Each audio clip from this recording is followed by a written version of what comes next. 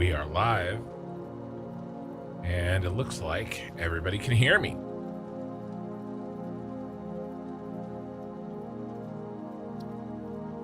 Heath and Lena are here.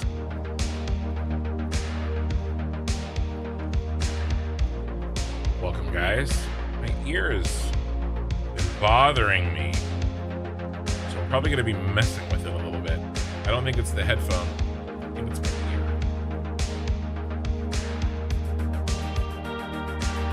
But I'll probably get used to it, or I won't. Let's turn up my monitoring a little bit here. How's everybody doing?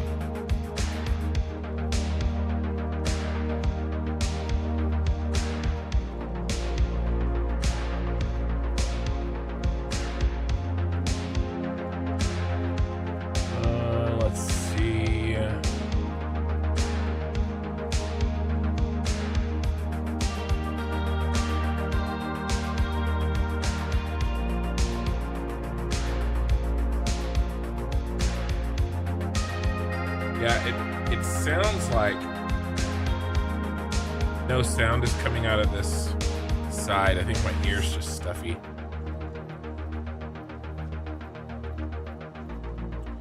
Maybe it was phasmophobia last night, you guys. Maybe that's what did it. Scared the hearing out of my left ear. Maybe I'm just getting old. Jacob, hi, I'm just here because you had only 5 people watching. Well, I just started. I appreciate you being here. But I literally started 3 minutes ago. We haven't even loaded the game yet. I haven't even cracked my Red Bull. Don't worry. Just a little guy, sugar-free. So I'm all done eating candy for Halloween. I didn't have that much.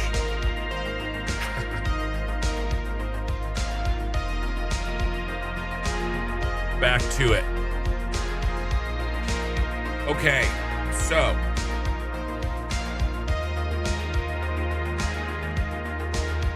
Stampy's here, and of course Lena, Jacob, of course, and Heath. We got a couple watching on Twitch as well, but nobody said hi yet, but they will.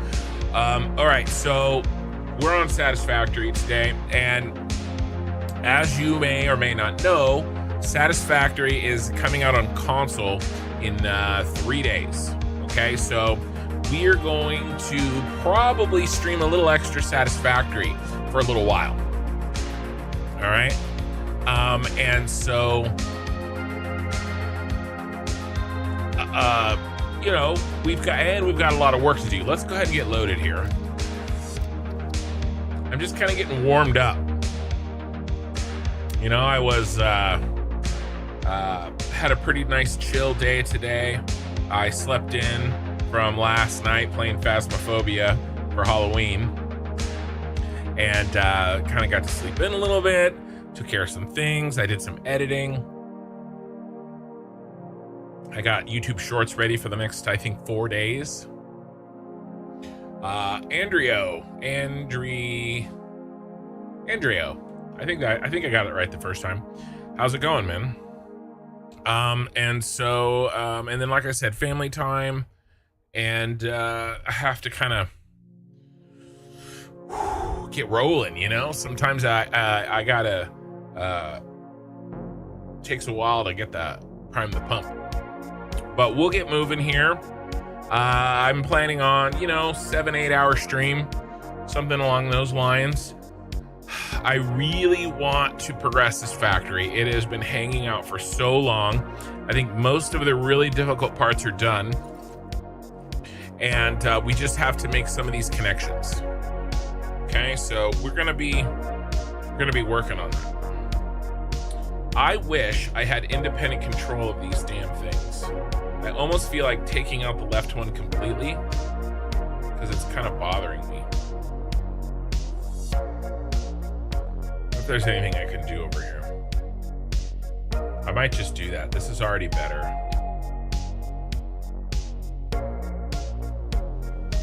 How's the levels, the music and everything?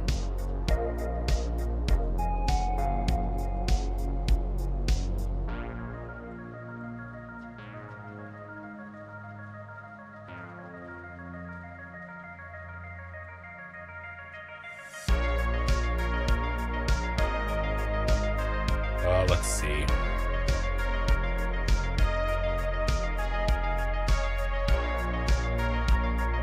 Is this better? Worse? For me? Okay, that's better. Okay. I can hear myself a little bit better now. Good but tired. It's Sunday there. Well, in a couple hours, it's going to be Sunday. You know? For me. But it's still Saturday night. Sorry, I'm just tweaking a couple things so I can hear myself a little bit better. I think that's the problem. And as you guys know, I love to hear myself talk. Okay, so let's take a look at some of this factory goodness here.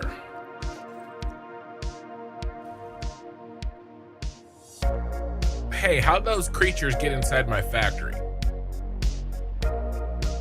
Because we're up in the middle of the sky. We're not actually on the ground, so it makes sense.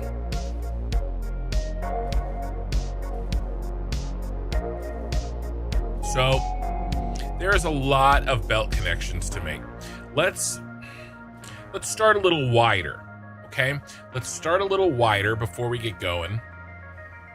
Talk a little bit about where we're at, what we're doing, why we're doing it, and then we'll work our way down kind of into what we're working on. Okay, so if you don't know, I'm working on a cyberpunk city for all of my factories in Satisfactory. Okay, these are not empty; these are all working factories. They all have jobs to do. That's the power plant. That's the Fixmas factory. This is the central storage. Literally central storage. We've got some factories over here doing various jobs, and then we've got our roadways in which for which we use trucks to transfer items back and forth between the factories. So all of this infrastructure is in.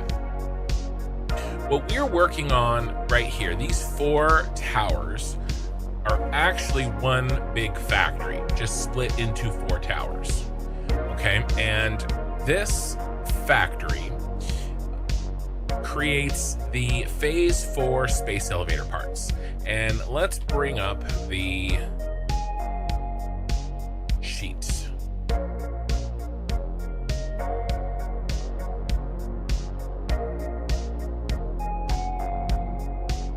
This is all we're making. 10 nuclear pasta, 4 thermal propulsion rockets, 4 magnetic field generators, and 2.5 assembly director systems per minute.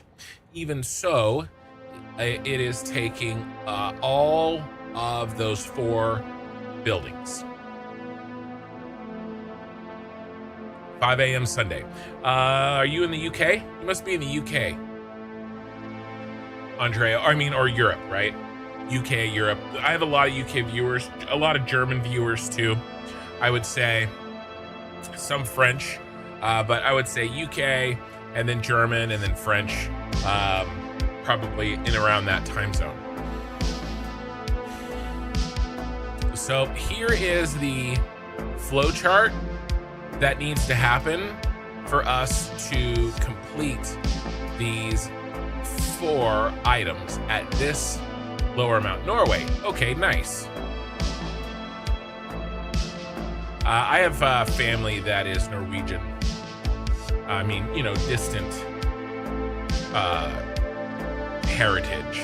You know, it's not like they live in Norway now or anything. My wife's family is actually Norway originally. So here's our flowchart, and by the way, some of this is cheating too. We have rubber that we don't have to make on site. That rubber is coming in from someplace else. Okay, it's gonna come in on one of those trucks. All right, same thing down here with the plastic. right? And so think of all of the machines that we don't even need on this site in order to complete these, because we are bringing those in. All right, that is a lot of extra connection and machinery that we don't need to build, because I'm already making a crap ton in this factory right here. Actually, this floor up here is the rubber and the plastic. Right, these floors are power and power generation. This floor is plastic and rubber. Right. All right, I can make that adjustment. Music's a little loud.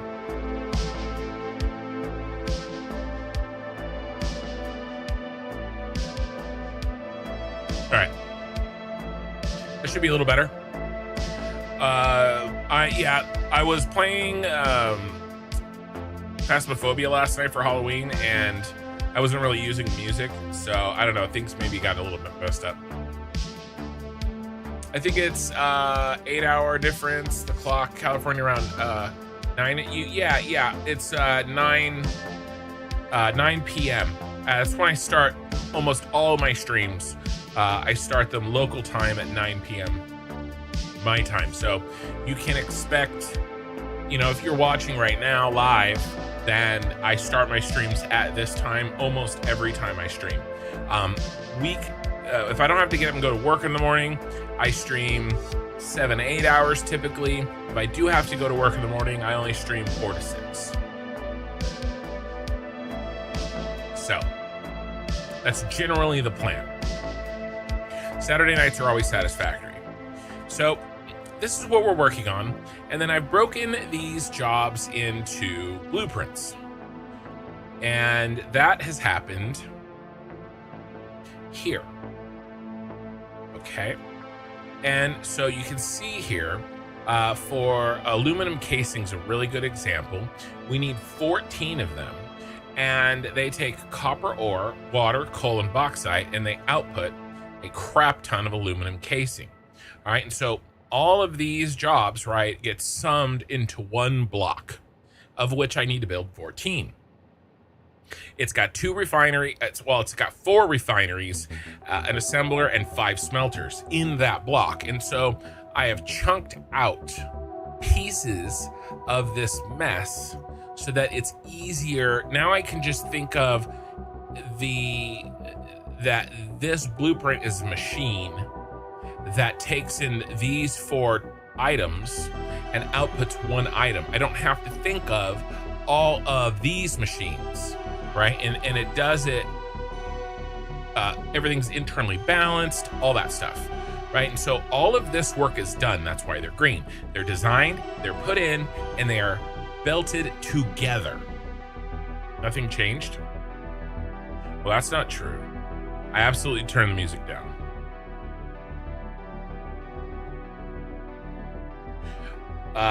So I'll turn it down a little bit more. Yeah, so these blueprints are belted together, right? So these 14, they are bussed together, but we don't have the inputs connected to the front of the buses. All right, so if we go in to, where were we working? I think we were in purple 1. If we go in here, we can see, right? This is that bus line, but we don't have anything in the front of it yet, right? We have to hook into it. Now, these buses I've placed vertically. Okay, so these 14 blueprints, it's actually this one right here. If we look, right, I said 4 refineries, an assembler, and 5 smelters. This is actually the one that I used as the example. All right, and so this is all connected into this bus, and each of these, like the iron ore will go into here and it'll feed in all of this. Now, some of the in feed, right? This right here, which is what? Bauxite, right? It's more than one belt can handle. Okay, so I have multiple belts ready to bring up the extra and then drop it into the line as needed. Okay, so we have a lot of this that has to be connected with with each other. Now, last stream I started putting these in. All right, you can see that this one's good, right? And this one's good. Okay, and we have some of these coming in and some of these going out, and some of them come up, some of them come down, and we're starting to interconnect them, and that's what we're gonna continue today. Okay, we're gonna find these places that need interconnection, and we are going to. That looks good. We're gonna continue, and I'm basically working from the end and working backwards. Okay, so let's kind of see where we left off. Lena, I need to take a nap, so I'll either see you later tonight or the next stream. Well, I'm just getting started. I'll probably see you tonight, and stop by when you finish your nap. Control Queen, and you can see how far we made it. Cool base. Yeah, thanks. You know, we're getting there slowly but surely. Oh, I remember I left a sign for myself. I left a sign to tell me what to do. Where is it? I left a note. I didn't see it when here it is. Here's a sign for myself. This is the first thing that we have to do. Run all the power for all the non-blueprint red lights on column A, B, D, E in phase 1. So let's do that. Let's listen to past kin. Let's do that first, okay? Because I told myself that that's what needed to happen. So it is a sign from God. It is.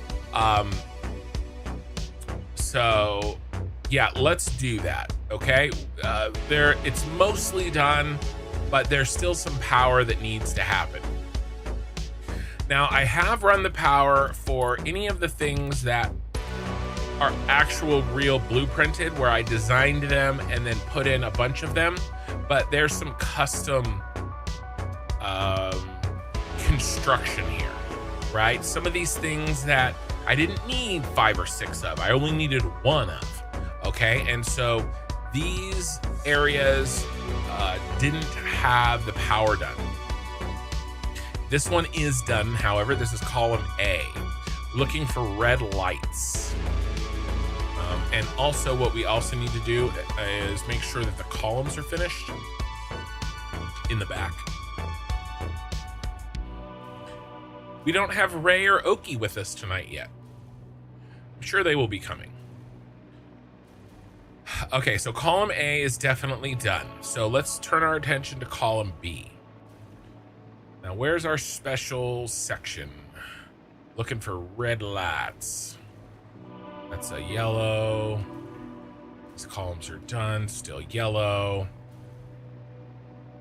Okay.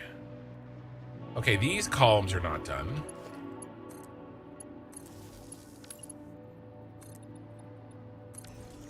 And we have our first red lights. Okay, so let's go ahead and put these in.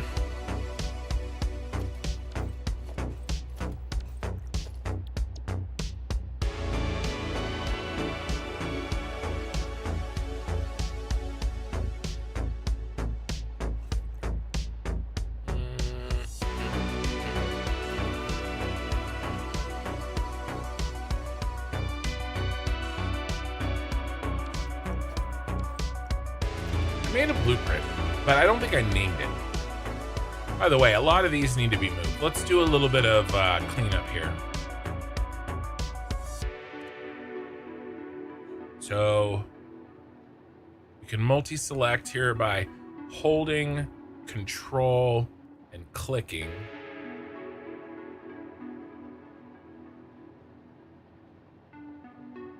Autosave. Holy blueprints. Yeah, these are just the ones that I haven't organized yet.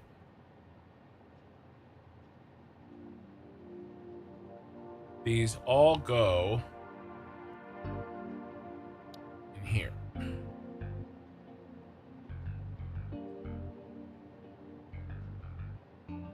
That one goes up there.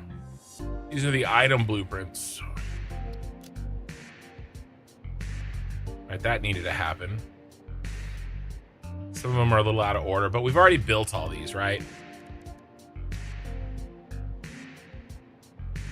Some of the I don't always name my blueprints because I don't think I'll need them more than once.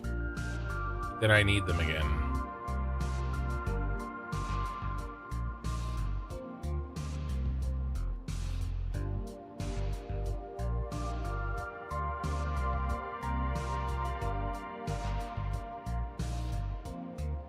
$146. Yep, this is the one. Okay, 146 is the one that we need.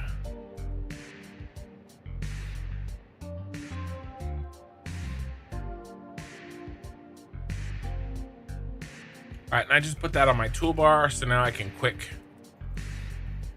select, and this is just a power node turned to the side so that I can build it more easily than just building a power node. And we're gonna hide these connections, like I always do, under the glass foundation. Right, we just roll it down one, and then move them into position.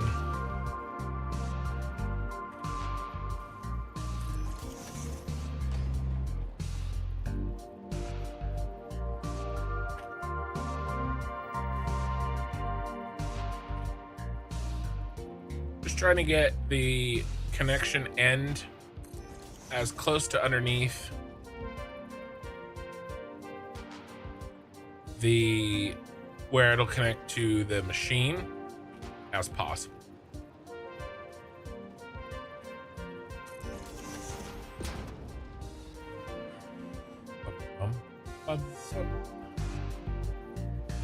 Now this one has a light directly underneath it, which is a little bit inconvenient, to be honest. Actually, I'm gonna put it on the seam. So it'll be kind of back.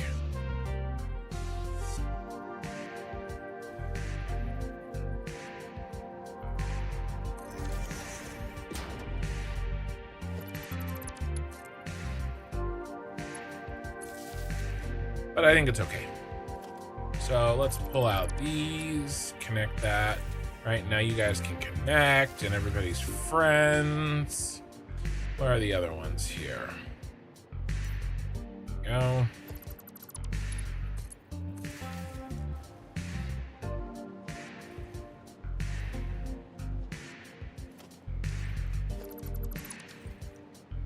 Oh, I missed one.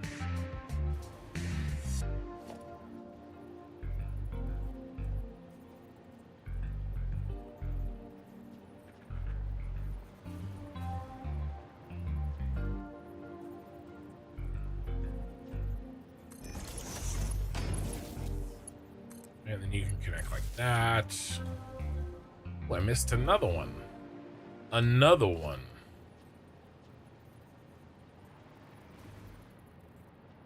How did I miss so many of you?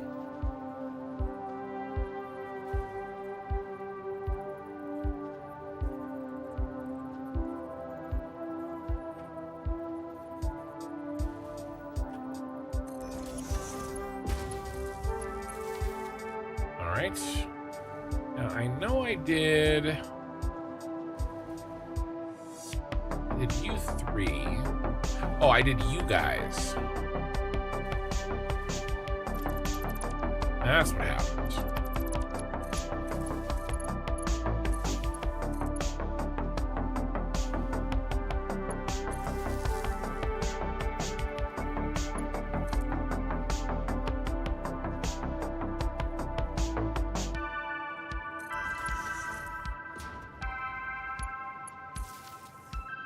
Okay.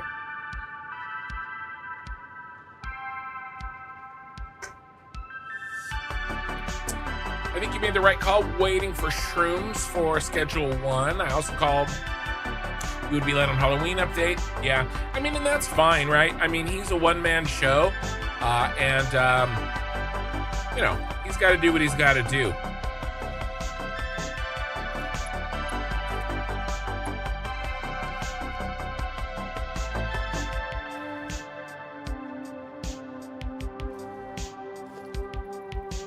So, you know, I'm not going to stress out about it.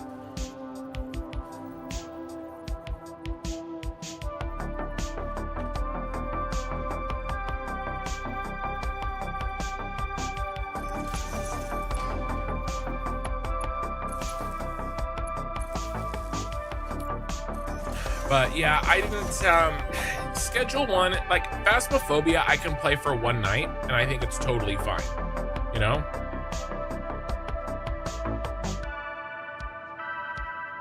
But I think Phasmophobia, I mean, I think Schedule 1, sorry, I was just double checking my levels there. I think Schedule 1, because it needs a lot more nights than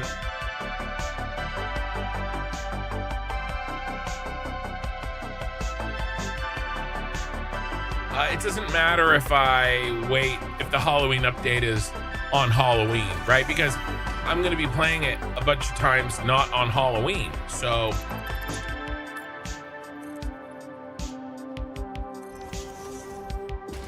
you know, it's fine. It's not a big deal.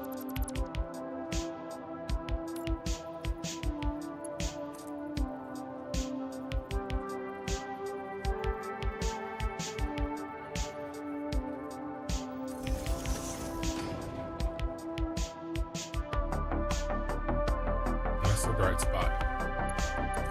I'm gonna go there.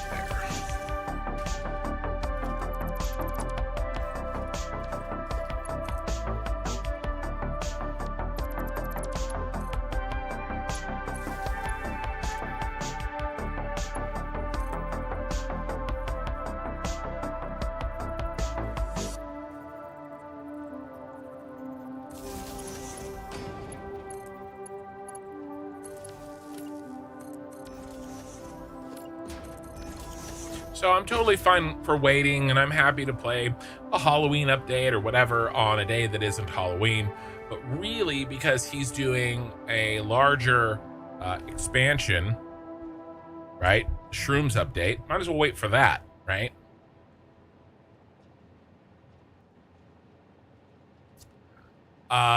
Yeah, Heath, I actually saw, when I went to find you last night for Phasmophobia, I saw that you'd been in there for that long. It's really impressive, and I appreciate you being around that long. All right, the first drink of the evening is done, and then we're going to be cracking out the whiskey here in a second. We are getting warmed up for this evening's festivities. Iced tea for now. Okay.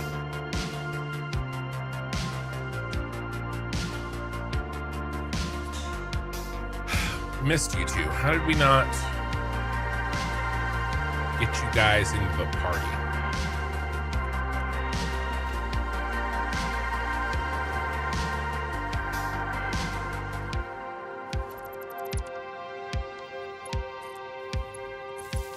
That's what we needed. Hey, CubeWave. The factory's coming together. Trying. All right. This one's done. A big old dunzo. We were missing. Where are you?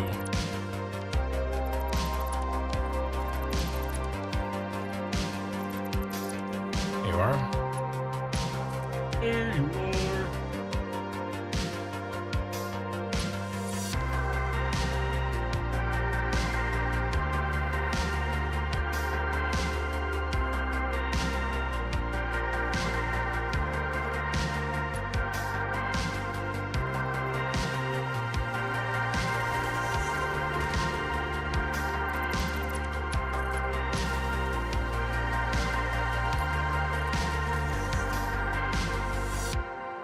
YouTube pings are working for you? Good.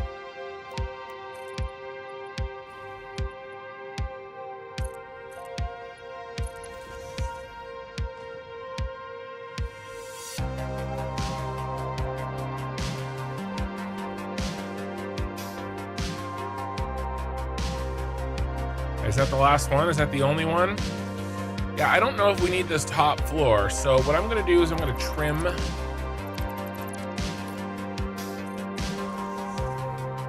for now at least.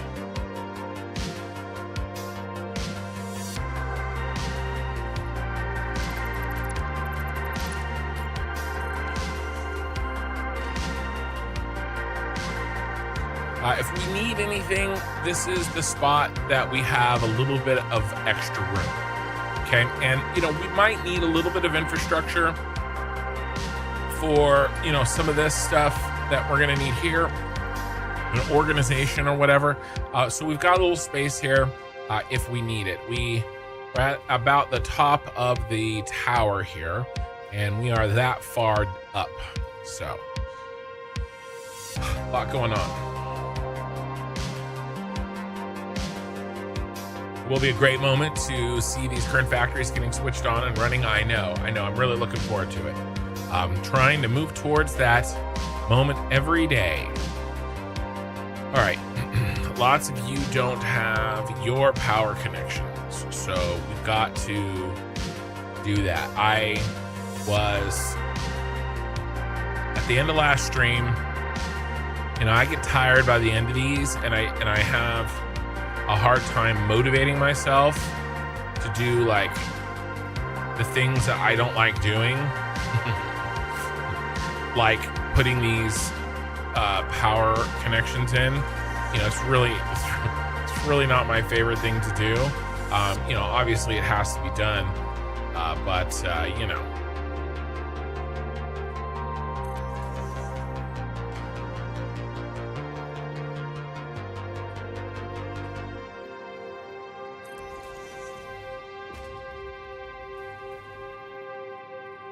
It's a little tedious. So I was feeling bad that I hadn't gotten it done. And that's probably why I left my, and that's, well, it's not probably, it's definitely why I left myself that note.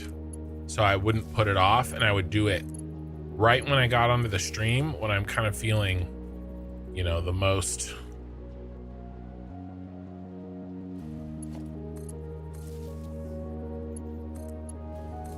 patient for tedium.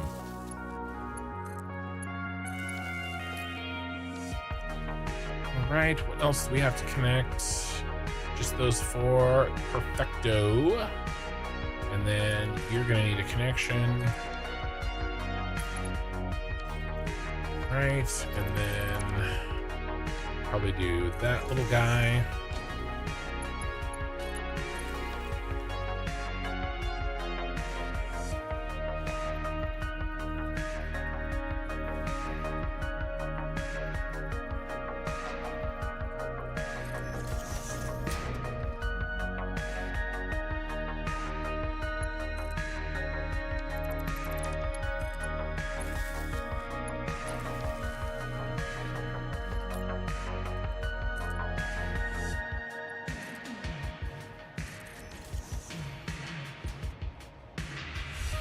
Okay, and columns.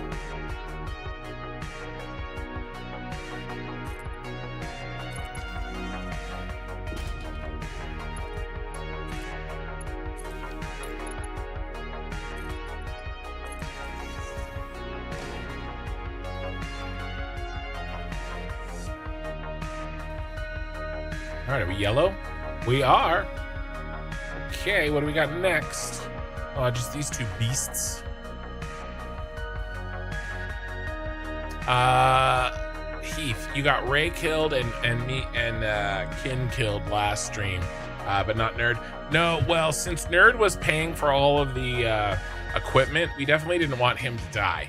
So he definitely took the safest route. By the way, we are doing our little nightly, sometimes nightly, blow up of viewers coming in. Welcome, you guys. I think the vast majority of you guys are most likely asleep. That's okay.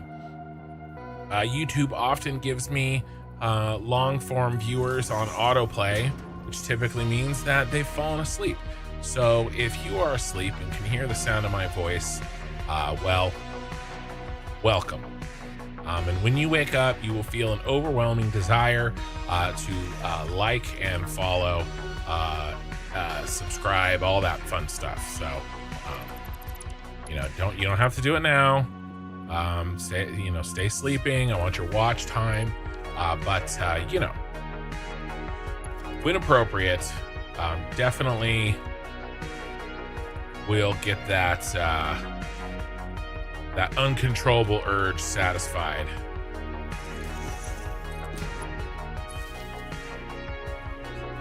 $58 viewers. I appreciate you guys being here. It is like, I'm not really even joking that much. That does happen. He shouldn't be there. Where should he be? He should be lined up with this one.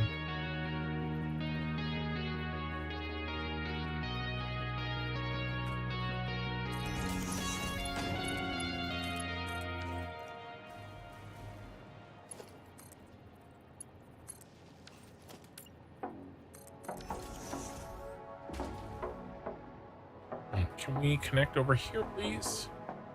Would that be okay with you? Perfect. You guys yeller? Yep.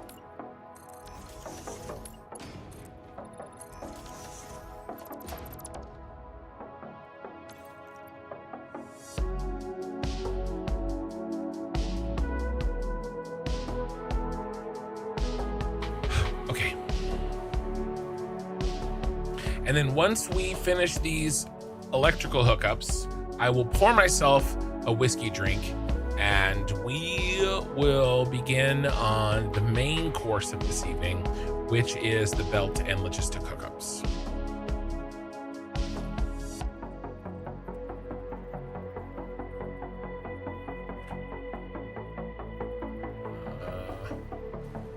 It's the other side.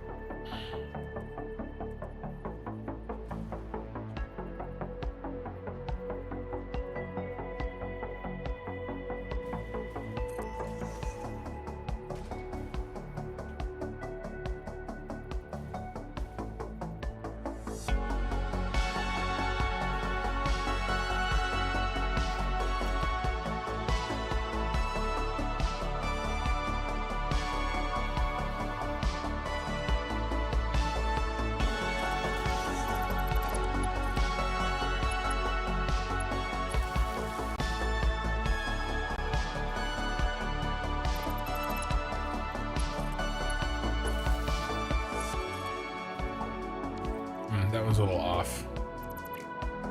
A little bit off.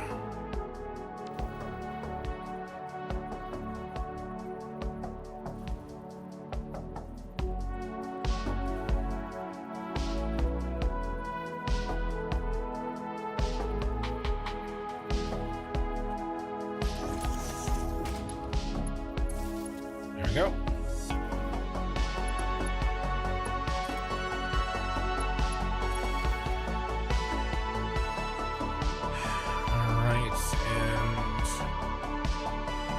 Sense just to connect here.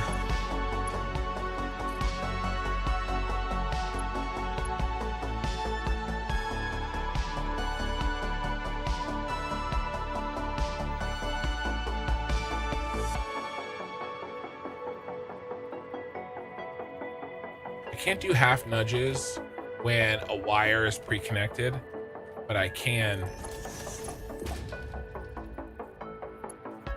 if it's a standalone. I don't know why.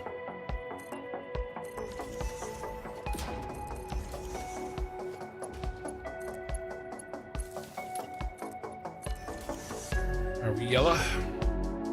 Yes. Yeesh. Let's connect this one.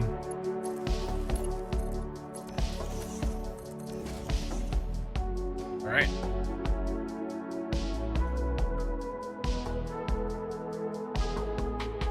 All your food keeps blowing up. I don't know what you're talking about. 73. See, we've gotten 20 viewers since I just said that.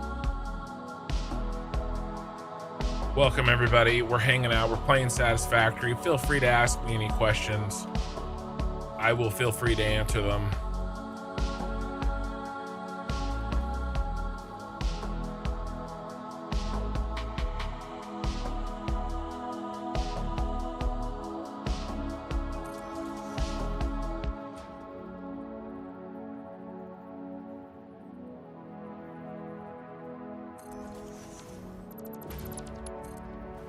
Right now we're just trying to hide power connections because they're ugly. Oh, we can't do that trick. So we gotta do this trick.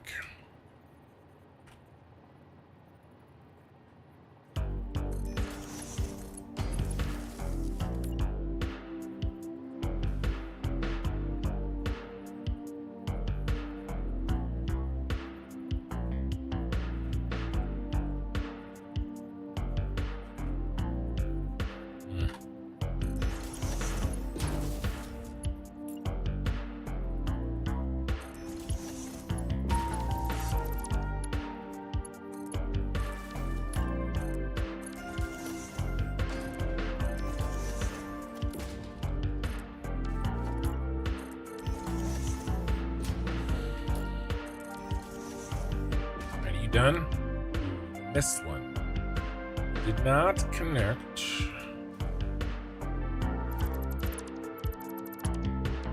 That guy and that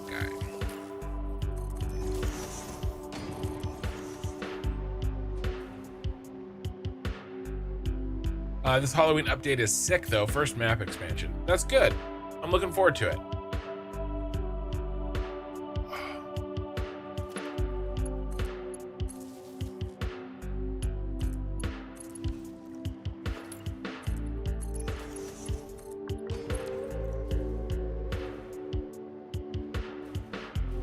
All right, now these are empty, ready for any machines if we need any that I have forgotten, or we just need some space.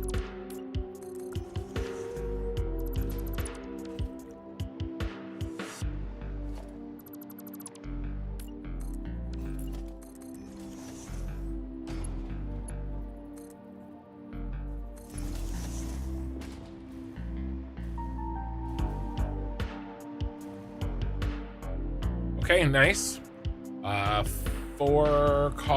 3 columns down, 1 to go, and it's this one.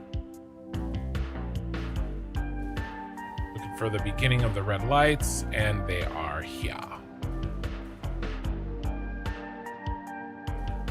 Is the dot light going to detect anything? Chanman, are you talking about Satisfactory? It sounds like you're talking about Phasmophobia from last night.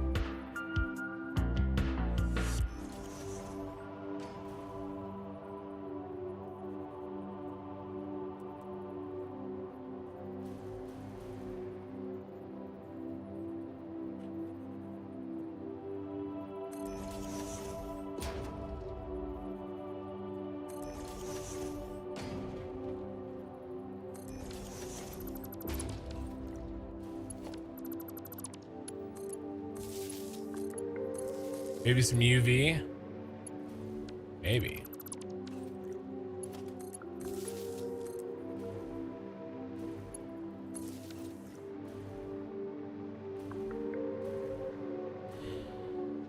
It's okay. We got another game to play here.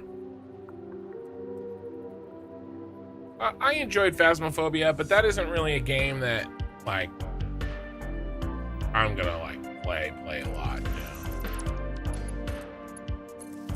But it was fun with my buddy Nerd and Ray and some new friends, some channel viewers, members of the community.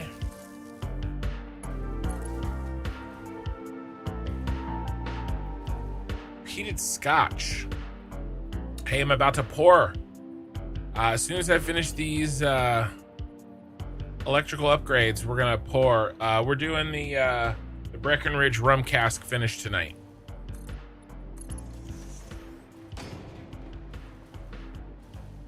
And thank you for your Bezos bucks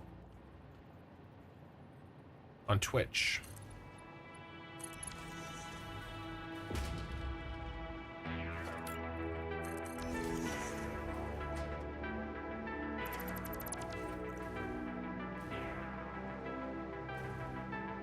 Okay, next.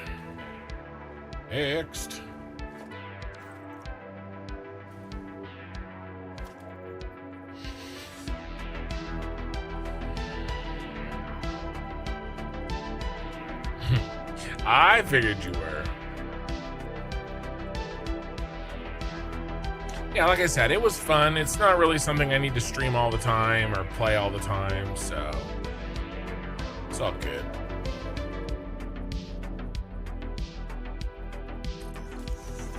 There were less jump scares than I was worried about. It was mostly just kind of a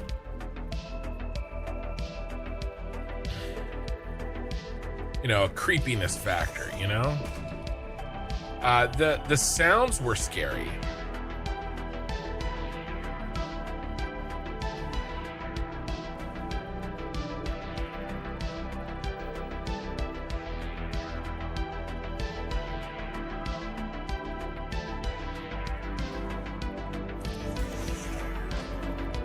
You know, when I had to use the parabolic mic or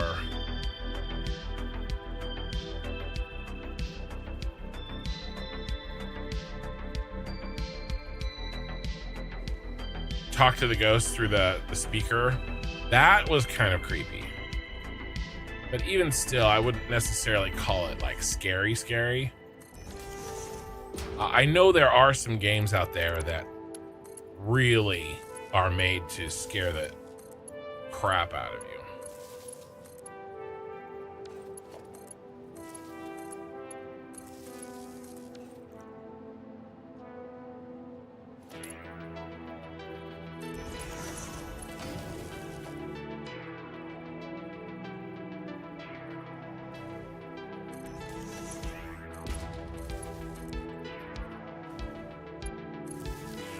All right.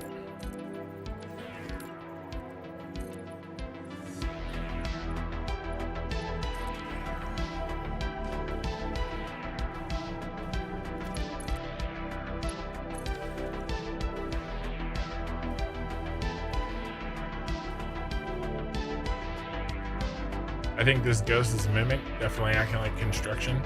Nobody acts like me. I don't even act like me.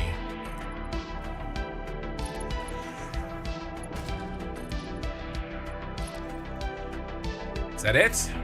That's it. That means it's time to pour some whiskey.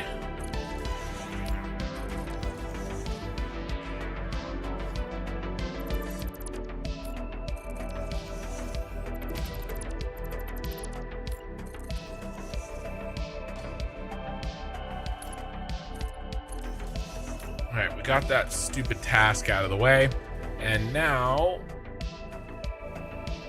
let's pour a drink, and then we will begin the large task that we've got to work through. And I don't even think we're not going to get it done tonight, right?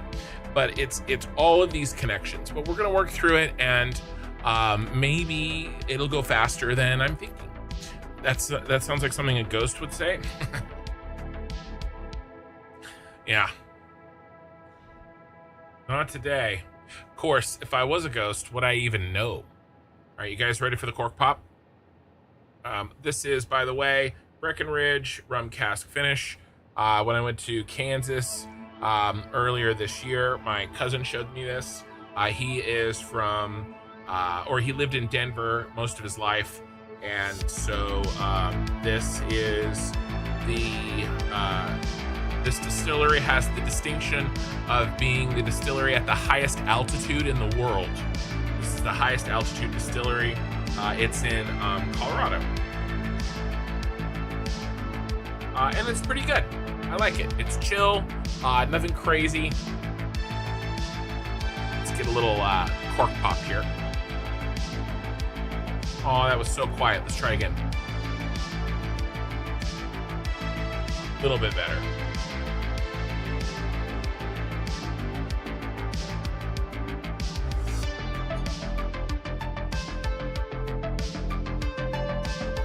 All right. Not too much. That'll be all I get for the evening. And then because this is, I believe this is a blend, I don't need to put any water in it. Right, Peated Scotch, you're the expert. And then we've got Han Solo again tonight.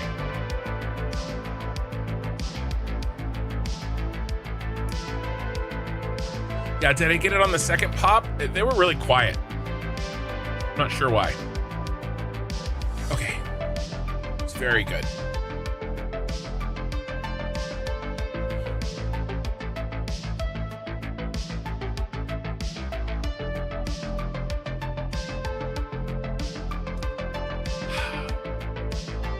Wow. I'm not coughing because the alcohol. I looked up 118 viewers on YouTube. Thank you guys for being here. And as I said before, you know, if you're asleep, I'll see you when you, you know, when you wake up and you subscribe and like the stream and all that good stuff. All right, we do have to do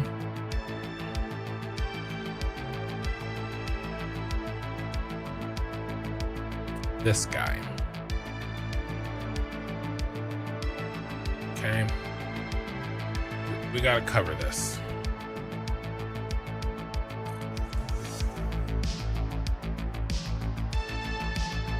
You don't need many of them. Most of them are done, but I missed a couple here and there.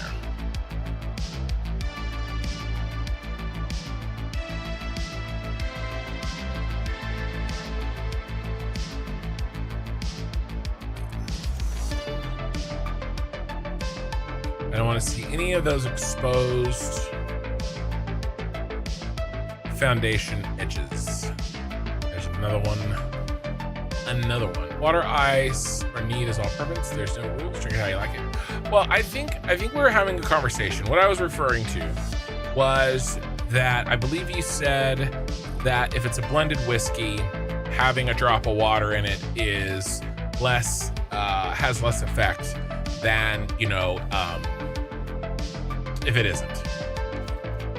So that's what I was referring to.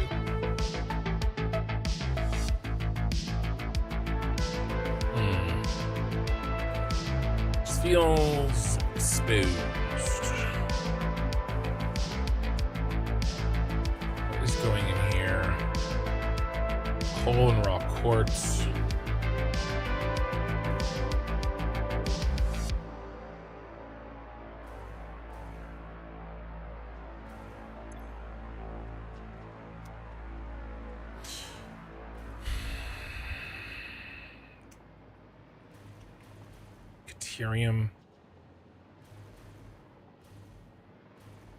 Let's bring Caterium up.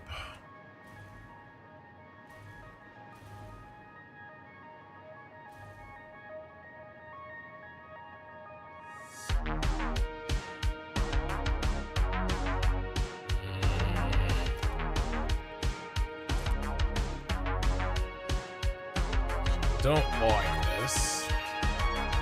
Let me make this work.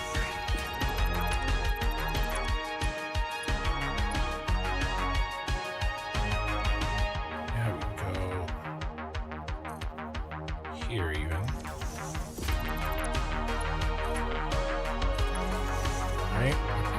And then what button? There you are.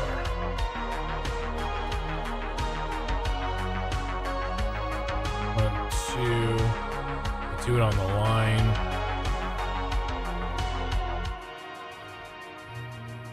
We better do there.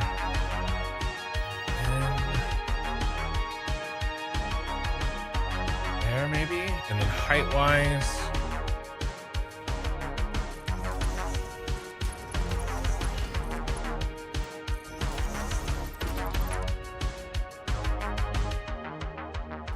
let's make sure I got the depth correct.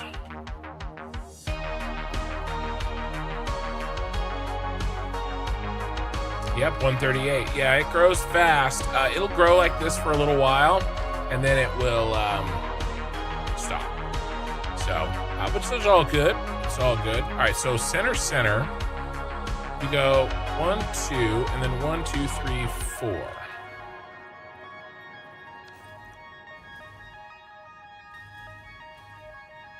Like I said, sometimes YouTube just decides to give me anybody who is on autoplay from a longer form video.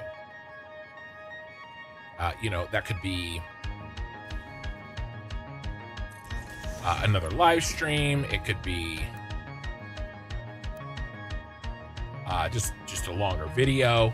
But I do tend to get an influx of viewers for a period of time, and then it tapers off. It usually happens with Satisfactory, but not always. All right, let's mark this one down. Actually, I don't like this here.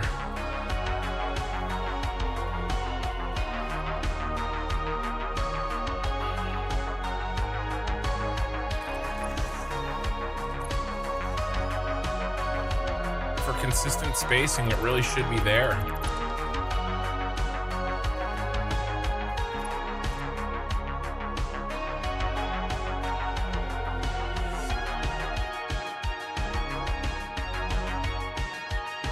Actually there, 1 over.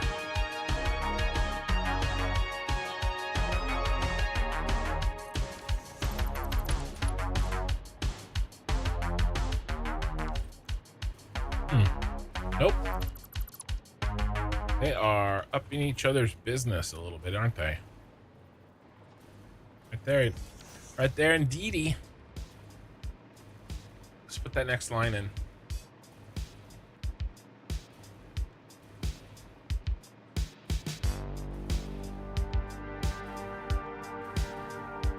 You told to put the drop of water in the Lagavulin because it's a single malt. But blends, you tend to drink on ice. Gotcha. Makes sense. Yeah, I think that's what I was referring to.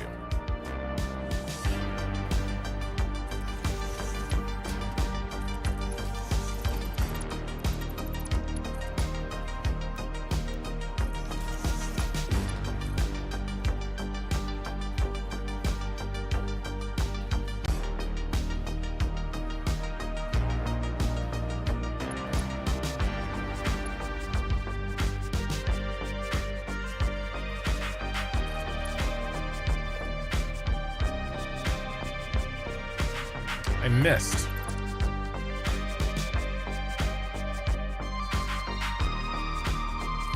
How many times is Kin gonna build this? At least one more. Yeah, the more expensive ones you tend to drink neat. Well, this one is probably actually good contender to be drank with ice. You're not gonna be in the background? Are you putting me in the background, sir?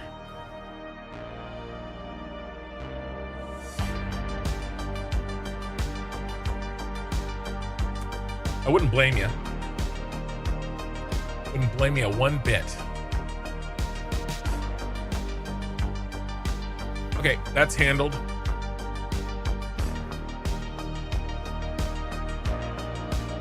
And then all of that is good because we were making sure that all of these got put in, and they did. Okay, so let's continue working through what we were working on last time, and that is essentially working backwards from the final product. All right, so if we look here, what I'm basically doing, well, not the nuclear pasta, we're putting him off because he's terrible. The rest of these, what I'm doing is starting with these connections and just kind of working backwards. Like, what does that need? Okay, well, that needs you know, aluminum casing for this. Okay, well, where do we get that? Okay, where is it? Okay, how do we get belt the amount that we need from where it's produced to where we need it? And it's making those logistic belt connections together is the next big piece that we're trying to do. All right, so a lot of this is complete up here, and we are working on assembly director system and the thermal propulsion rocket. Really do need a way to kind of check some of these things off, and I was trying to come up with a way that made sense to do so, to track it, but I couldn't really make it work because I wanted to just check off each one of these. But the problem is that in order for me to back out far enough to include the whole damn thing in one picture, it's I mean, I guess this is working. I don't think this was working before. Let's see if we can make a way to check these off.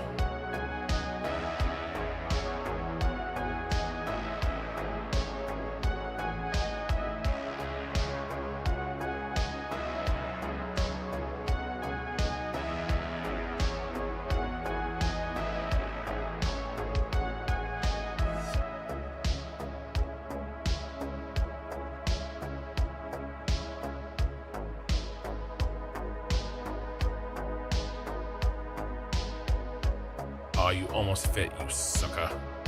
Let's get you in there.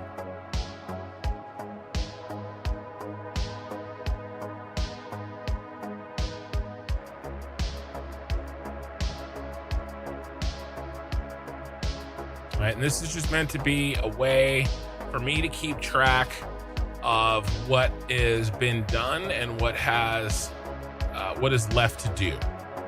I don't know why I couldn't make this work last time.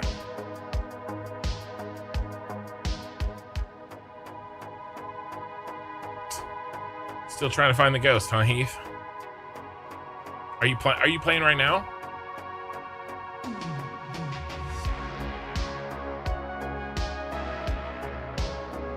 Where is paint?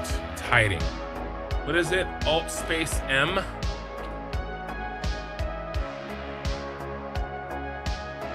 Control space M. Select it. Control space M.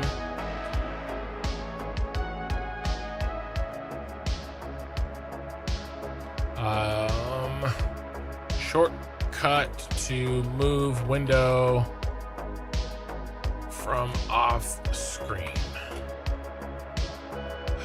Alt space M.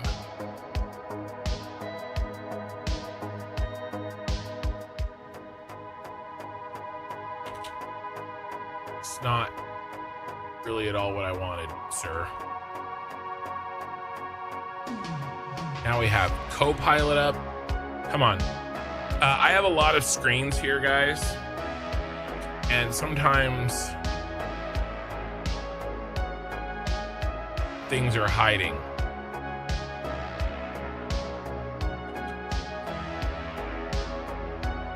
And I don't know where. On screens I can't see anymore.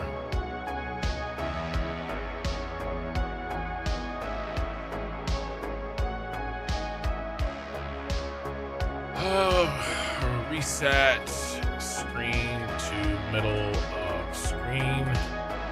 Reset window. Alt plus spacebar. I tried that.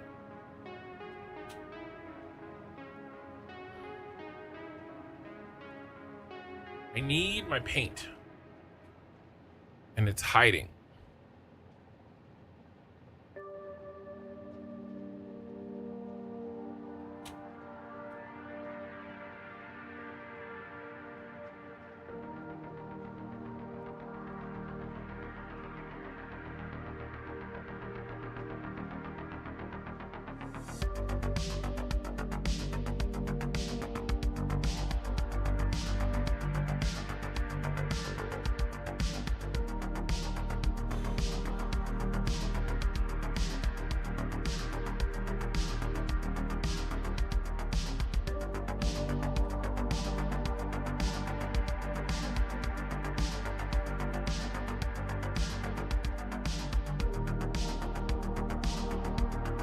hold on. I gotta switch my damn monitors off. I need this.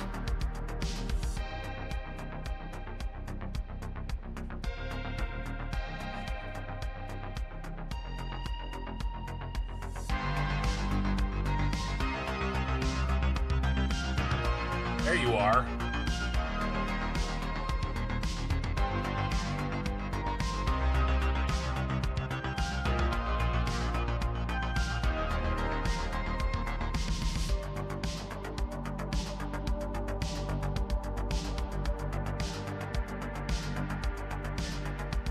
It's because I have a live stream computer as well as a the main computer, and so I have monitors switched in a way that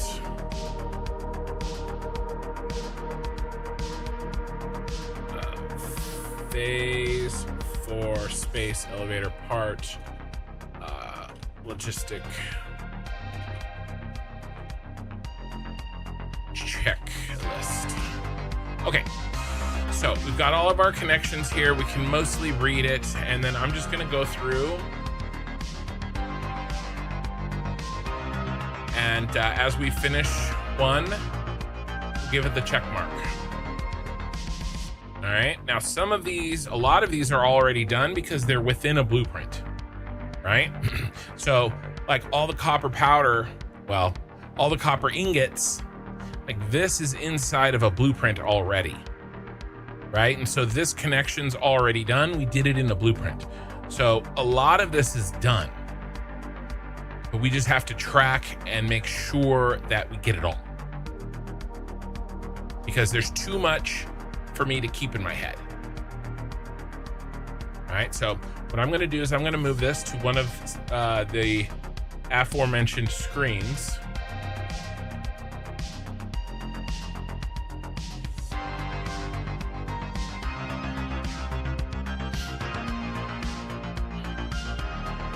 And we're gonna start figuring out what we've done here. Windows Shift arrow keys. Yeah, if you have the screen selected.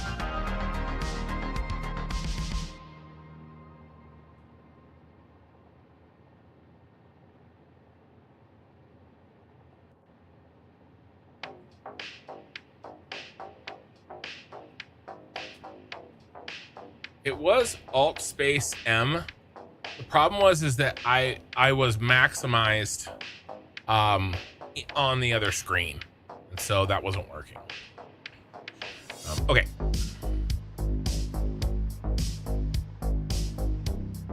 Start with the propulsion rockets.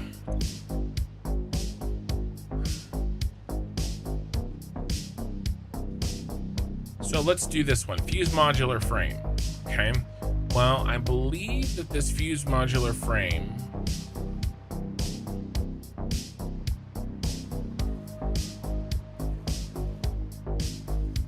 is this one, because it comes from over here, right? We did this, and this is the fuse modular frame. So we did this one, right?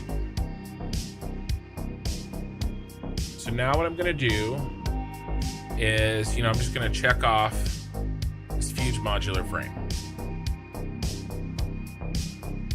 Okay.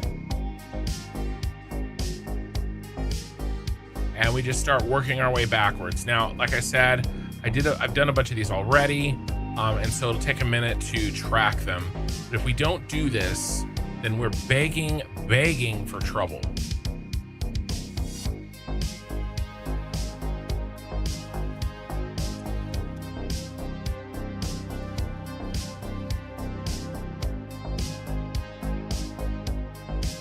Well, I think I found a mistake. No?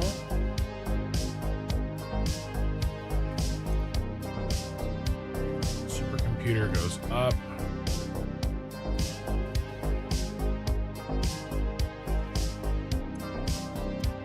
The assembly director system.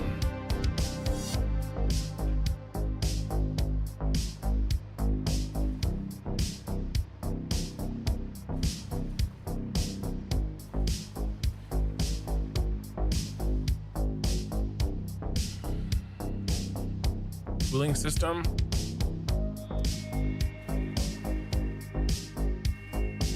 At the cooling system connection. It is.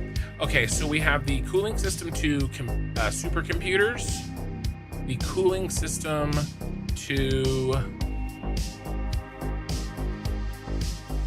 turbo motors, and the cooling system, it continues up. That's another turbo motor, and it ends here at the thermal propulsion rocket. And if we follow this one down,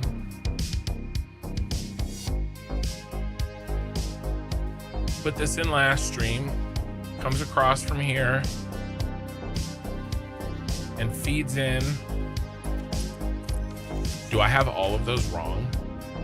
Yeah, these are cooling systems. First of all, let's check this off. All right, so let's find the cooling systems right here, cooling devices. This one is good, that's the thermal propulsion. This one is good, that's the turbo motor. And that one is good, that's the supercomputer. Okay, so all three of these are checked off. This one, that one, and that one. Maybe I check them off. Maybe I check them off at the box. I think that'll be cleaner, easier to track. Check them off at the output box. All right. But we found a problem. There's a mistake in the blueprint. And we check those blueprints so often. Like we pre-checked every blueprint, but this one slipped through. It's clearly a mistake. So let's fix this.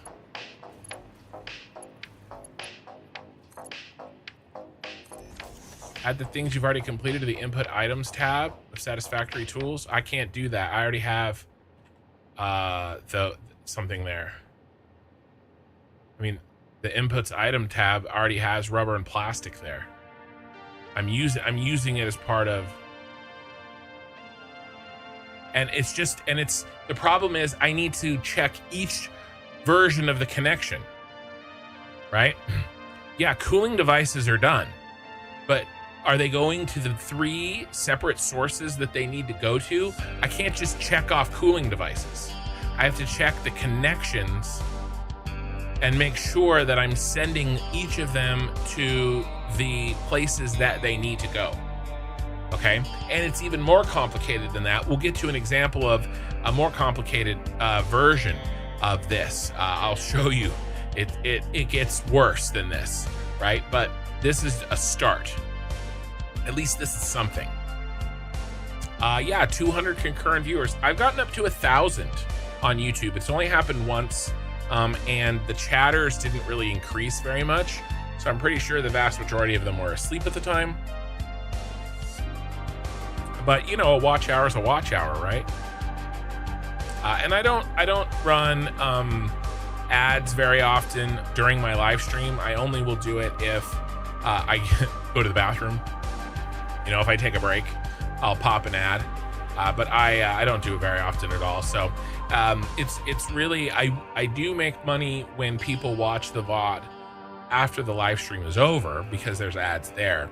But I run very, very few ads. The minimum amount that I can during my live stream. On YouTube, that's 0, unless I'm, again, stepping away to use the bathroom. On Twitch, that's 3 minutes an hour. That's the minimum that they will let me run it without punishing me in other ways. Okay, let's continue.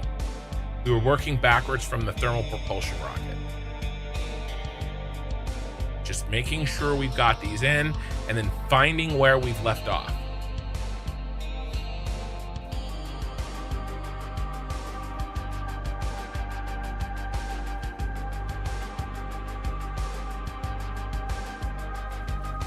We've done that one, and we've done that one. What is this one?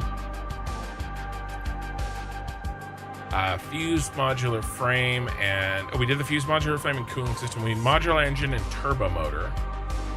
Modular engine and turbo motor. Okay, this is the output, correct? Here's the turbo motor come out, come up, around, and go in. There's the turbo motor. The modular engine. And by the way, this is the output down. Let's check that off. Might as well check off the output as well. Right, that it's going where it needs to go. And we just checked off the turbo motor. That's this one. And now we need the modular engine, which is way back here. And let's, where's he coming from? It's got to be this one. Tell me this is a modular engine. It is! Yay! Hooray! We have several of them. Okay, so modular engine comes up, comes around, and connects into the beast.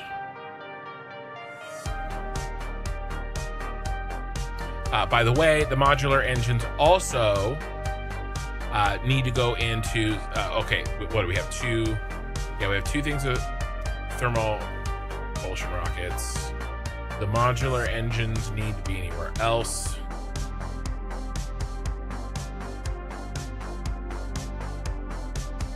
Nope. Okay. Checked.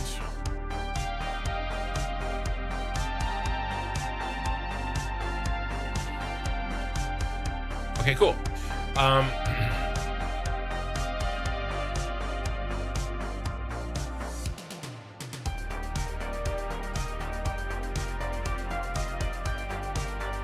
Let's check the turbo motors next. We need cooling systems checked already. And then we need radio control units, rubber, is that it?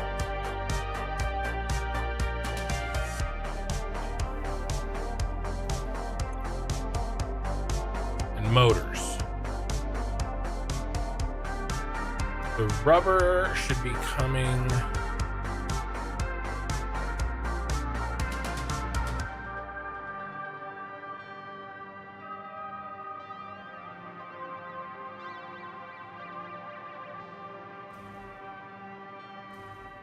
That's the cooling.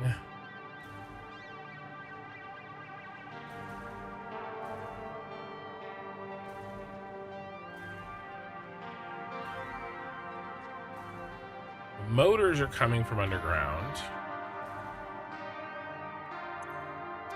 Okay, the motors are good.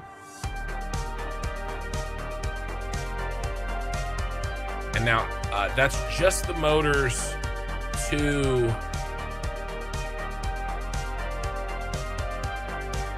turbo motors, these motors. There's other motors too to the modular engines, which we'll check in a second. Okay, but these motors are good to the turbo motors. And let's check and make sure that I set up the rubber correctly and the radio control units. The radio control units, I do feel pretty good about. We'll check all three of those. Okay, 1, 2, 3. But let's check the rubber, make sure that I set that up correctly. It should be one that comes all the way from the ground. That's going down. That's the output all the way down.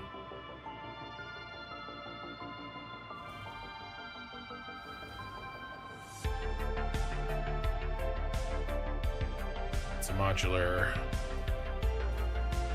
frames. Is it this one here? No, this is probably...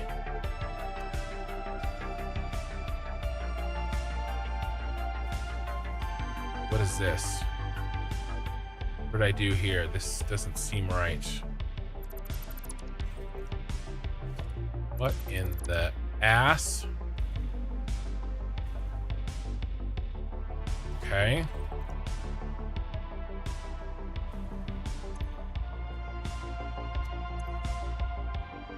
This is rotors.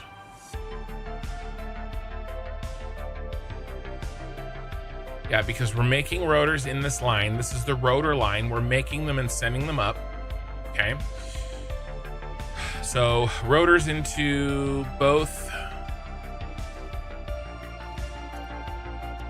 motors. This is the motors for the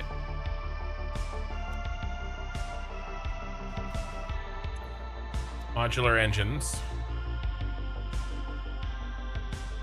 I guess we kind of check them as we find them.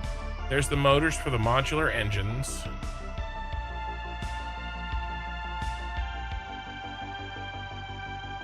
And then we know the smart plating, that's done. Thank you for the follow, Smashy.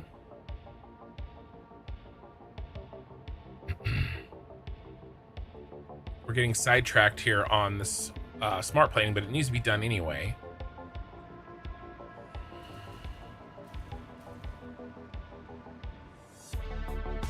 Here's plastic for the iron plates.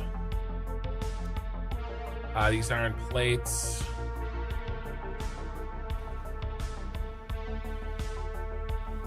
are being used for these reinforced plates for the smart plating. So we're just gonna do these reinforced iron plates here. Now we cannot really check off. This is where I was saying it was gonna get complicated. I was with this in mind, right? Because the only thing we've checked off is the iron plates that make these 10 reinforced iron plates. There's a bunch more iron plates we have yet to check off. Okay, it's actually 30. So we actually we could write in a 30 here. I know it's 30 because it's a 3-to-1 iron plates to reinforced iron plate ratio. So see, we're making 2. We need 6.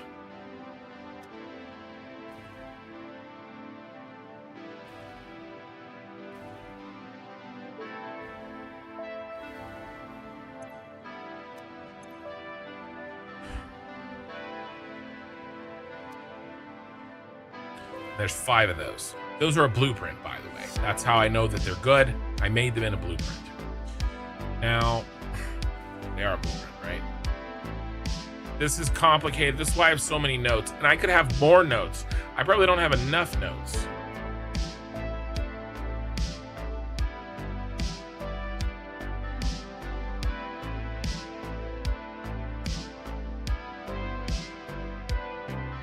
Oh, the smart plates are part of the modular engine recipe blueprint. It's all built into the modular engine blueprint, right? Smart plate is here.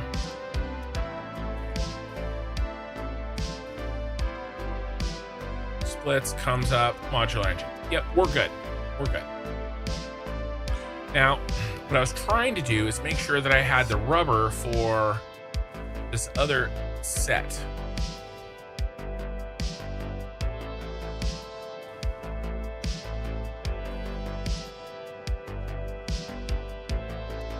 And we still need to check the radio control units, but where is the rubber? Our rubber is here, right? No, that's plastic. Plastic continues. Plastic gets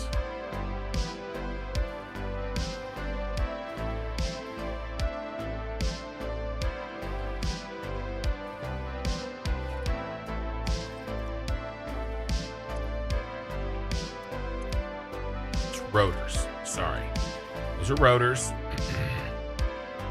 They come up, they go into them to the engines. Where is my rubber?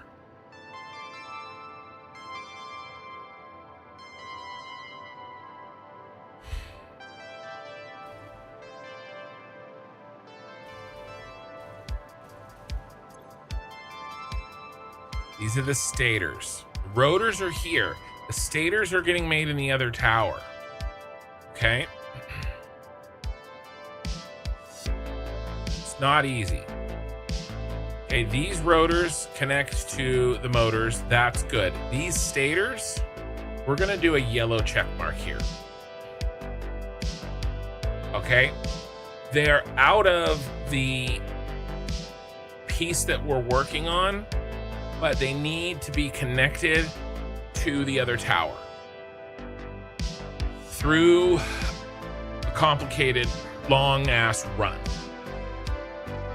But we're not gonna do that now. We're trying to track everything I did last stream so we know where we are. Hey, Smashy. How do you make that purple blue glow on the displays? Yeah, let me show you.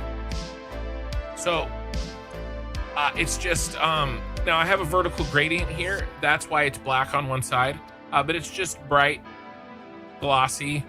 And then I fiddled with these colors for many hours to get one that looks really bright and popped. Oniver, hi, just woke up, had autoplay on, brought me here. Crazy factory you got. See, I told you guys, a lot of my viewers were up to 244 are people that were autoplayed from a long form video. Can I ask you, Oniver, what video were you watching when you fell asleep?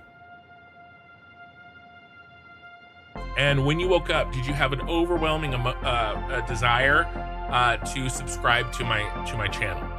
Because I was, well, the gradient is only part of it. You don't need the gradient. The gradient adds the black side to it, but you don't need it. I'll take it off and you can see what it looks like without it. But what were you, I'm just curious, what were you watching? Oops. When you were autoplayed, right? So the gradient just kind of dims it down a little bit, right? These are the teals without the gradient.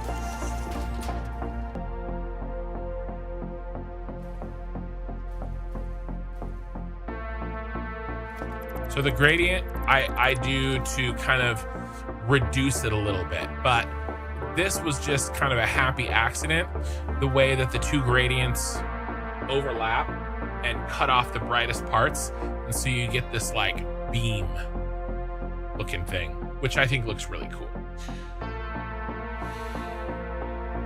Hold on, I have a bugged window here. Let me refresh.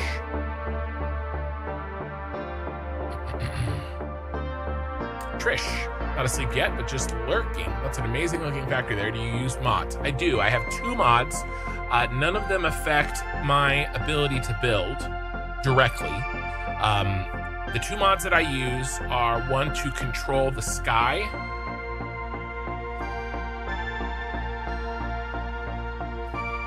And so that we can get better lighting, or I can control the lighting. Not really better, but just control it more appropriate depending on the task.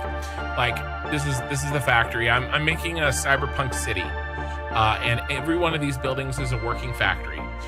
But like, let's say I wanted to take a thumbnail shot, right? Well, if I wanted to do that, it looks better in the dark, right? I could do something like a dark purple like this, or maybe sunrise. It's got some orange to it, you know? So I could get a thumbnail like this. So I use that mod to put the sun exactly where I want and to pause it. I can also turn off the fog quickly and easily. There's also a command line to get rid of the fog. But it's just easier if I just do this and I can flip the fog off. So, and then control it that way. So that's the mod 1. The only other mod that I have is a convenience mod for me building these large factories, and that is I have an increased inventory space. That's it. Everything I've built here looks like Night City. Well, I'll follow up on that in a second.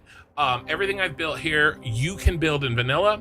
The only thing that I've done is add extra inventory space so that I don't have to run back and forth and pick up items. I have more flexibility and more breadth when I am building these large factories, from throwing down a shit ton of blueprints all at once. And it's partially for streaming purposes. But yeah, the extra inventory slots is the only thing that I've got that affects building in any way. Oh, so those are two displays overlap, so you don't get those nasty gap. Yes, I do the same thing here.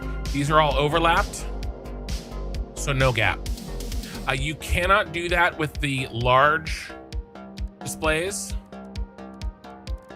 The large ones, the large billboards will still show a gap, even if you...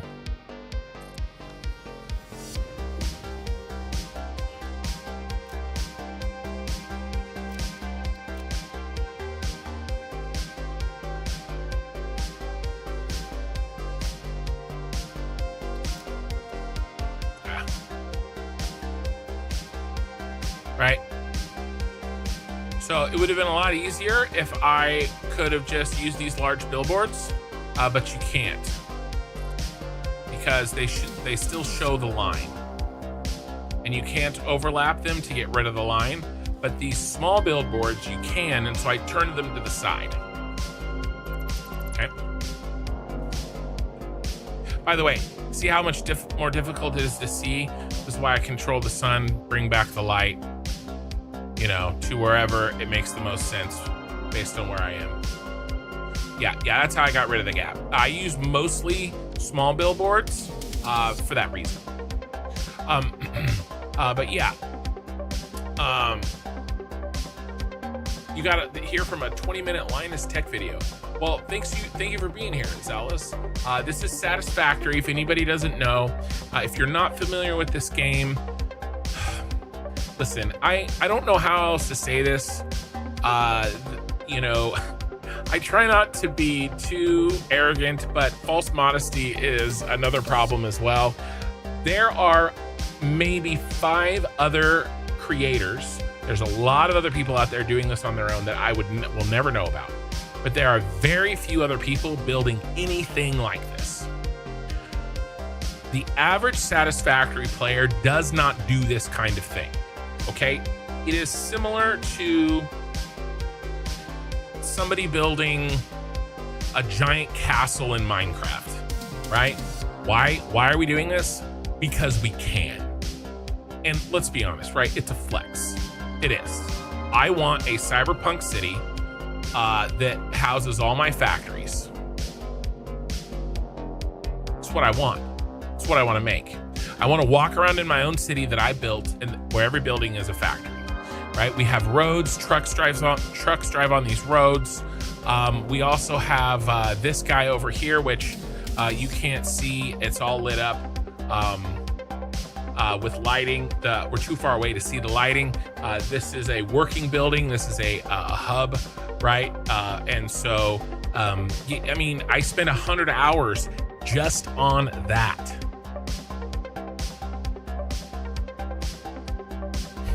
Sure this isn't Phasmophobia? Why, did I forget to change the fact that I was playing a different game? No, this is Satisfactory.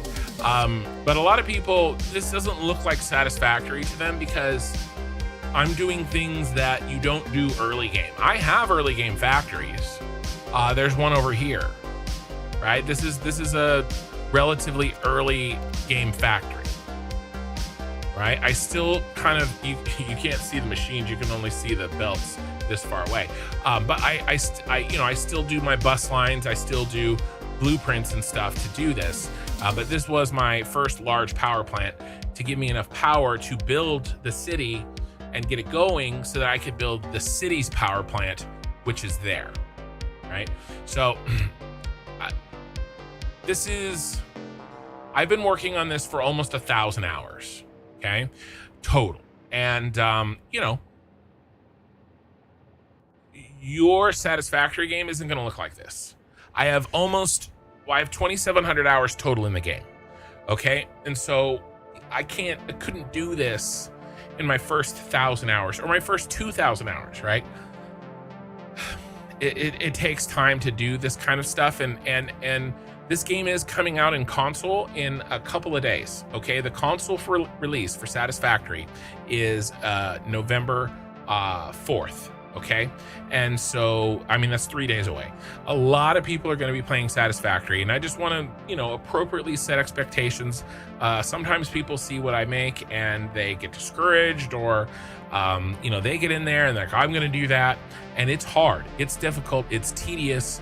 There are probably 100 or more little tiny building tricks that I used overlapping on each other to get this kind of thing. Okay, this curve right here, I spent probably 10 hours figuring out how to do this curve. This curve is insanely difficult. How to do this. I mean, look at what it's doing. Okay, this was really, really, really hard for me, and I have a lot of hours in this. So that's just one example of all of the little tricks and things that I've put in to make this look like this. And so, you know, if you're new to Satisfactory, don't make this the bar at which you compare yourself. But you know, use it as an example of what can be done in this game, not how you should play. And I get a lot of comments. That's why I talk about it a lot. And so I just kind of wanted to throw that out. But I'm missing some chat. Let's go back here.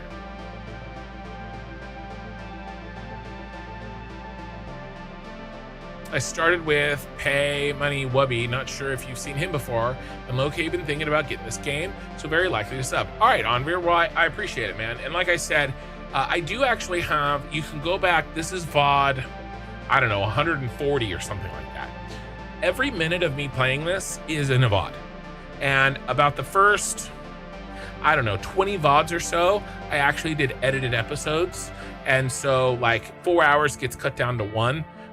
And you can find that on my channel, and it's my 1.0 playthrough. I started this, Satisfactory 1.0 came out last September.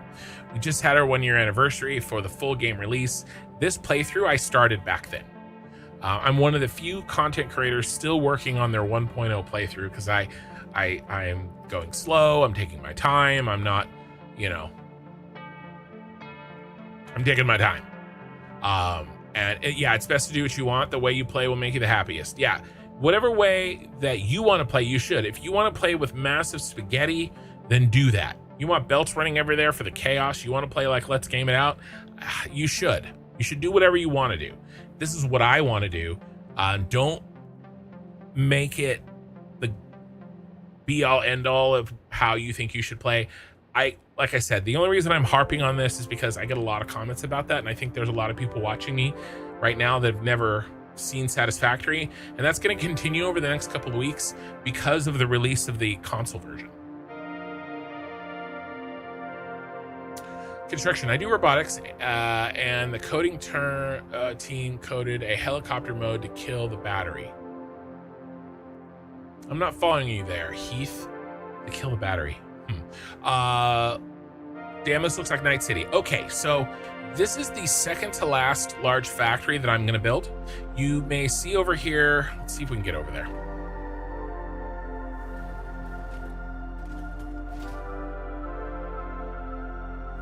I got to switch over to the jetpack.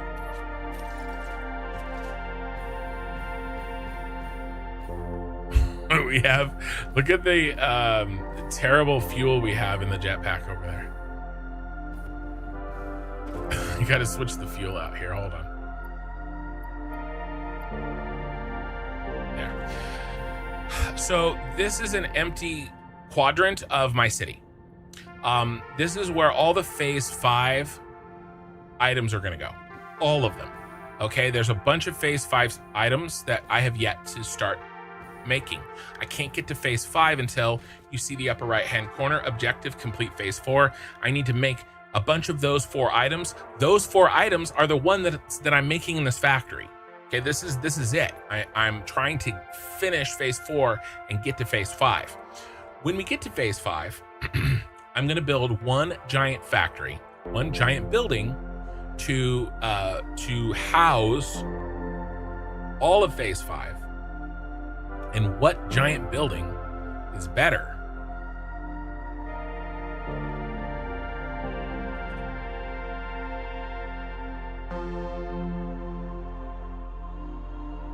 Than Arasaka Tower.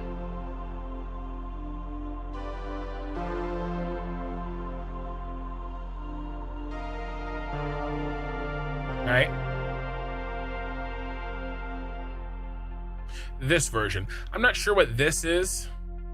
I think somebody did their own version of Arasaka Tower, which is cool, but I believe this is the one in the game. I haven't played that game, by the way. Someone did a Minecraft. See?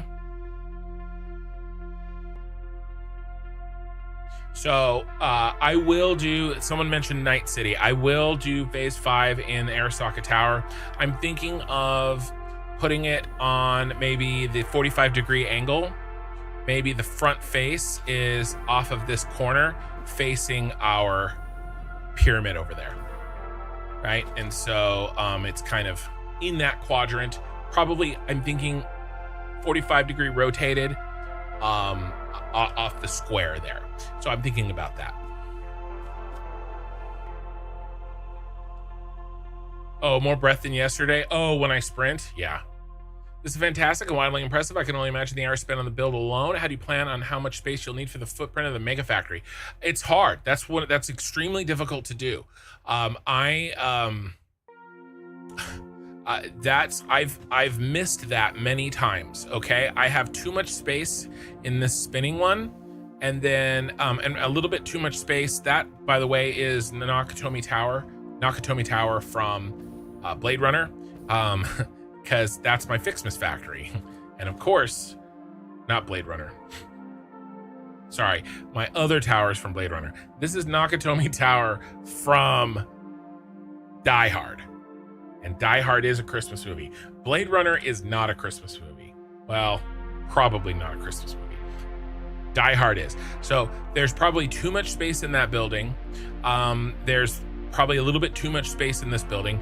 These I got pretty close. I'm getting a little bit better at the estimation. That spiral building has way too much space. And then there's a couple other buildings that I'll see when I move back over there that don't have nearly enough space. I had to really like this one here. It is really tight in there, and that is packed with machines. I mean, like, there are machines that are 1/2 nudge on the inside of these walls that almost poke out. In fact, there's one poking out right there. I just couldn't fit it. Like I could not fit it in there. I have a bunch of overclocked machines to get it all to fit. There is a little bit of space up here in this like top part, but judging the space has been very difficult. I would suggest for anybody who's relatively new, and I'm sorry, but anybody who has less than 1,000 hours in this game is relatively new. And if you think I'm being like facetious about that, you haven't played enough. You're gonna get to 500 hours and you're gonna realize how much you still don't know about this game at 500 hours. I'm still learning stuff at 2,700. Okay, there's people out there with 10,000 hours in Satisfactory that are still learning stuff. Okay, so my point is, if you're under 1,000 hours, I would heavily suggest, if you want to do any, when you build your factories, to build the insides first. Build the floors, build the machines, build it as big as you need to, and then you'll need to make it bigger because you won't have built it big enough, because we all do that.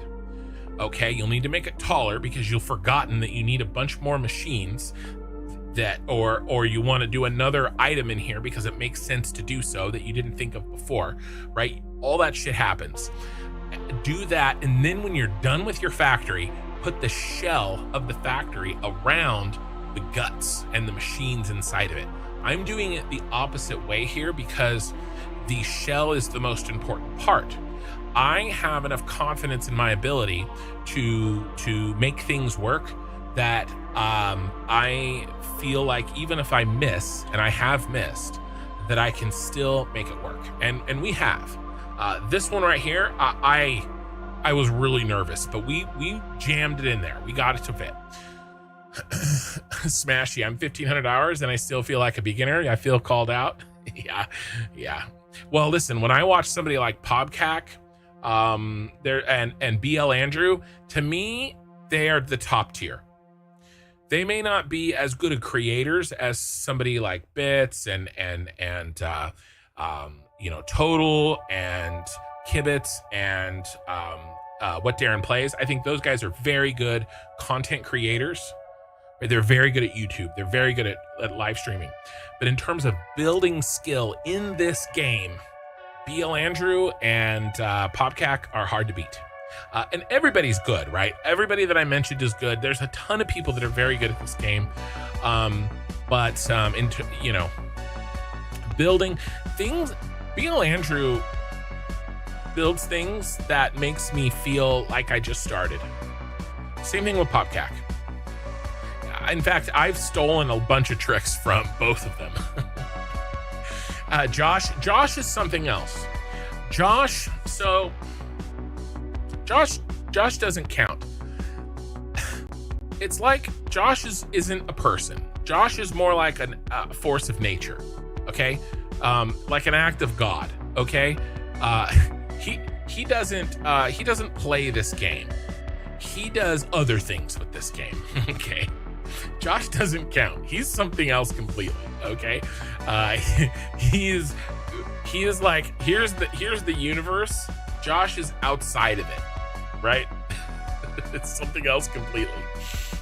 But yeah, let's see. Let's keep reading some chat here. Let's see.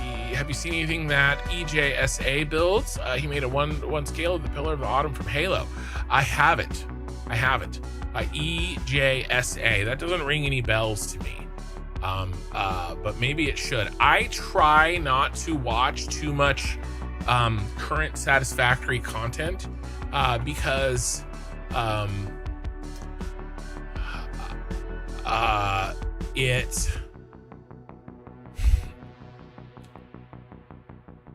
it makes it hard for me not to steal ideas or not steal's not the right word.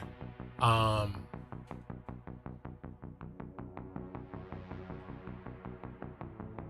must not be finding the right person here.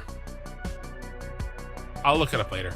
But like, I don't want to be overly influenced too much by other content creators because a lot of you guys watch all the same people.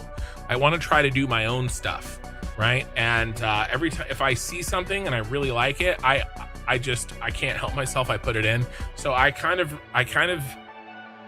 don't watch too many content creators, if that makes sense. I'm only 800 hours in and I haven't done anything on a scale like this yet. So much planning goes into something like this. Yes. I've spent probably 50 hours planning. I've spent most of my time learning design tricks on a smaller scale. That's how you start. You start with the design tricks on a smaller scale because then you have confidence that you can pull off some of these. Like I knew that I had the skill to do a round building when I started this round building. Now I added this slice, which causes this crazy curve, this curve that changes in curvature and slope as you move through it, right? This is a variable. It's a variable curve and a variable slope, right? This was stupid. It took me like 3 streams to figure out. Like, it was terrible, hard to do, right? But so this was the challenge, right? Because this building right here is mostly my own design, whereas this is a building that exists in real life. It's made off of the Mercury City Tower in Moscow. All 4 of my buildings on that side come from real life. The Shard from London, Mercury City Tower, that spiral building is called, I can't remember what it's called, but it's in Bahrain. And then the last one is the John Hancock building in Chicago. You can't see them from our perspective, but they're over there. And so, you start with those base building blocks of tricks, and then that kind of expands your potential on what you can design. And so you need a toolbox full of at least some of those tricks. How do you do curves? How do you do circles? How do you stop things from Z-fighting? How do you do stuff with windows like this, where, you know, we don't have any diagonal windows. So how do you do this? How do you do that, right? Where does that window stop, right? How do you get these angles in and pull this kind of stuff off, right? How do you get custom angles? How did I do this spiral building over here, right? So you have to build up your toolbox of those little tricks before you can get onto stuff like this. So I think you're doing it the right way. Slowly, surely building your toolbox. And once you have enough tools in your toolbox, you can start something big. Does anybody help me edit? Yes. My daughter does the majority of my editing, but I have started working with another editor who has done all of the Timberborn stuff. So if you've seen any of my Timberborn stuff, he's been doing the shorts. I think it's a he. I actually don't know. I haven't met them. They have been doing the shorts and the edited long forms. 98.9% of my audience are men, so I'm assuming it's a he. Just on chances alone.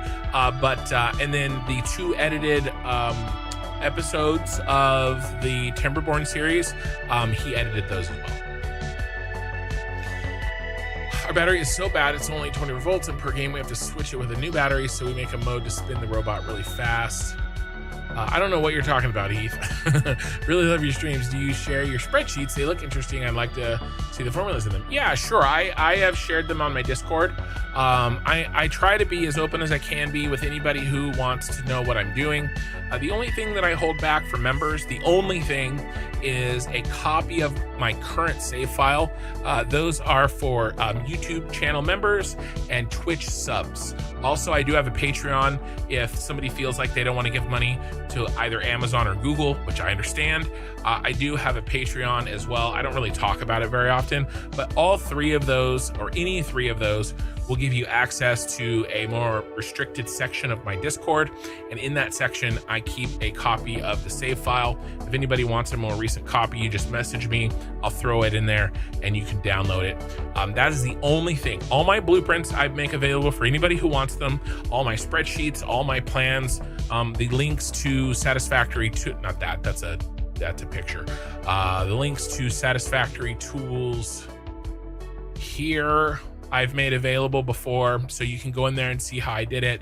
All my spreadsheets, I have different versions of how I've calculated some of this stuff, right? To do some of these blueprints, and how I figure out what rows they go into and what each row does, and you know, this is each blueprint. And then do I need to do any overclocked versions of the blueprint? I don't have any examples of that here, but you know, I've kind of played with these in different ways. This was me figuring out the ratios on pages and pixels, trying to take a blueprint that existed in real life, or actually on paper, of something that existed in real life, and how to turn that into in-game meters, foundations, and the number of walls and pillars that I needed to do, how tall to make it.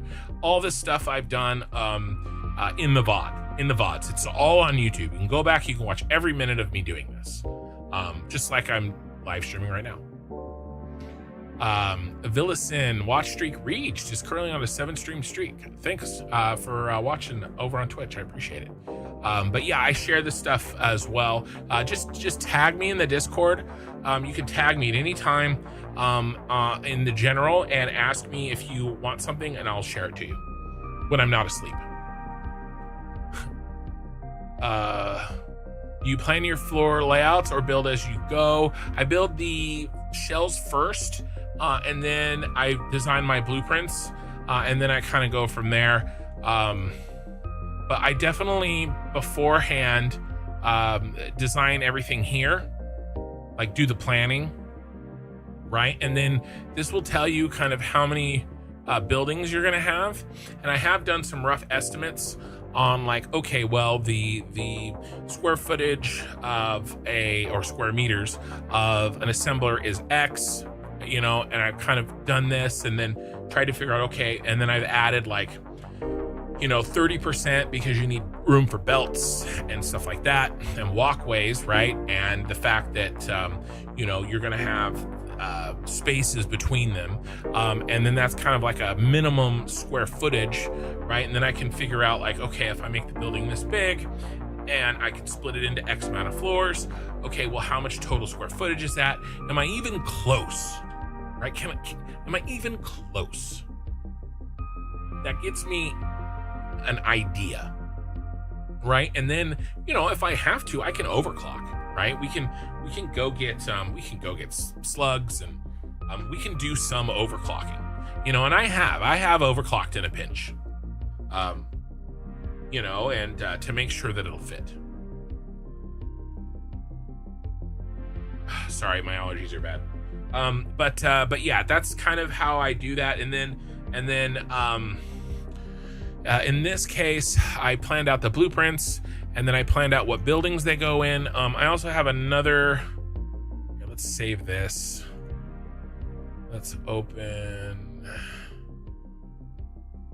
Okay, so I was planning my my buildings here.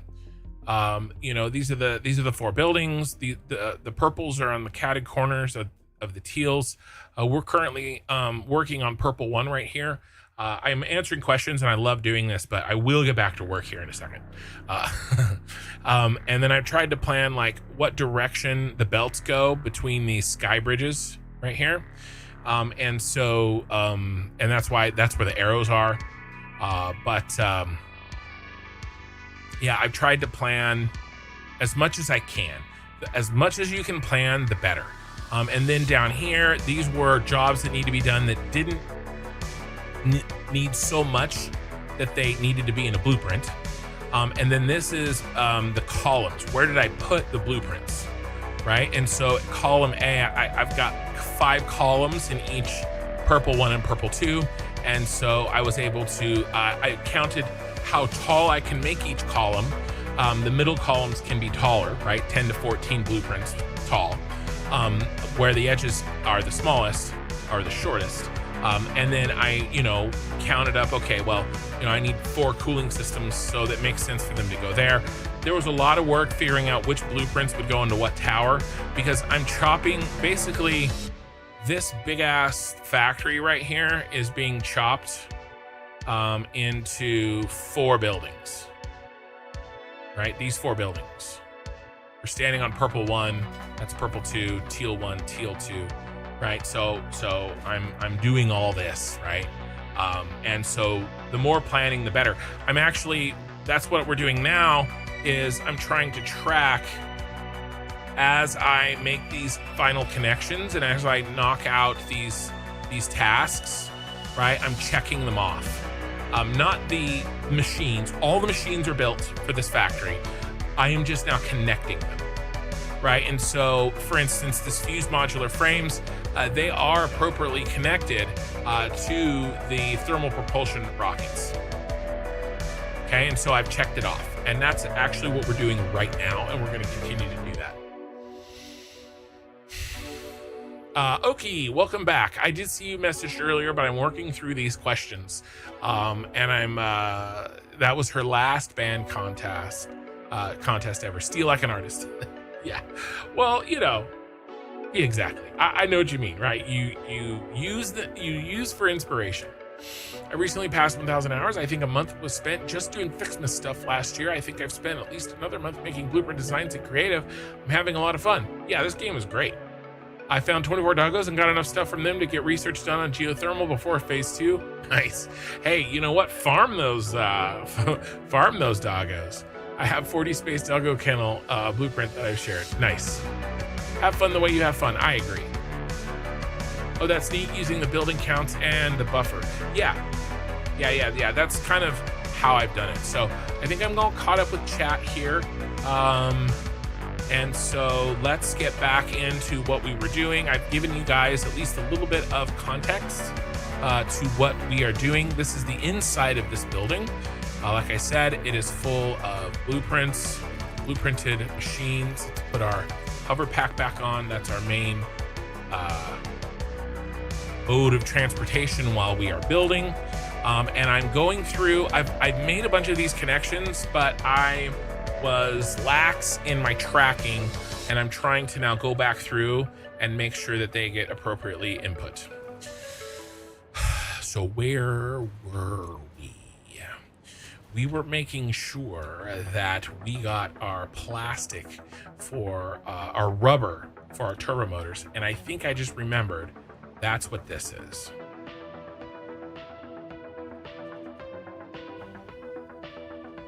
Because I'm trying to check off what we've already connected. Does rubber go in here? Yes, that's what that is. All right, so we are checking off for the turbo motors.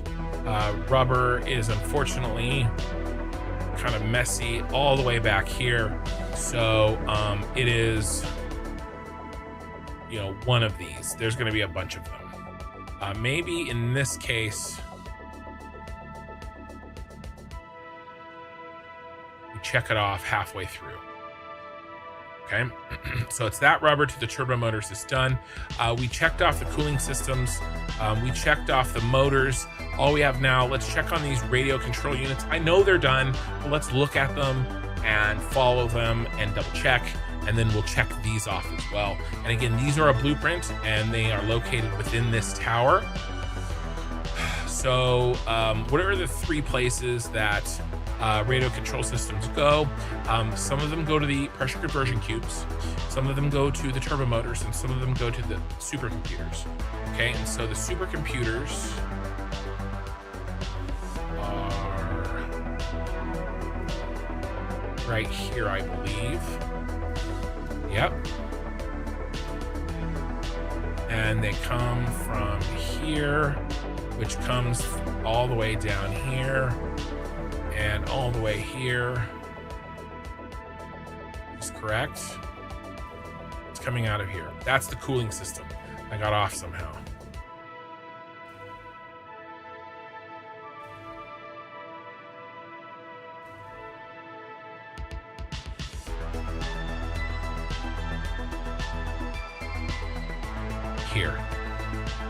Here. Okay. This better be a radio control unit. Yay! Okay, so radio control units, they all come out. Sorry, not all of them. Some of them come out first down here and are used to make pressure conversion cubes. Okay, so let's check that one off.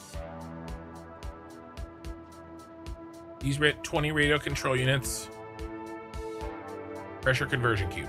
Now let's follow the radio control units that go to the turbo motors and to the supercomputers. Those are the ones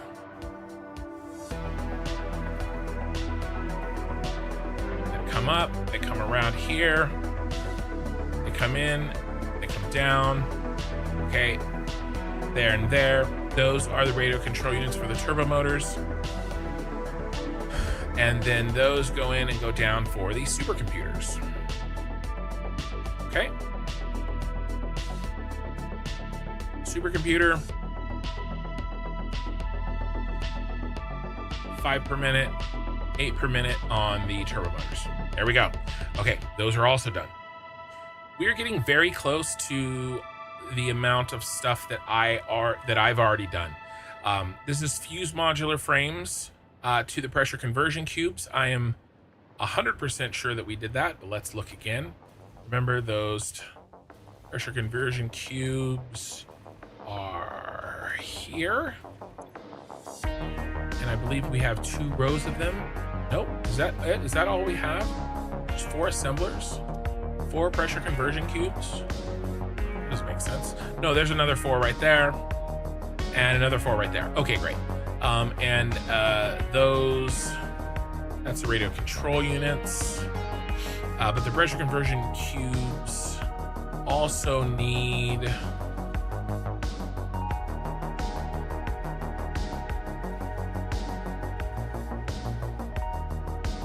feeding them backline. Yep. Yep, fuse modular frames, they make up, they come up here and they drop right down and they go in. All right, so boom. Fuse modular frames are good. Okay. Now, this nuclear pasta setup, I don't know if I'm gonna get to that today. We're gonna work on the purple and the purple buildings today. And that is these basically this right here. Sorry, this right here exists in the 2 teal factories. This is a lot. This is a lot. Okay, 80 blueprints of this. Okay, 12,000 copper ingots per minute. Okay, and then that gets made into 2,000 copper powder per minute. Now these particle accelerators, if you were noticing while I was showing the tour of the top of the towers, these are all exposed. Okay, they we'll be able to see them run on top of the buildings. Do you have supporting pillars for your highway? Which highway? The highway in the city? Yes. The railway highway? Also yes. So I think yes. How are you getting water to the top of your buildings to distribute the machines? I'll show you. So this is probably not what we're gonna get done tonight. What I want to do is get all the way back to in the purple towers, which is everything else. I want to get all the way back to base materials coming into the building. That's what I want to try to get done tonight. Okay, and so we're going to focus on that. We're working through the first one. And so this is empty. Okay, let's go ahead and let's mark this as needed. Okay, that is needed. This is needed. Right, we're not doing this tonight, but I don't want it hanging out unaddressed. Okay, we're trying to work backwards and make sure we haven't missed anything backwards. Okay? No connections left undone. Now, there was a question about liquids. I will show you. Who's using water? These guys are using water. What are we using? What are we making here?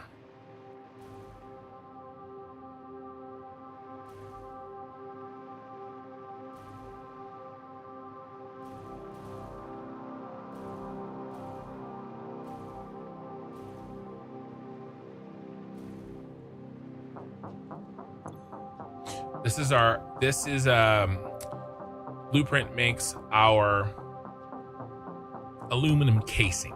And so we make aluminum here. Okay?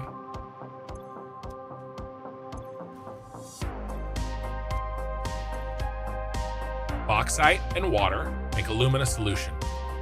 Alumina solution and coal make water and aluminum scrap. Water and copper ore make copper ingots. Water and copper ore make copper ingots. So what do we have down here? We have copper ingots and aluminum scrap.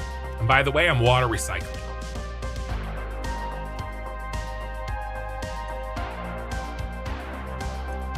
Aluminum scrap, aluminum scrap, aluminum scrap, aluminum scrap. What are we doing with the copper? Oh, the aluminum scrap.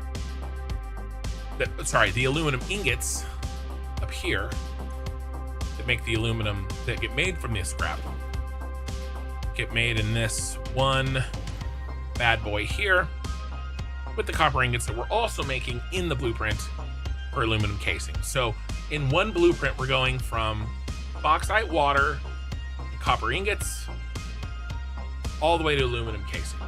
A lot of it too. 112.5 per blueprint. All right, and so this bus line does that. Now, how do I do the water? So the water, what I've done is I've pumped up 2 sets, 600s, up. Let's go all the way up. This needed 14 blueprints, and so he gets to be in the center.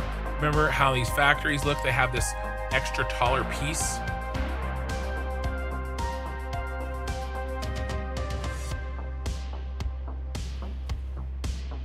Pumpity pump. And we have a water tower. I always do a water tower, always. So we come up, we fill the water tower, and then we go back down to distribute. Okay, and then when this pipe runs out, that one takes over. Now, I don't need to do that with the nitrogen, because nitrogen is of course a gas and doesn't need to be pumped. And I realize that in order to build an actual highway, it needs to be massive to multiple lanes of trucks. Yes. You're rethinking your options. Yeah. Trucks, you do when you have mastered belts, trains, and drones. Trucks are an additional challenge to give yourself. They are fun. Is it really needed? Is what really needed? Man, that looks really comic book like. Sorry, Oki Sooner. You'll have to say what looks comic book like specifically. I show so many things, and then I don't always know what you guys are referring to. Okay, let's switch over to picking up the assembly director systems, and we'll work backwards from there. I know that a lot of this is in. We've already marked off the cooling systems and the radio control units from the supercomputers. Let's track the supercomputers forward, and then the output of assembly directors, and then we'll switch over to the adaptive control units. Okay, and this stuff, again, I know is over here.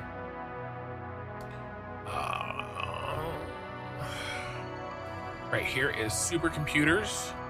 All right, they come out, and they immediately come up, and they split 4 ways and go into our 4 assembly director systems. What is 6.25 times 4?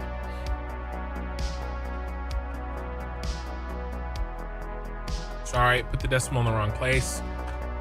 2.5. How many are we trying to make? 2.5 assembly director systems. All right, and then what are we doing with it? Okay, when we're done making them, where do they go? They come out and they go down here. Let's put that in. Down, down, down. The assembly director systems will come in here. I needed to do this because I was using that column for another job. And then they go down all the way, and then they will go out into a truck down there at the bottom. And so let's go ahead and we'll check this connection off. I know it doesn't go into a truck yet, but it's fine. It's at the bottom, and that's all I'm really trying to get to right now. We also checked the supercomputers while we were there. Okay, let's check these adaptive control units. Okay, now here's a little trick, I think. Adaptive control units. When we made them, we're in Tower 1 here. Okay, we're making cooling systems, radio control units, aluminum casing, rotors, and modular engines. Adaptive control units are in Tower 2. Okay? They're not in Tower 1. Tower 2 is over there. Okay? It's not even in this building. So how am I doing that? Well, that is coming up here and in here and up and splitting back here, adaptive control units. And so I do have that in. It's coming down, and it's going to come across here. And as you can see, this is going into our sky bridge. These are our sky bridges. You can see them through the windows there. 1, 2, 3, and we're in number 4. These are our sky bridges and how we connect our towers. And so that's what we have here. Now, did I mark these? Because we really should. I should mark. I really try. But sometimes I forget.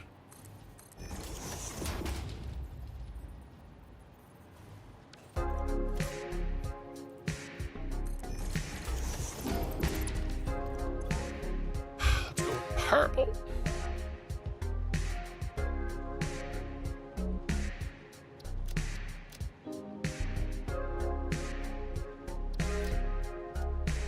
Copy, paste. What were you? Your staters.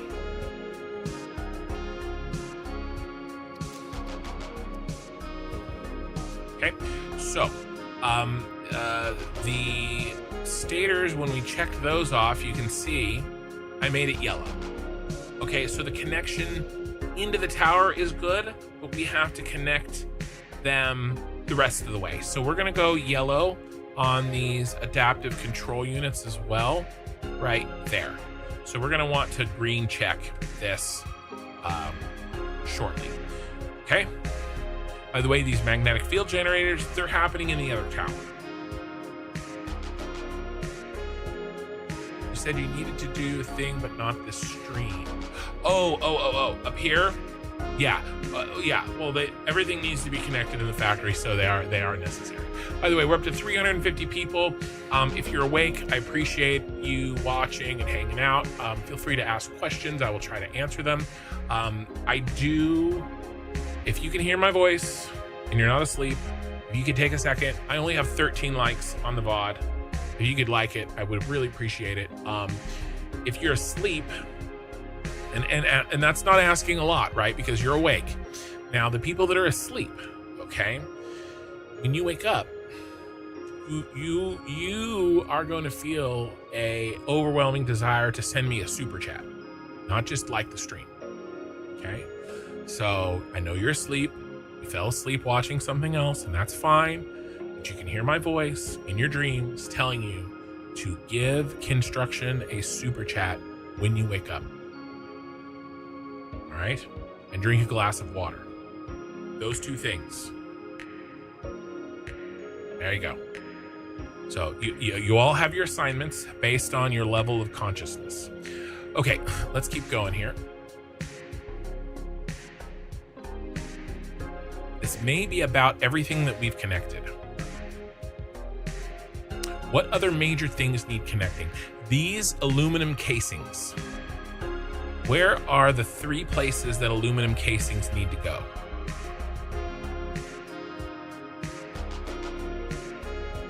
Cooling device blueprint. Okay, because these heat sinks are done in the blueprint. The radio control systems and the fused modular frames all need our aluminum casing. Andrew Roberts, thank you for becoming a channel member at Iron. I appreciate it. Paul Bell, well, I'm going to bed now, but I enjoyed watching you do this. Yeah, feel free to stop by, man. I've got some videos, some tours that are a little bit tighter in terms of editing. You know, check out the channel. I play a couple other games, but most of my content is based in Satisfactory. So, you know, feel free to stop by again. I'm giving trucks 1.5 to 2 foundations of space. 1 foundation is not enough. 1.5 is minimum for a lane. 1 is just, it's not enough for a truck. 2 is a little much, but sometimes you need a little extra space. Also depends on how good of a driver you are.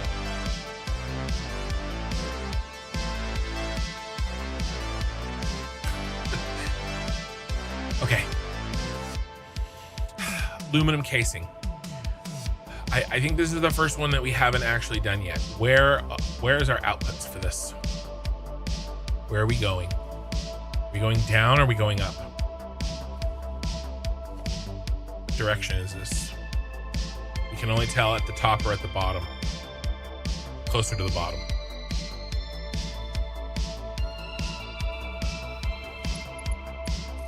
We're going down.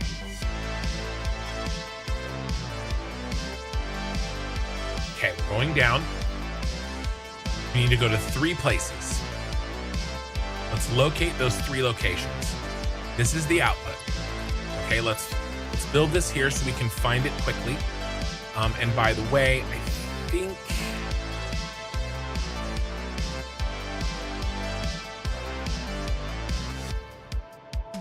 we have two outputs. Okay, this and this is the output. You need so much aluminum casing that it won't fit on a Mark V belt. All right, let's, we actually look here.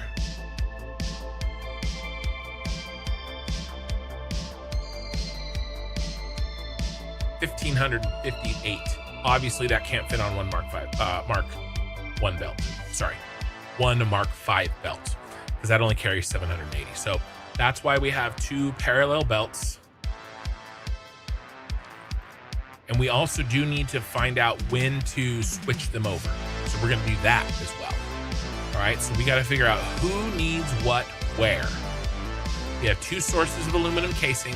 We need to connect them from where they're being produced to where they need to go. All right.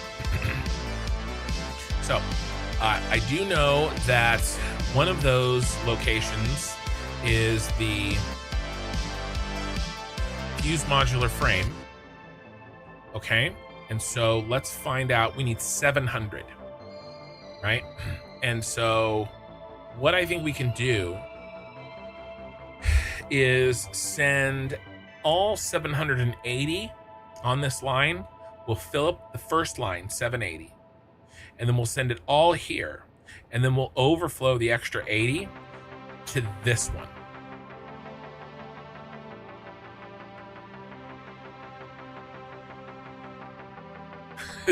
Monster Zipper, thank you for the $20 super chat. As you know, I was totally joking, but I of course 100% appreciate that very generous super chat. Thank you, man. $20 super chat. You weren't asleep, but you zoned out playing another game. Is that the same thing? If you think it's the same thing, then it's the same thing. What game were you playing, man? And again, thank you so much. So let's figure out, let's do this one first, the fused modular frame.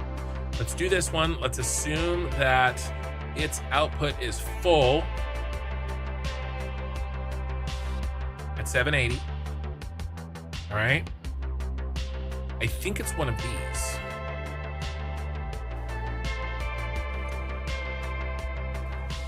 Cooling system.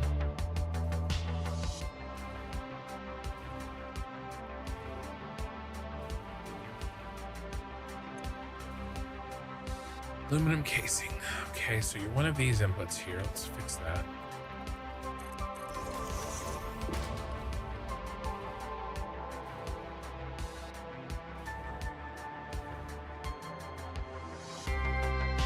Well, you gotta be either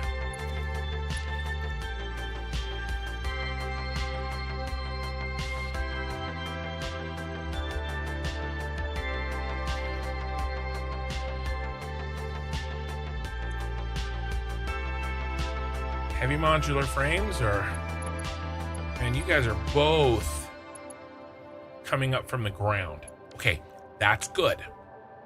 That's good. Okay.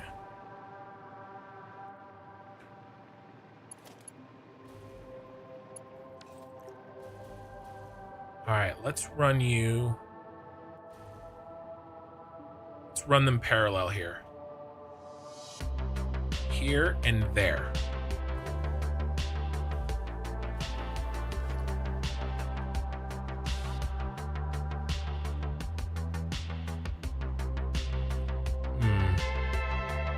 I don't want to do a half nudge to make them center.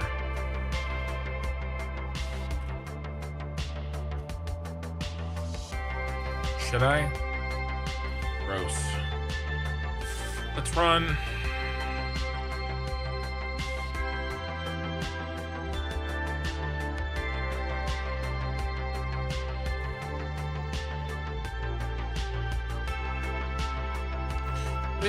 What is the center of this? 6.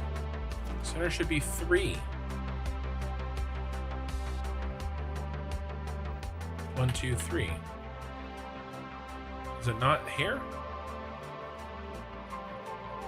1, 2, 3. 2, 3. Yeah, it should be here. Is this just an optical illusion again? It is. It is centered. I was just, well, doesn't look like it is it? Does it? That space there looks wider. And that space there. Why?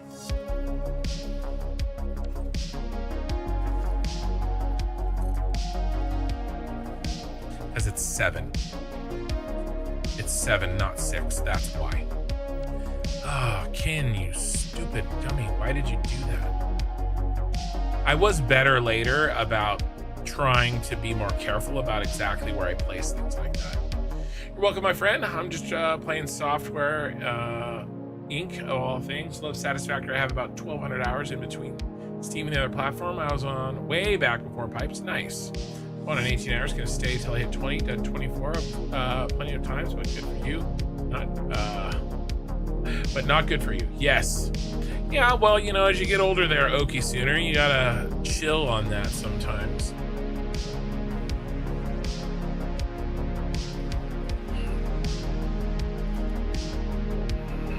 What if I punt?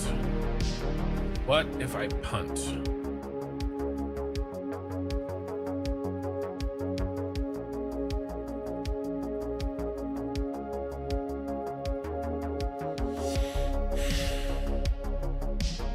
Gotta be here and here. All right. Okay, I know what to do. Bum, bum. Bum, bum, bum.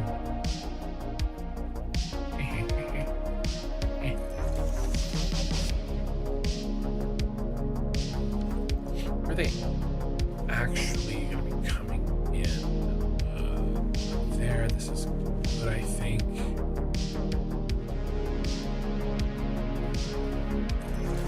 Okay. Where are you guys? You're here and there. So you're gonna come down.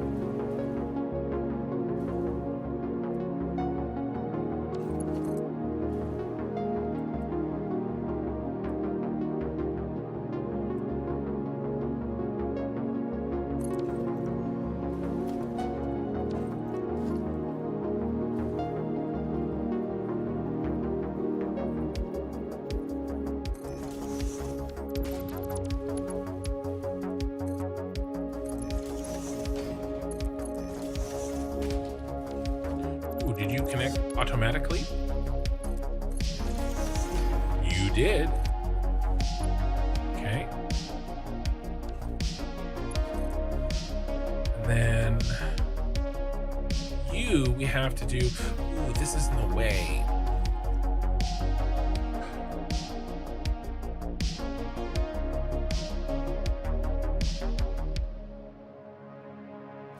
What's this? That's an output. Okay, so actually we don't need this.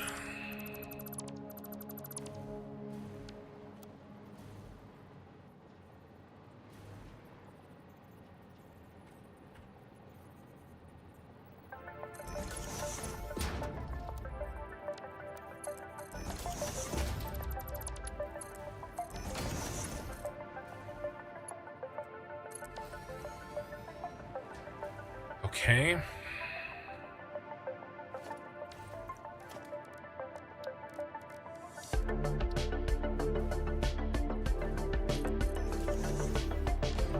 Switch to the pipe toolbox. Hello, Bleedins. Good evening, all. We doing hookups in P2? P1. No. Yes. We're hookups in P1.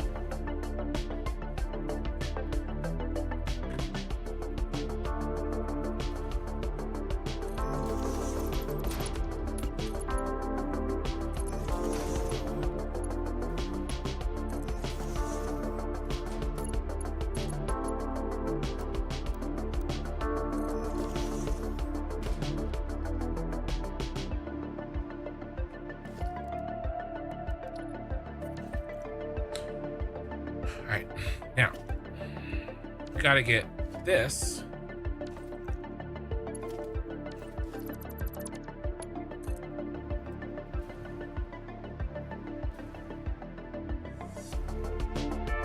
just come out like this.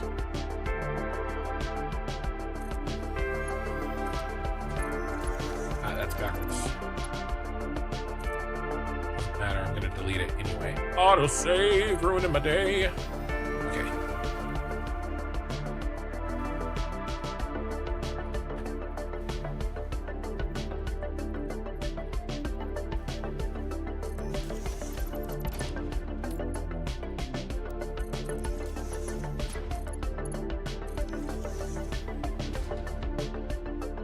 Nice. Okay, those are 2 endpoints. No, I'm not finished with P2. We started in P2, and then that led us to P1 before we finished P2. So now I'm trying to not go back and forth. I'm trying to just focus on P1 and knock this one out. Wait, are we in P1 or P2? Now I can't remember. Yeah, we're in P1. Okay, and we're checking things off as we connect.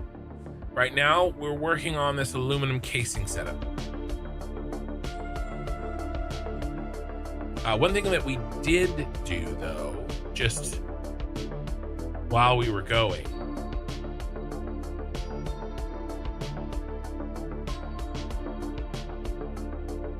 is we just connected this nitrogen gas, and that was already connected, so we're good. Now, obviously, we have to take the nitrogen gas from where it's being pumped and connect it in. Okay, we haven't. That's the last thing that we have to do. Not there, but at least we got these in. You saw me massaging those and getting those in, so we got that done. But we're trying to get this casing in. All right, right now we're working on this fuse modular frames. We're making room for the aluminum casing to go in here, as well as these heavy modular frames right here. So I'm actually prepping both this connection and that connection. Okay, in here, it is this connection and that connection. This is gonna be the aluminum casing. This one's going to be the heavy modular frames, okay? Now, both of these need to go all the way to the ground. And if you can build 2, actually, you only need to do 1. I like to do 2 because it is simpler for me to keep in my brain. But if you can do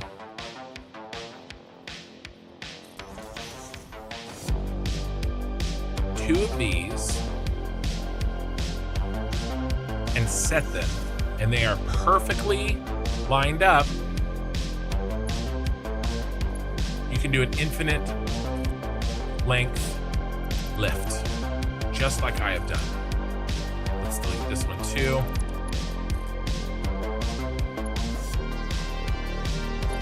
And it's truly infinite. I have made these very, very, very, very tall.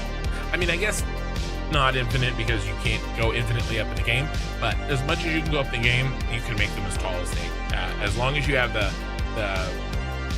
end point locked in.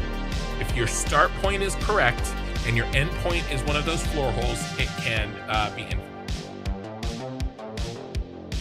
Okay, let's mark these so we don't forget.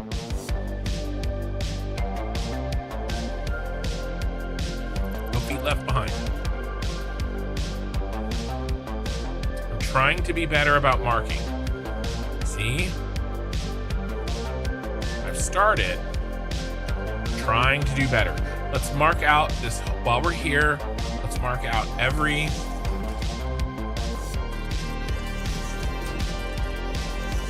inputs slash output.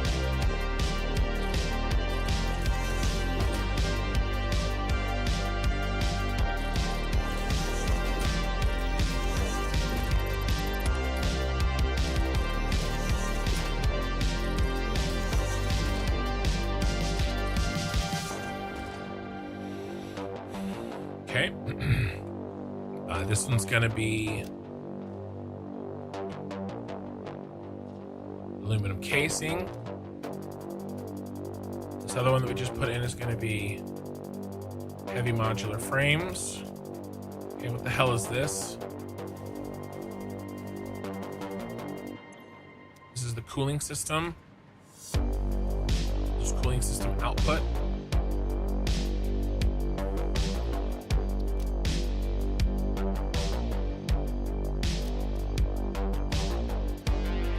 What is this?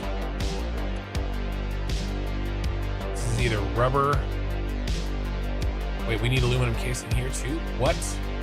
Wait. What?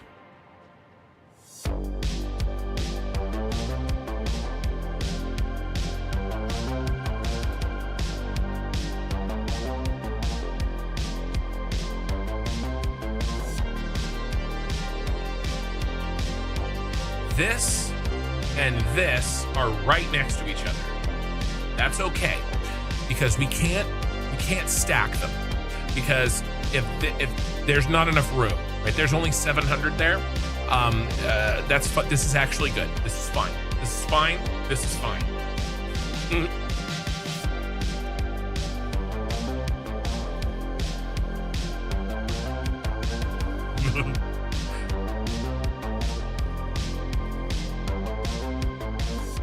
What happened to the markings?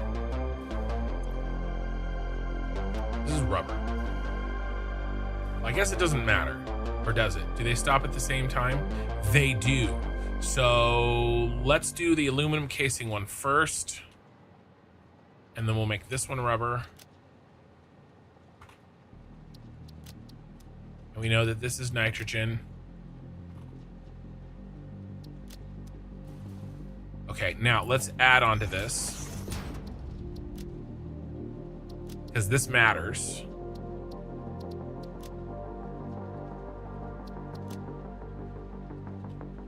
This one is the 198.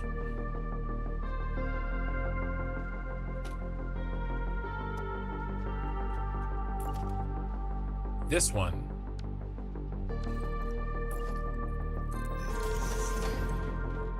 is the 700. Okay, so that matters. Okay, this is why we're doing this. We got this. We got this. Stators and rotors. Stators and rotors. Stators and rotors. Does it matter? Do they end at the same? They do. It doesn't matter. So we're gonna need to do these hookups as well. But let's do, for a reason that I will show you later, we'll do rotors here, and we'll do stators here. Okay, we are bringing order to chaos, one step at a time.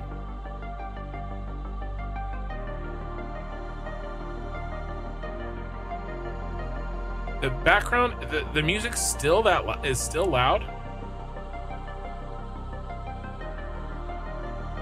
Maybe maybe my mic is not as loud as it was.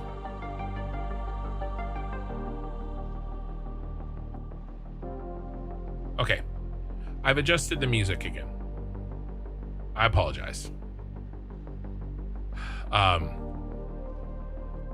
I'm gonna keep going. Thank you for the feedback, Edge Dweller.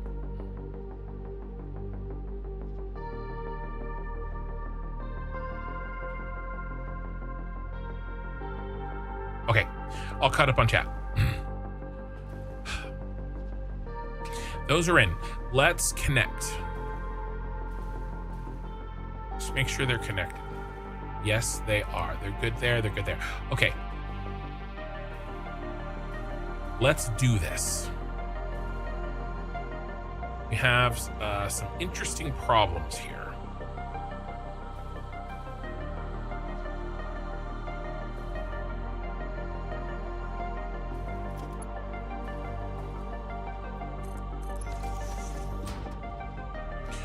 Where does the heavy modular frames come from? The heavy modular frames comes from the other place. Okay, so it's gonna be like 1, 2.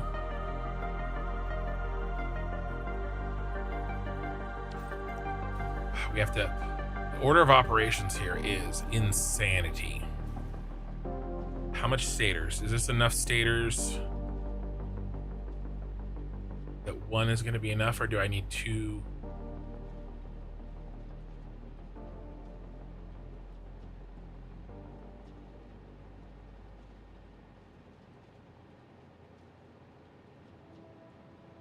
Keep having to think about a nesting doll of solutions.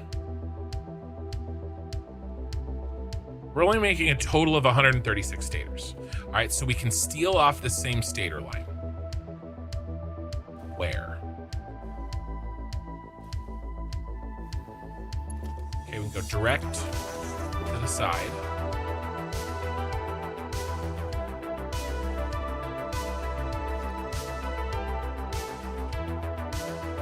I love infinite nudge.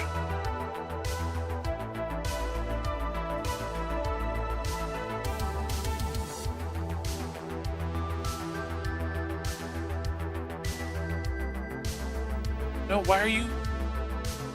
He went diagonal. Oh, you suck.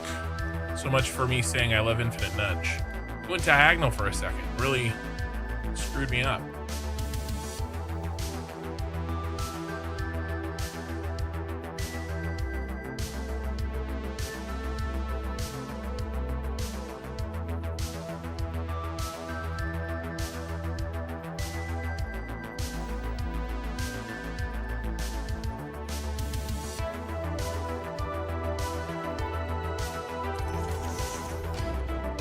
Oh, there's a break right there. Okay, cool, cool.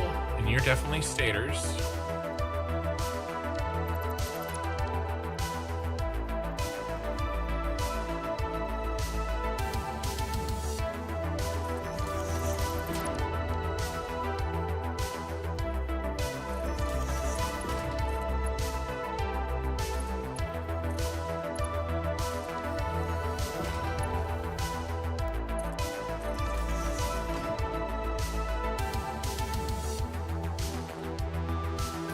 Should we do a smart splitter? Who should get the first stators? The ones earlier in the supply chain.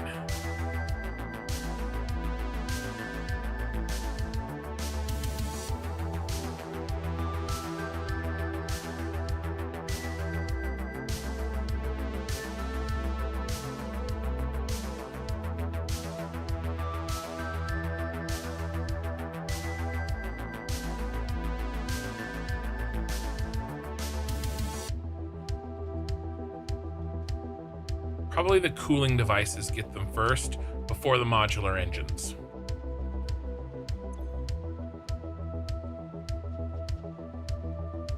Does it really matter? Will it matter in the end? It won't matter in the end, but things will spin up a little bit sooner. Not quite.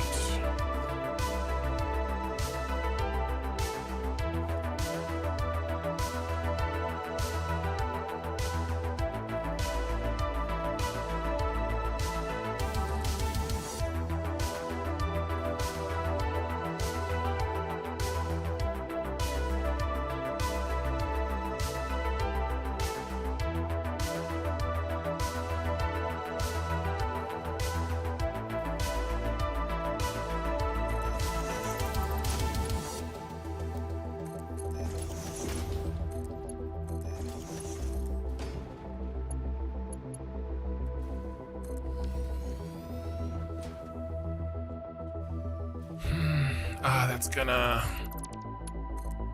Oh, you son of a... Son of a... biscuit.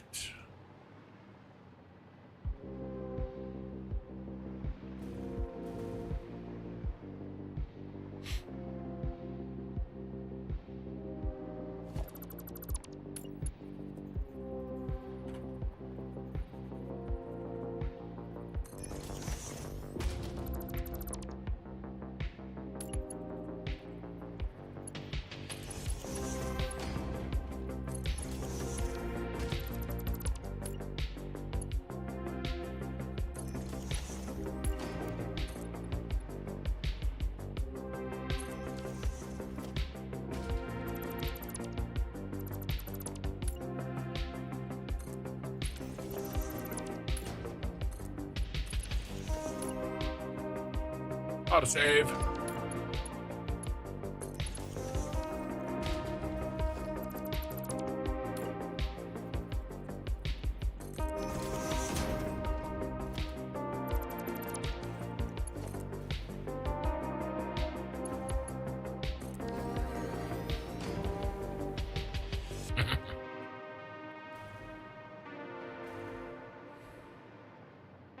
Okay, that's the stators. Let's mark it.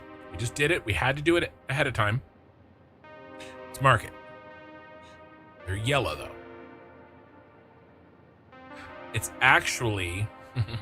the motors was already marked technically. It wasn't.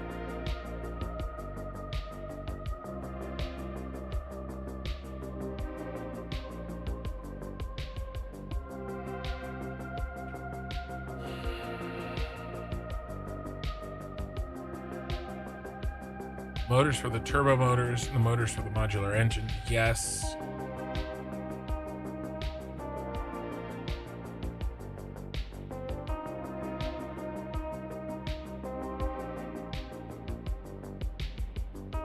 Which one is it?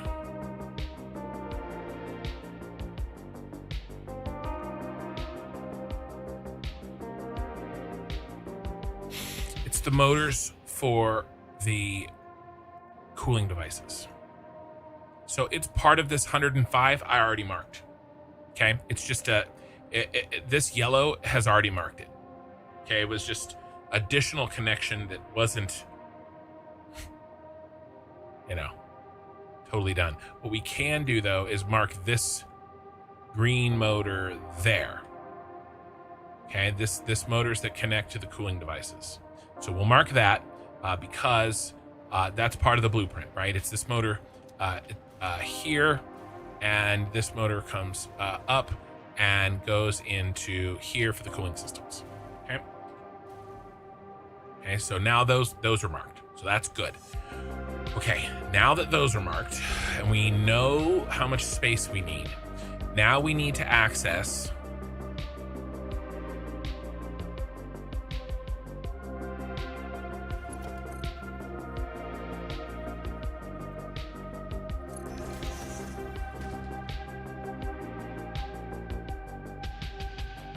another item.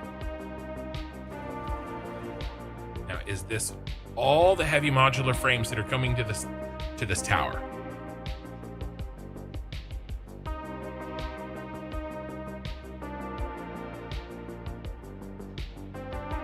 The ones going to the fused modular frame. Where are the rest going? Down to the ACUs. Okay, that's in the other tower. So this is all of the heavy modular frames. Perfect.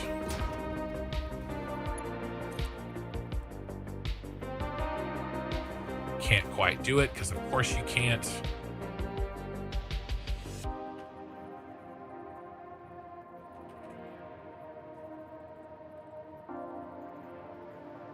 Where are you?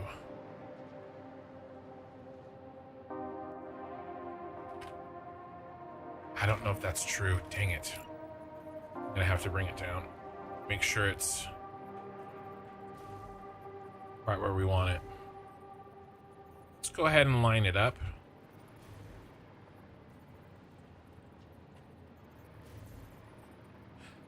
That was diagonal again. Dude, the diagonal bullcrap, I am dying. It's killing me. Slow death.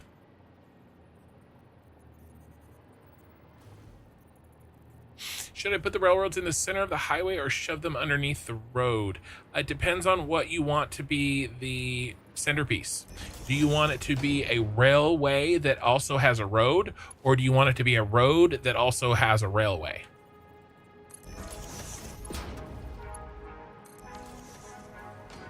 This isn't going to work. Why isn't this going to work? Because of this. These have to go down and access other things. Okay? This is not going to work. Okay? Okay. All right, well, how do we make it work? I think we make it work by going like this. 1, 2. No, you don't even need to do that. just come around. This is why I wanted to put this in first. And so now we've created the space for the other items to go without clipping. Okay, now you come up here like this. Oh, I deleted you.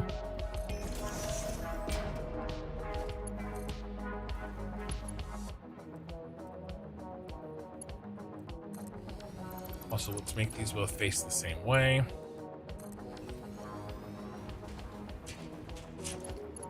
My daughter's insane cat is freaking out right now.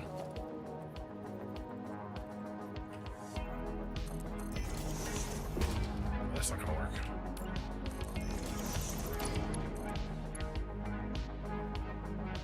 Permission to freak out.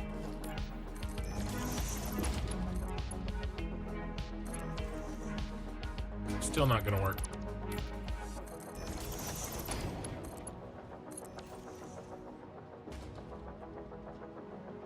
Looks good.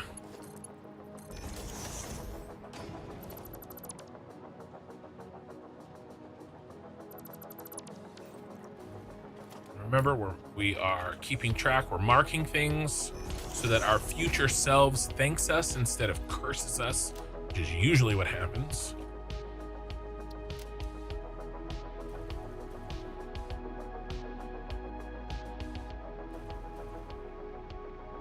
Okay. Our tracker, go to yellow. Heavy modular frames.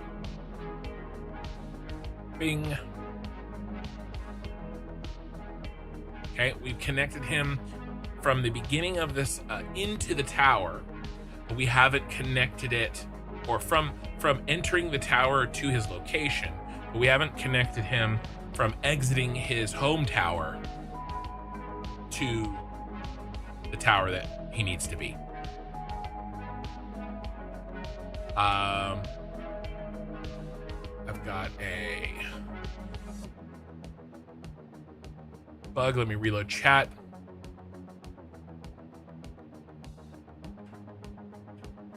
Okie Sooner is saying things that I don't quite understand. I don't know if it's the fireball talking or the fact he's been up for 20 hours or the mixture, probably better both. Okay, now. This dictates how much space we have to work. Wait a second.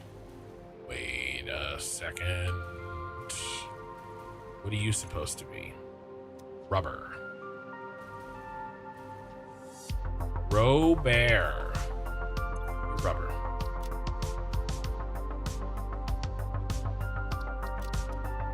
Okay. You're gonna go into a truck, right? A truck is gonna deliver the rubber. That's fine. Rotors. We're gonna do rotors next. You're gonna come from a train. You're gonna go down into the ground. Okay. So we have to deal with this guy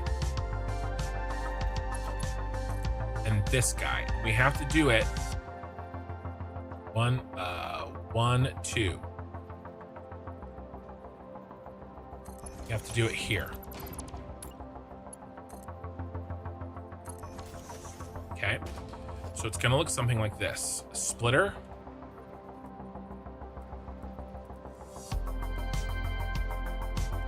Why won't you let me in? Did you guys see that?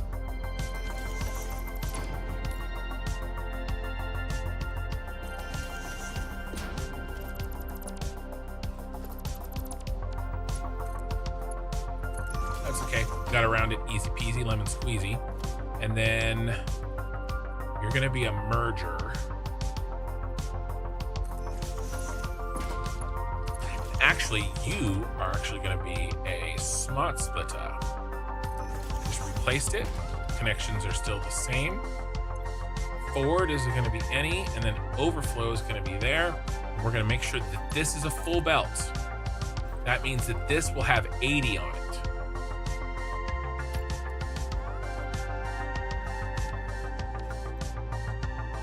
He'll need the remaining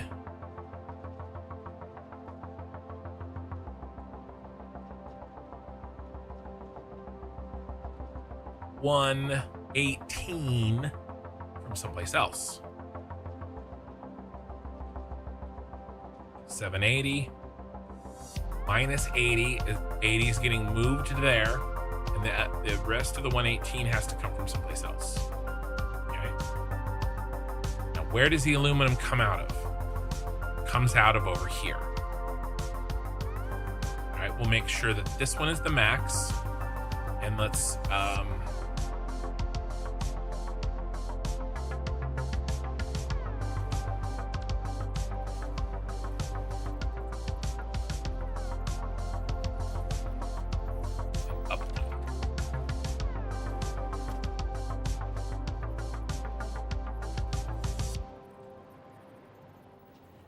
and up.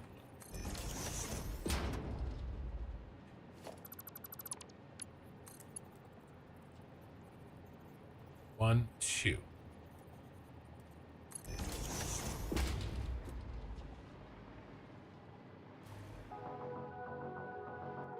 All right, I need to take a small second here.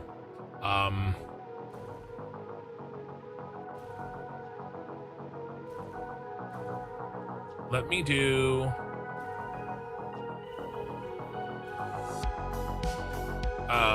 one of these.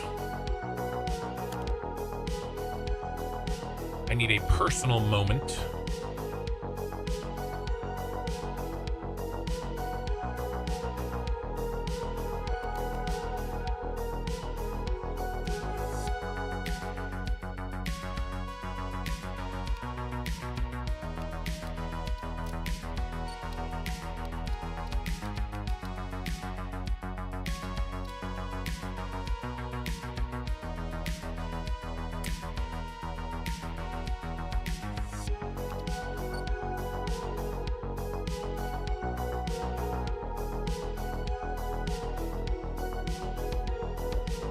I've gotten pretty fast at these.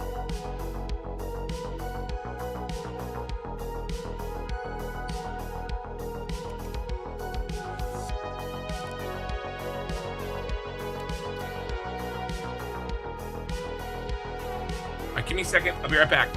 I just gotta use the restroom.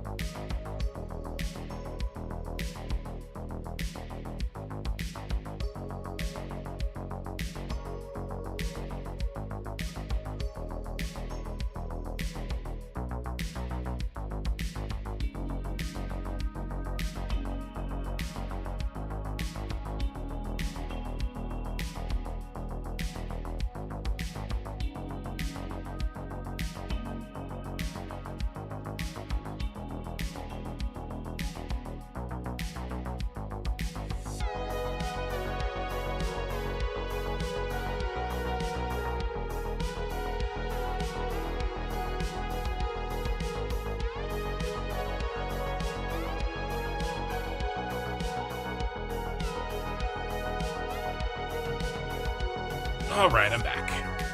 Sorry, guys. Hit the 3-hour mark, and The Red Bull whiskey and iced tea said, bro, we need our own logistical overflow.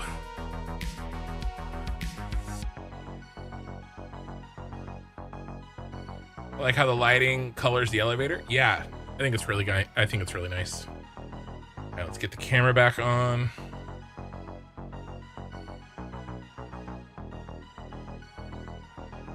All right. Yeah, this is a good one. I try not to spend too much time on these. Some of the lines aren't exactly parallel. That line way on that side over here is it would have been better. I'm pointing a little bit too up, right? But I was rushing. Okay. Let's catch up on chat. Currently, the support structure is 11 foundations wide, so I think I need to put them underneath and shorten them. Okay. Depends on also how many lanes that you're trying to make, right? Okay. So here's how we've been doing this in the past.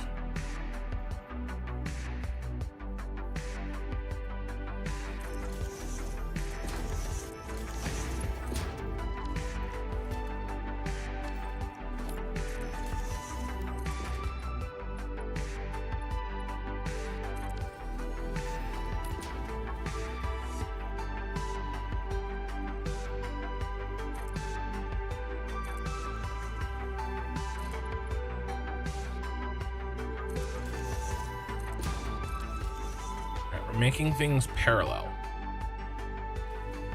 Now, do I need space? Ugh. What is this?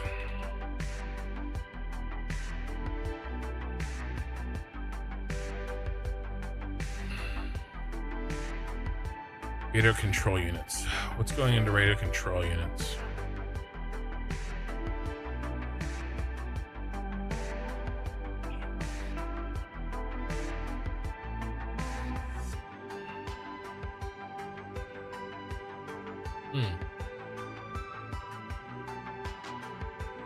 The rest of the Lumen casing, so that's good.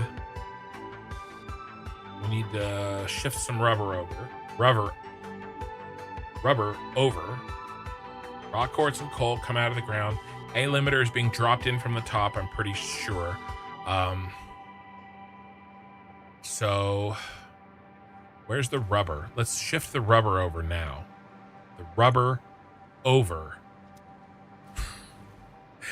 Rubber over is been a little bit of a problem with me saying it. Okay, this one's the rubber. Let's mark it at least.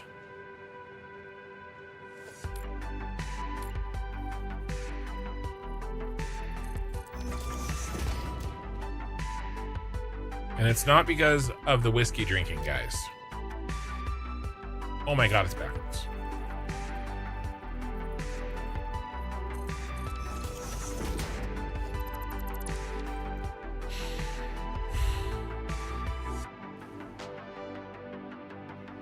We'll send the rubber. 1, 2, 3, 4.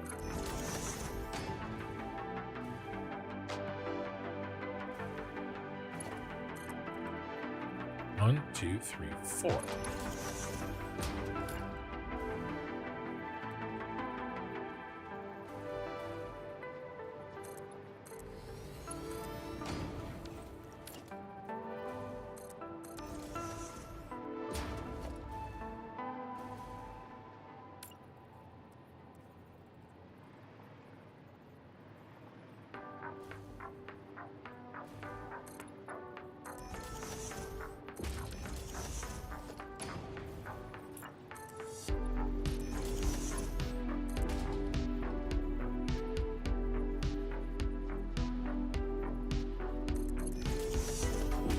Do the rubber first.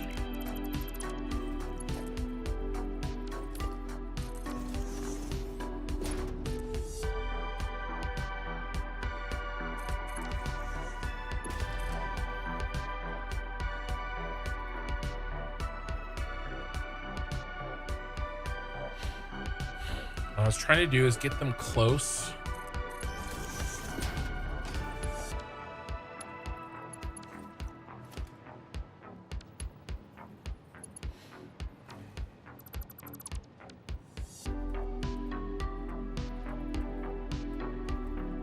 Again, with the silliness of this poor splitting.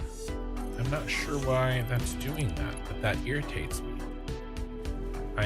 It vexes me. It vexes me terribly. I'm terribly vexed.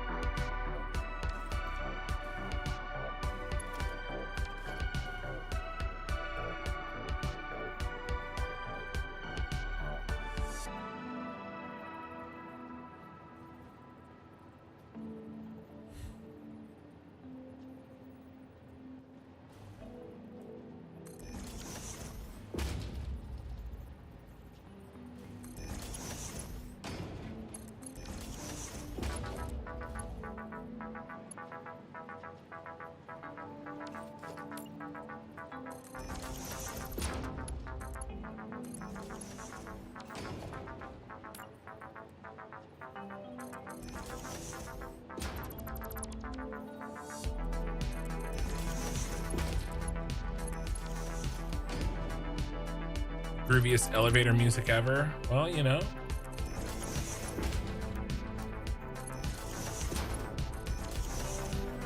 That looks good.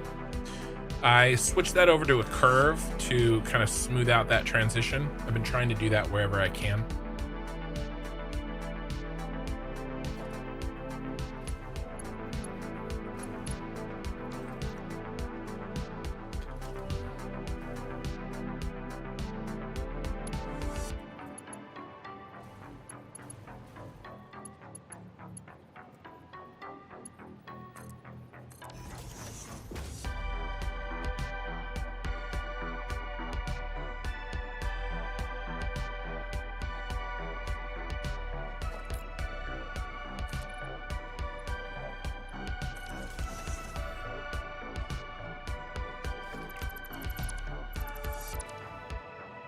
Okay, the rest of this can go.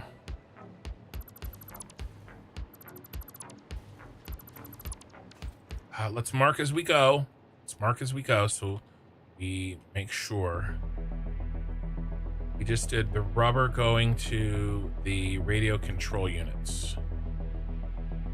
This one right here.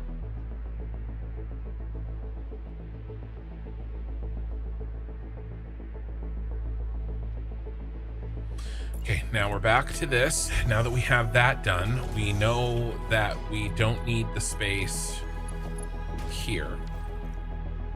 Okay. Where is the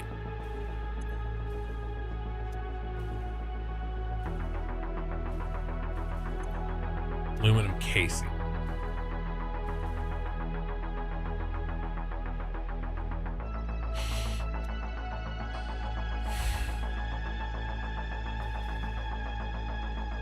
Are these equal?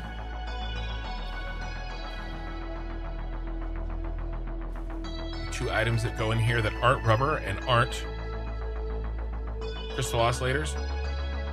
Circuit board, aluminum casing. Okay.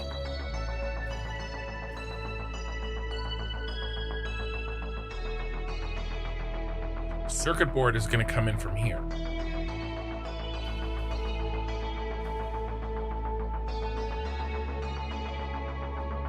Because I believe the circuit boards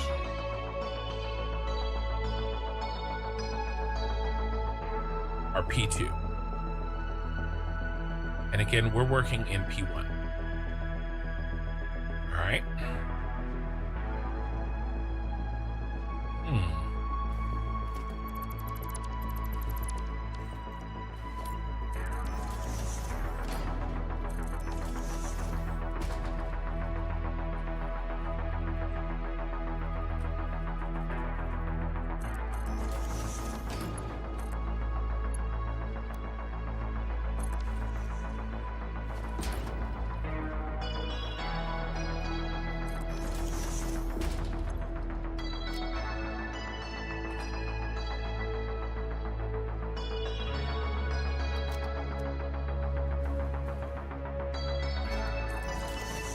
Are these the only circuit boards we need?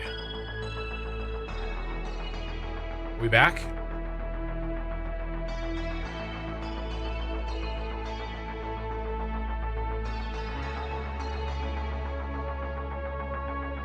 It looks like we're back. Everything looks okay. Looks like Twitch crashed for a second, but OBS successfully reconnected. Yeah, it's good? Okay.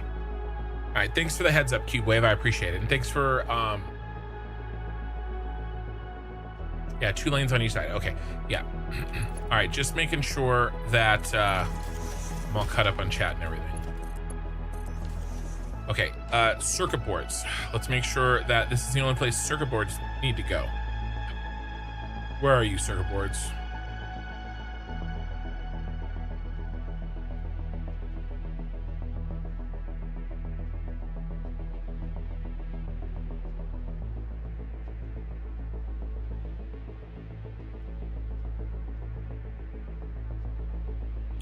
I can't work with that.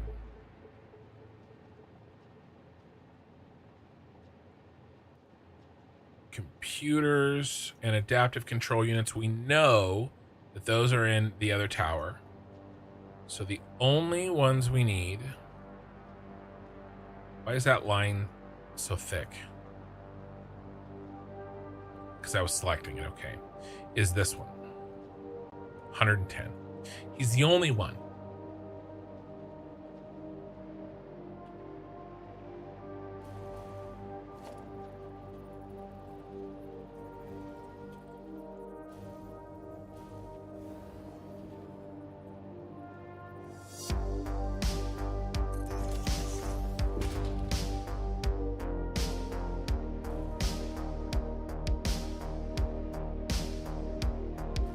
We can put them on the same plane as these other two, which is actually 2 above.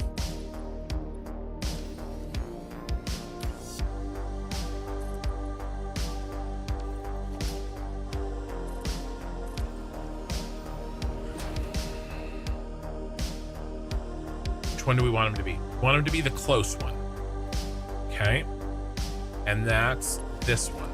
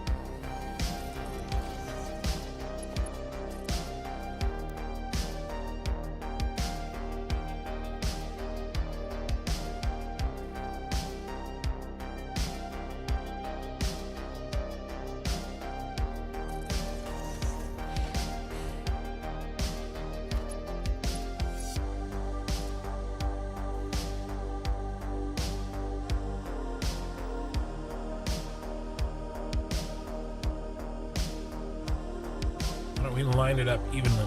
This one.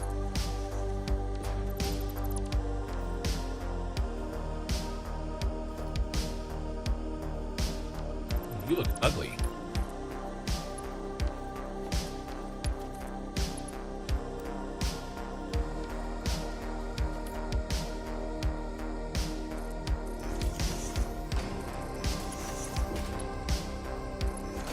It's much better. Some of these I did before I kind of figured out the trick.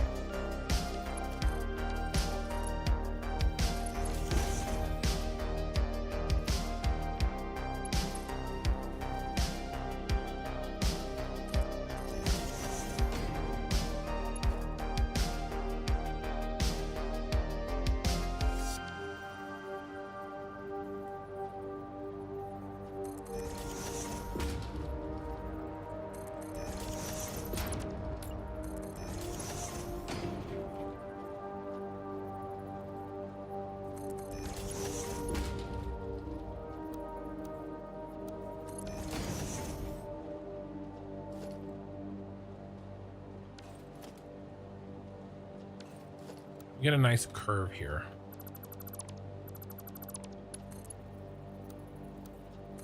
That looks really good.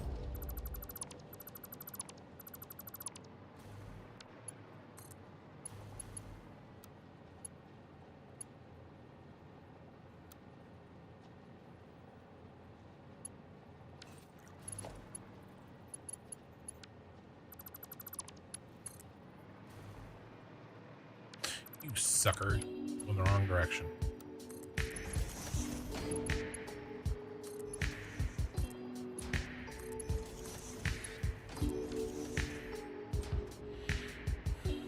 Okay. And let's mark it.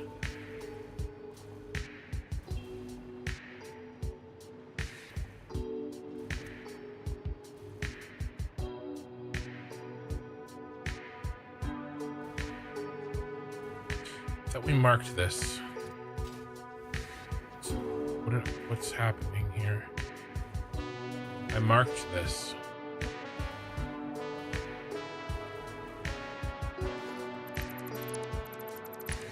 I thought I marked it, but apparently I did not. Okay. Casing.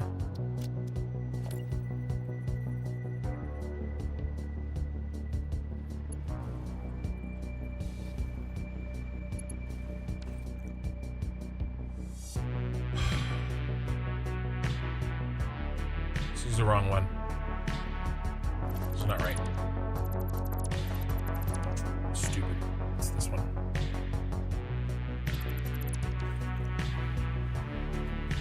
That's why I thought I marked it. I knew something was wrong.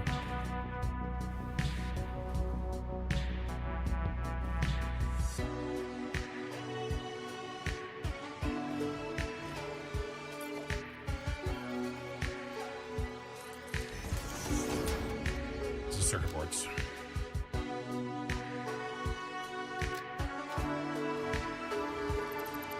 This is why we're marking them. This.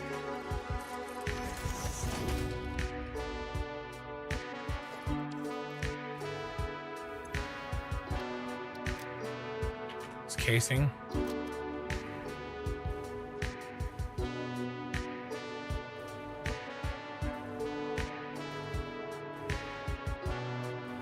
This actually is casing too. I just hadn't marked it, so that was silly to delete it. This I'm correct on. That actually is casing.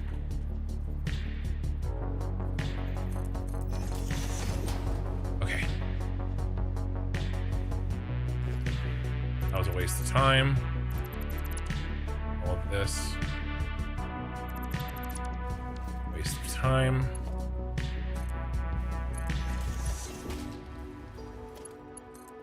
That wasn't.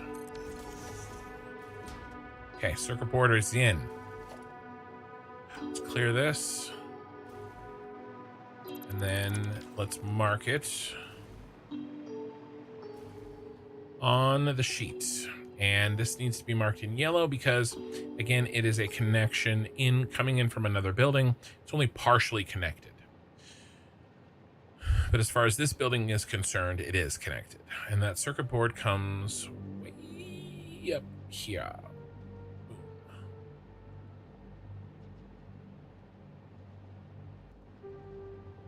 Okay. Usually just build on the designer or just mock one in the world. I will sometimes mock it up in the world so that I can see what it looks like on a large scale, and then I'll chunk it down into pieces into the modeler, into the blueprint maker. Honest question, I really have to qualify my comments sometimes. Is it better to build in succession of part production, as in the part that leads to that, or build all your lower tier machines first? I don't know.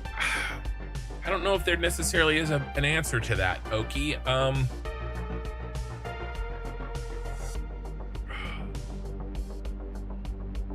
the end, it doesn't really matter if you're going to turn it all on at once.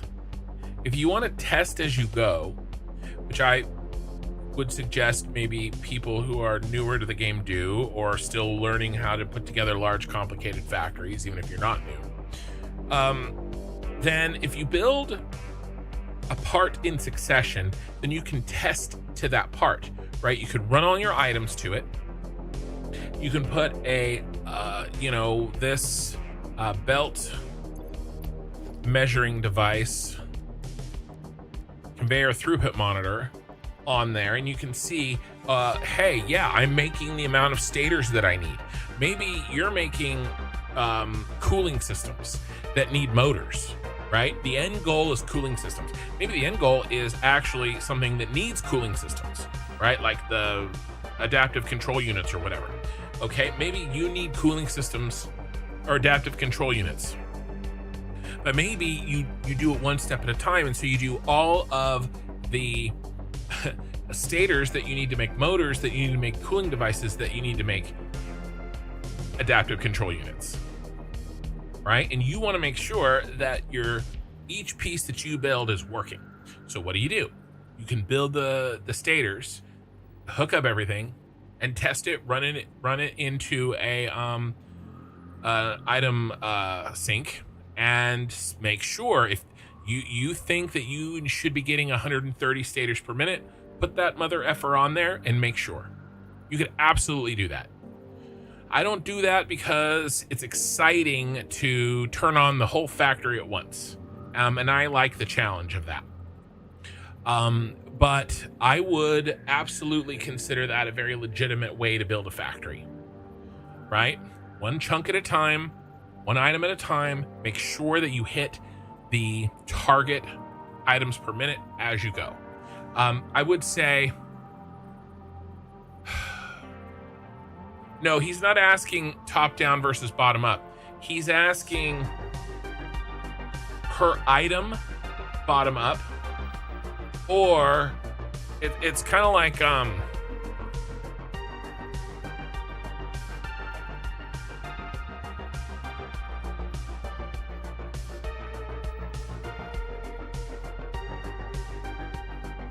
you've got all of these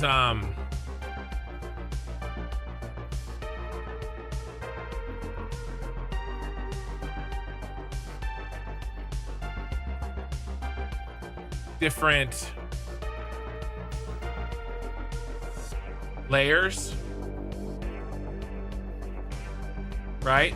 This is a bunch of smelters, and this is a bunch of assemblers to make stators. This is all the smelters, and these are the assemblers to make rotors. He's asking, do you make all of the smelters for everything that you're making in a factory, or do you make a chunk like this and test your stators? And then you make this and test your rotors. And then you make your motors and test them, right?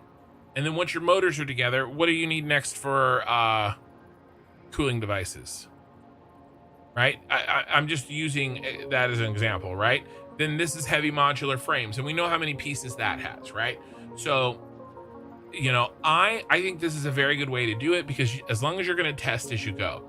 If you're not going to test as you go, I don't think it matters. Whatever's more comfortable for you. If your factory design makes it so that you would rather just make all of the smelters, right? Like maybe all of the iron smelters, and then all of the copper smelters, and then the caterium smelters.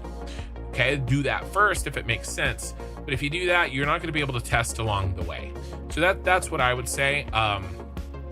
If you don't plan on testing each part as you make it, I don't think it matters. Right? Whatever is your preference. But just know that if you kind of do what I'm doing, which is kind of all of it at the same time, I can't really test it. Right? I'm hooking up the items last. Right? That's the other thing you have to think about. If you're going to test it means you have to source your raw inputs first. And I'm literally doing that last. So, okay. Let's keep keep on keeping on. We are trying to get to this complicated aluminum casing, and we're having to, out of necessity, connect other things first to make sure that we have the physical space to connect the thing that we're trying to connect, which is aluminum.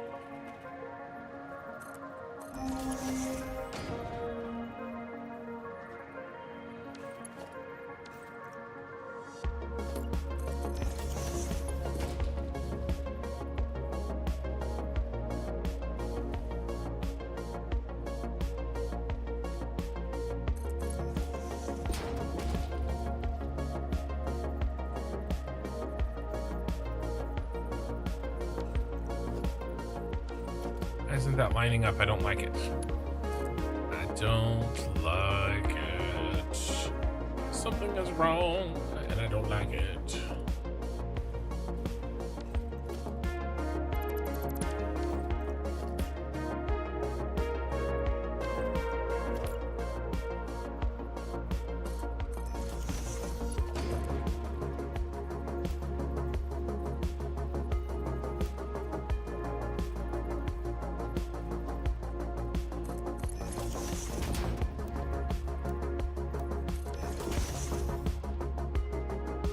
Looks bad.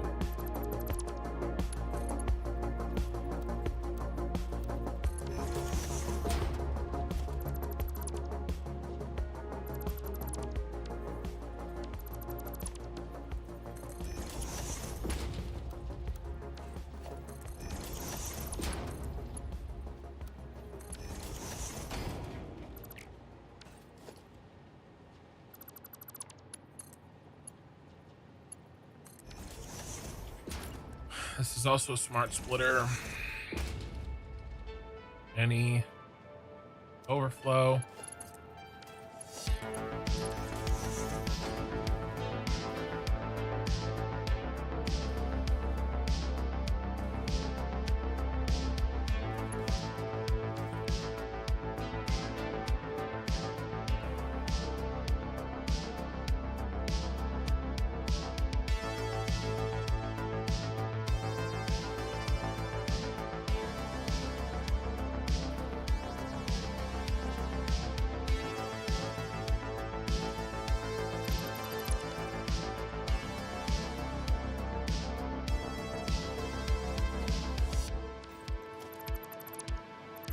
Of course there's a belt under there, you son of a bee.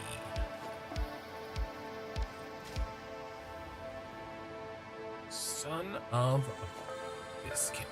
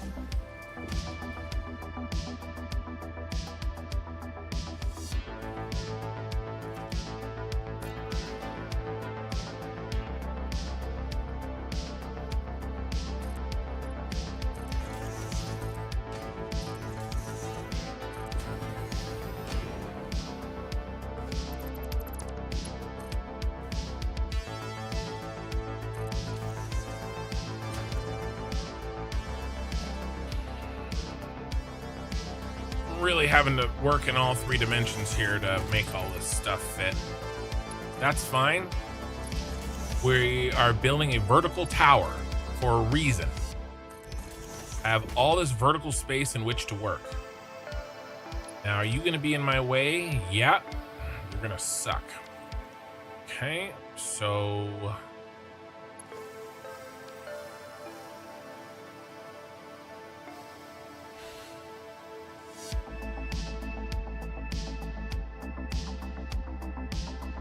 Making more than you need seems inefficient to me, so making just what you need would be better use of resources. I agree. I like making the exact amount of resources that you need. Wow, efficient-ish. I just realized you went over 3,000 hours. Nice, man. You got me beat by like 300 hours. Whether that's a good or a bad thing.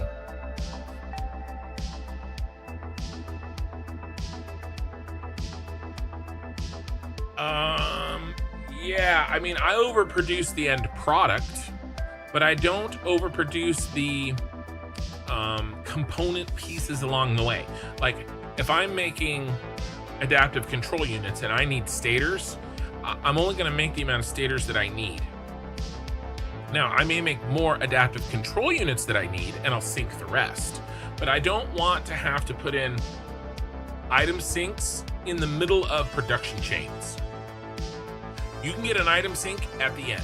Now, if you want to oversupply raw materials like iron, like let's say you really only need, 720 iron ore, but you supply a full 780 to it, I don't see the problem in that, because if it just backs up, then whatever, it backs up. If you really wanted to, you could put an item sync at the front of every single mine, and so that way that mine is always running and you're just syncing whatever doesn't produce. But to be frank, I think that's probably a little silly, because who cares, right? Your ore is worth nothing.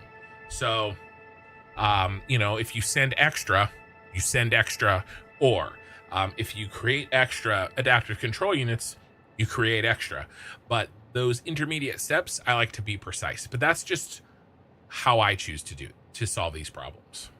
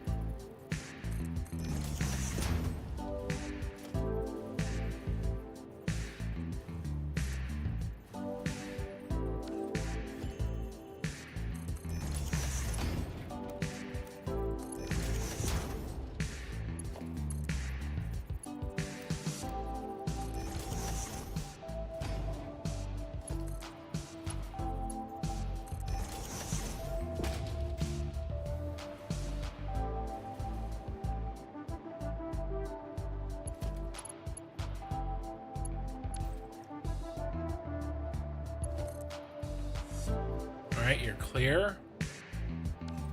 Good.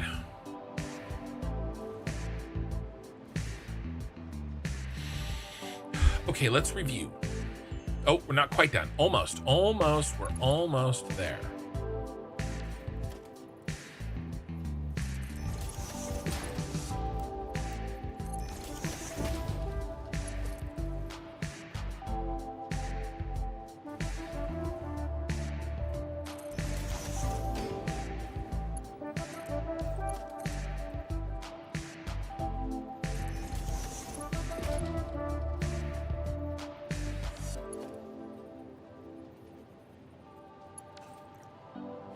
Oh my gosh, these are all backwards. These are all backwards.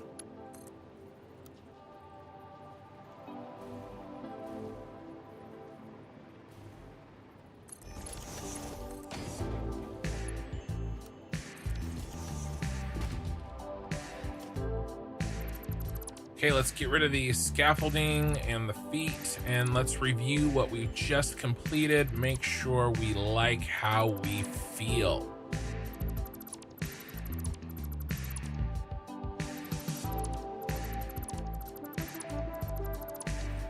Okay, we're going to ensure, we have to do this next, but we're going to ensure that this has 780 aluminum casing in it. It's full. The remainder is this. Well, how much is this? Well, aluminum casing is going to be here, and we're making 1558. Okay, well, 1558 minus the 780 we're going to make sure that the other one has is 778. Okay. It's too short from two full belts. Doesn't really matter, but we're going to make sure that this one's full. Now, this one's going to come down here, and he's going to go up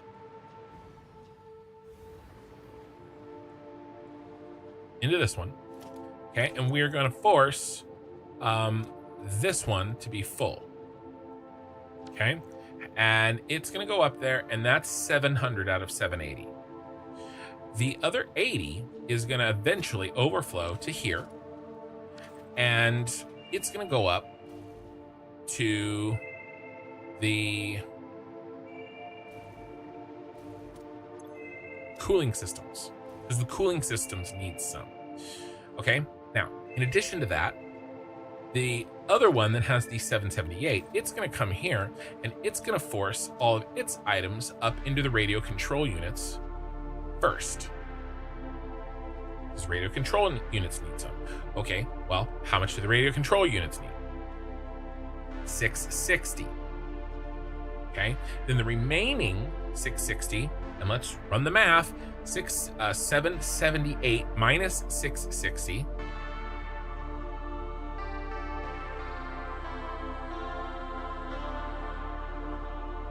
minus let's do 778 minus 660 is 118 plus, remember we had the leftover 80, 198.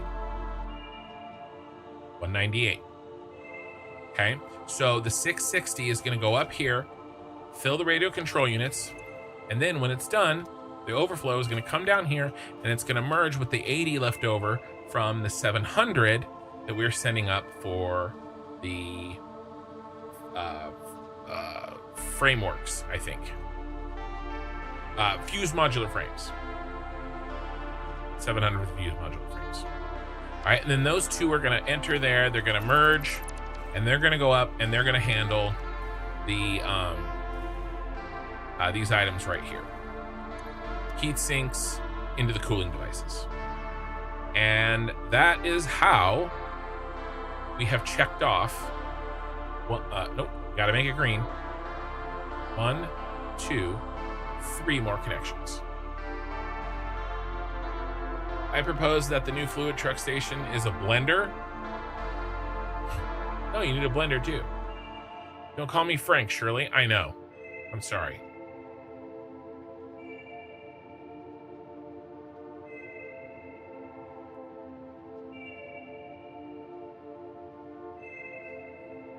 Okay. And by the way, this heat exchanger, he's done, he's part of a blueprint. So the cooling device is set there. So he's done by nature of the fact that he's part of a blueprint. Okay.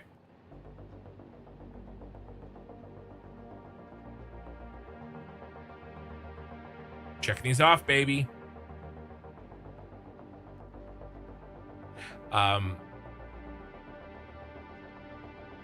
Yes, we're trying to finish radio control systems. Okay, so we got the aluminum casing, we got the rubber, we got that rubber. That one of them's for the turbo motors, and the other one's for that. We got that motor, crystal oscillator. Now the crystal oscillator is in the blueprint. So again, it's part of the blueprint. We're good. Modular frames. Modular frames. Actually, that's quartz crystal. I think the quartz crystal is also in the blueprint.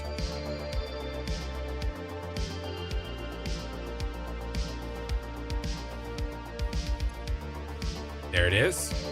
Okay. So, is this all the quartz crystal? Does it go to the same place? It does. That one's checked off because it's part of the blueprint.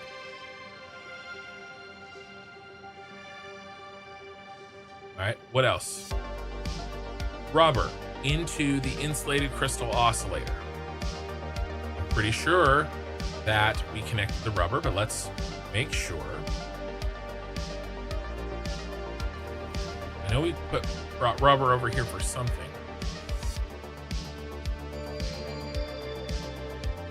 Oh, actually, yeah, let's keep going. We have to fix that other thing. So it's not fully checked off yet, but let's keep going here. Circuit boards, the rubber.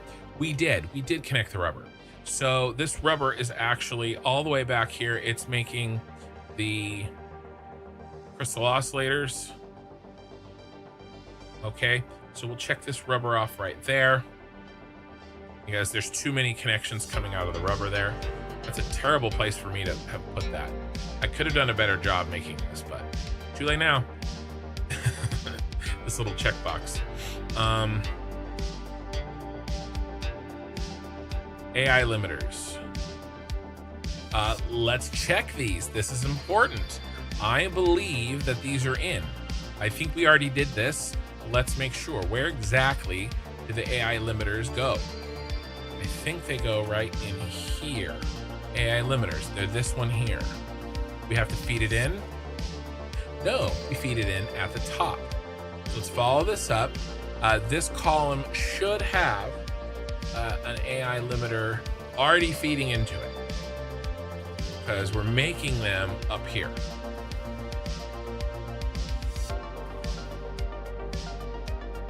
Look at that.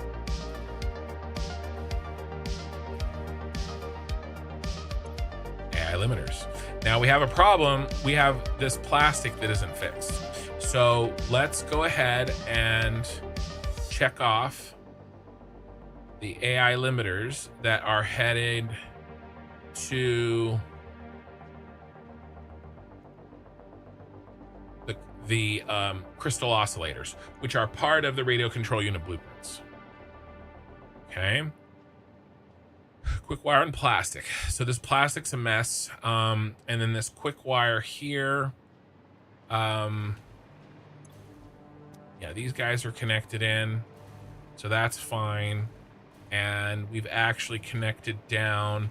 This should be a long ass line of Caterium ore. So let's mark it. Order to chaos.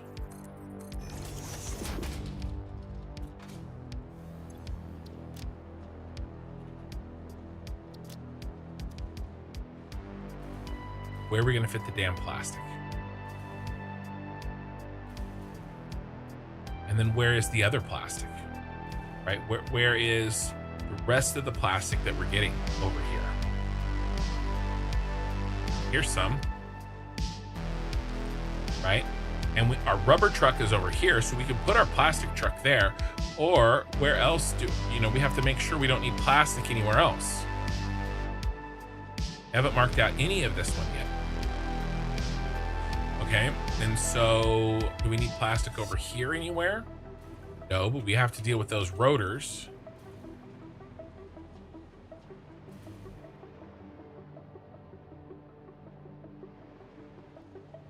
Need to deal with those rotors soon. We need to get those in. The rotors are all the way over here.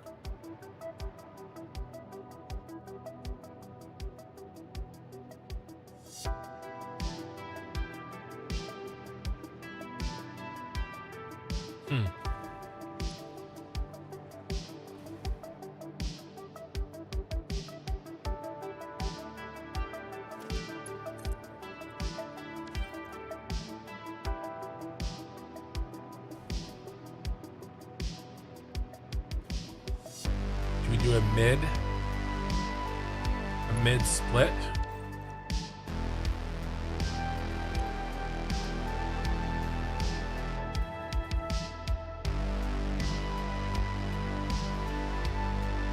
Like this. the rotors. There's such a chain reaction of shenanigans here that it is really difficult to know where to start. But let's finish this off because we already marked it, but I forgot to do a step. And that step is ensuring that 780 goes into that close line. And remember, these were switched up. Go in the wrong direction.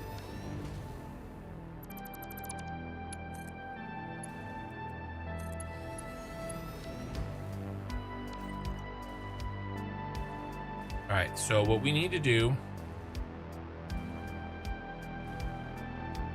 is count how many. Where's my daughter UV flashlight? We've talked about this. Wrong game, man. Wrong game. Okay, you're embarrassing me in front of my friends. All right, so 168.75.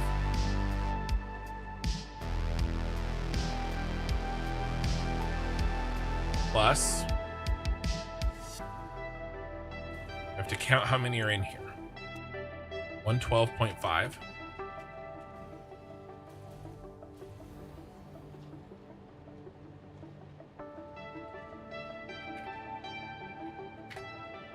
Okay.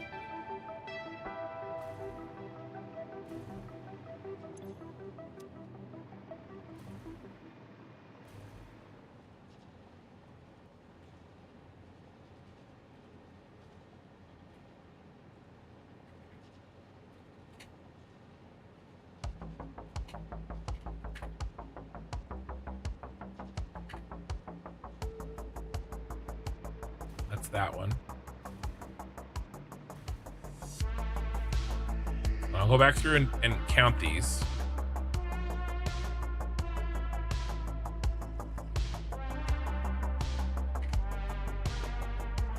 Okay.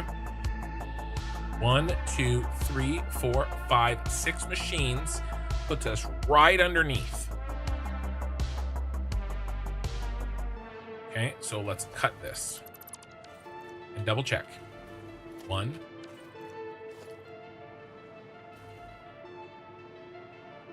2, 3,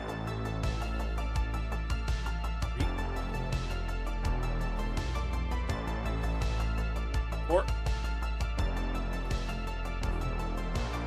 5. It was fun. 6, 7. How many, right? Yeah, 7. 7 for the cut. But do we need 7?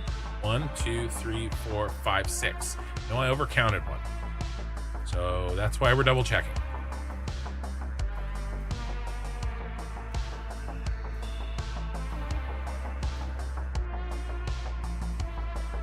I rebuild this. Cut this. Okay. Now.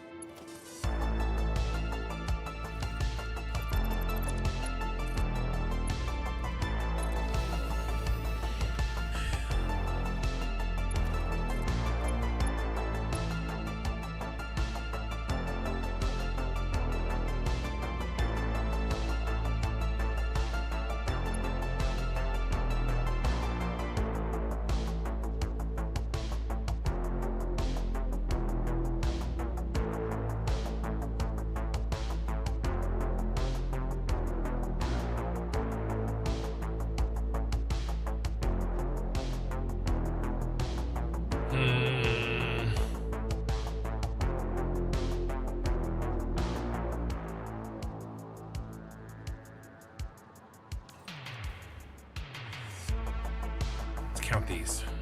1, 2, 3, 4, 5, 6, 7.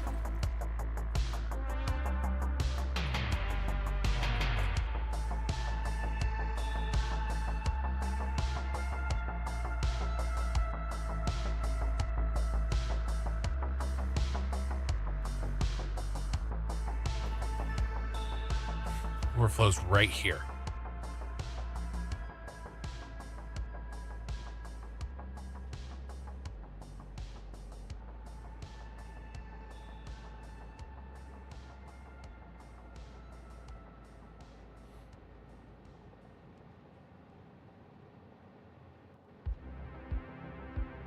Need a priority merger.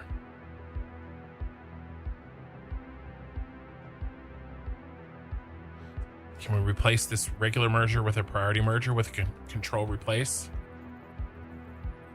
You son of a bitch.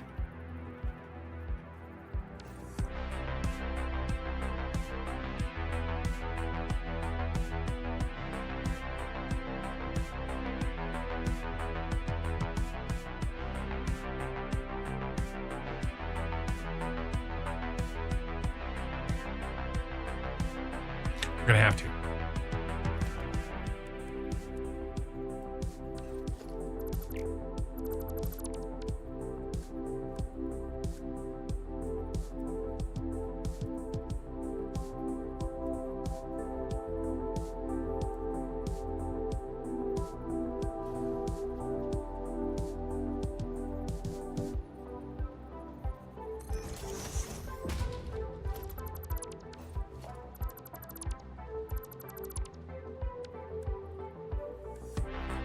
I'll tell you, once I can't explain it to you until I fully have it in my own brain. I'm gonna build it right now.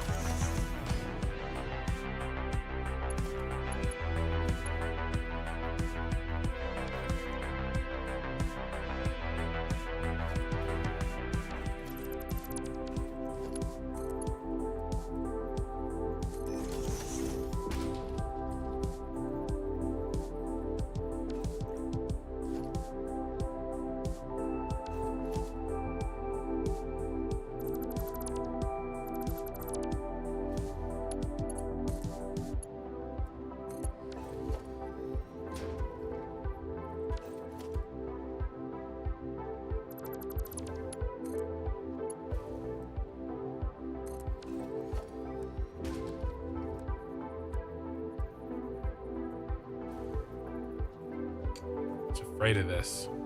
This happens sometimes.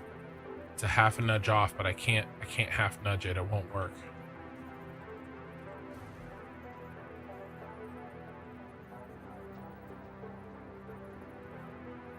I can make it with a blueprint. I have to make a new blueprint.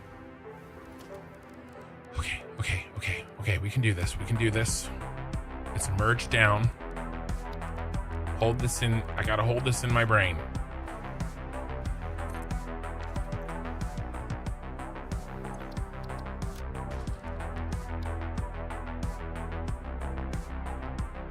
Down merge, vertical bus line.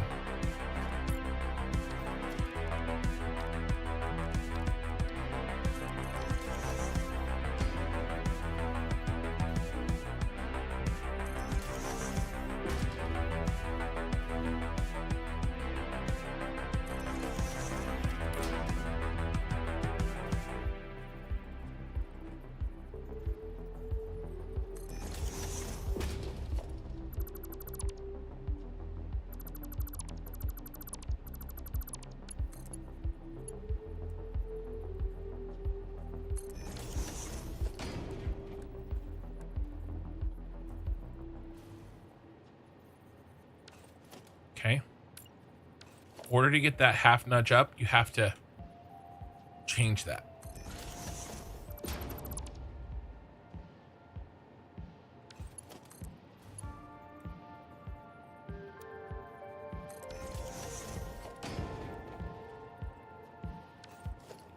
Still no good.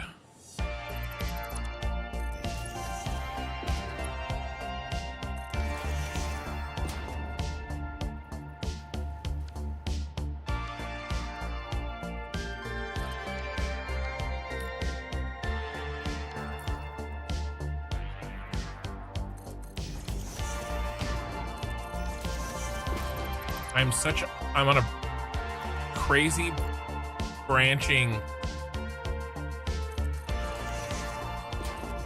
set of tasks here. Like I'm really far down the rabbit hole. It's still not working.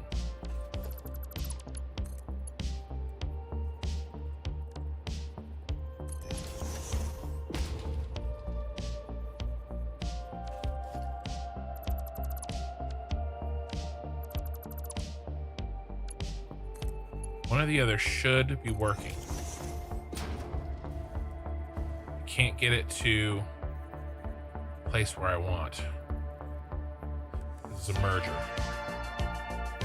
Still can't get it to a place where I want. It needs to be there.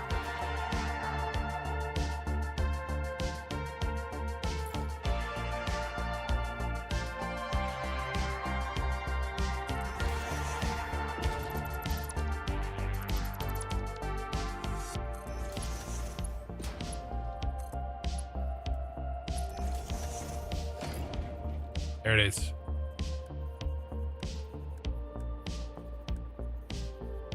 Okay, priority merger.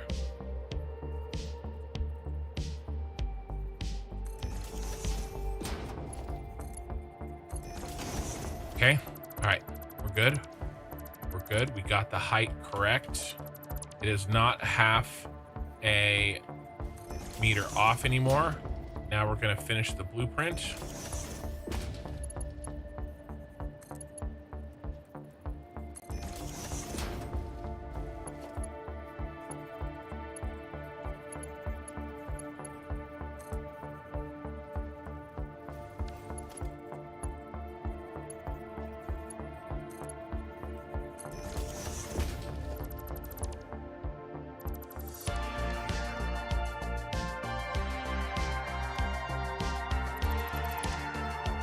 What have we made? We made down prio done down P merge. Priority merger exporting down for vertical blast line blueprints. Save. Now that I've made the blueprint,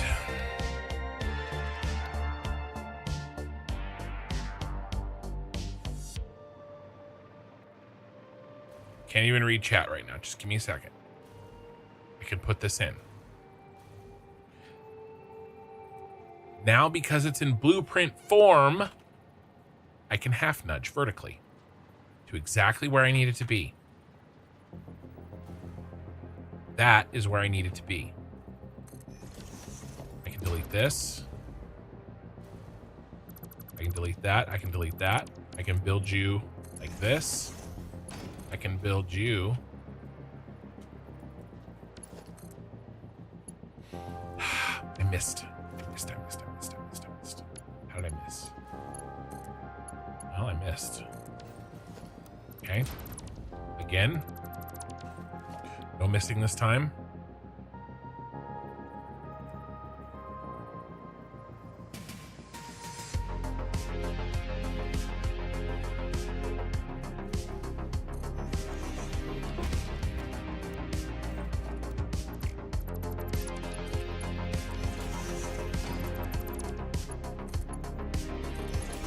You go there. You go there. Now we can set the priority.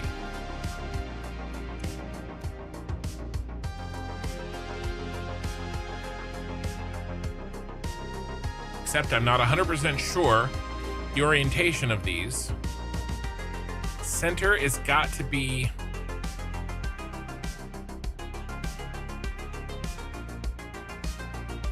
the one down the middle.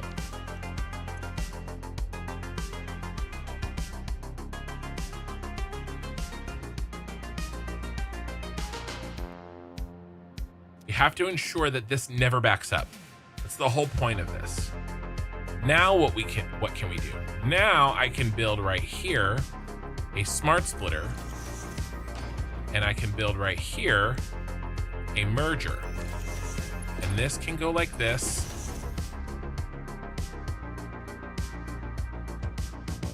And we can overflow to each end. So I don't know which one's which, but I'm assuming that's the center.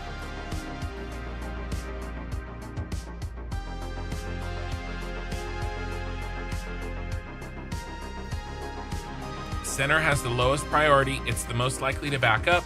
And then this is why we need priority mergers. We've always needed them. It's these types of situations.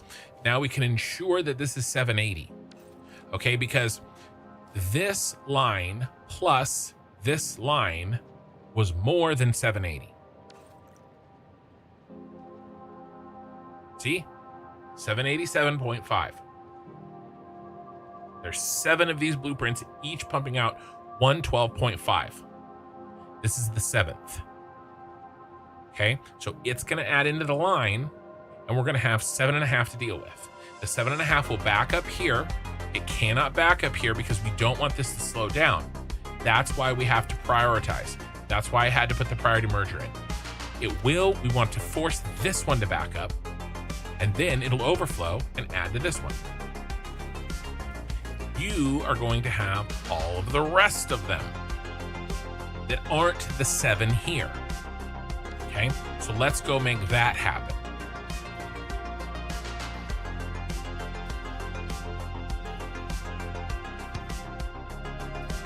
That's really easy.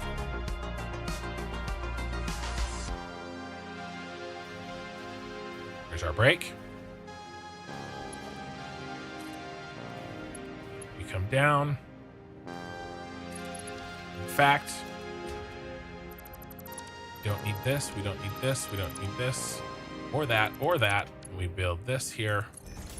We don't need this either. And in you go.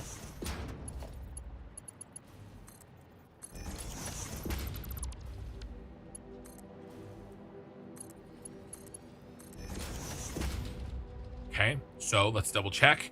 Remember, we had 6 total, but one of them was special. Let's go look at, let's recount them. Let's double check our math the other direction. 1, 2, 3, 4, 5, 6 total. But Mr. 6 is special. He's 168.75. So what is that really? Well, that's 5 times 112.5.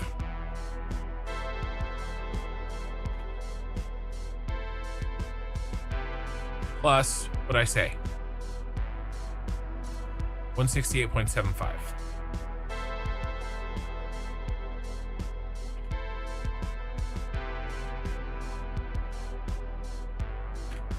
Now, do you remember how many we had left over? Okay, well, plus, let's build the equation. It was 7 times 112.5 minus 780.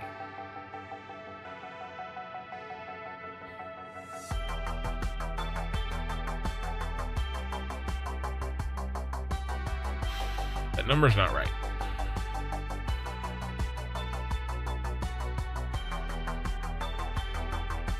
Okay, something's wrong. I'll find it. It's right here.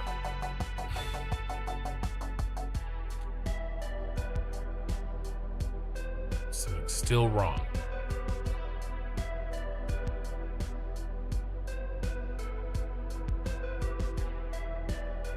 Okay.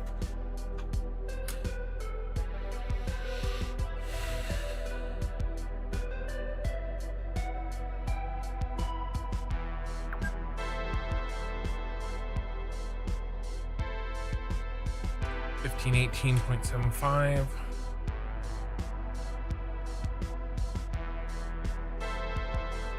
$1558.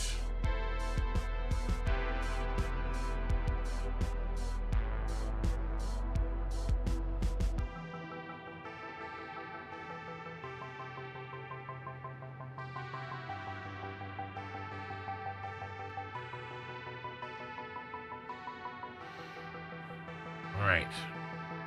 May actually have found a problem.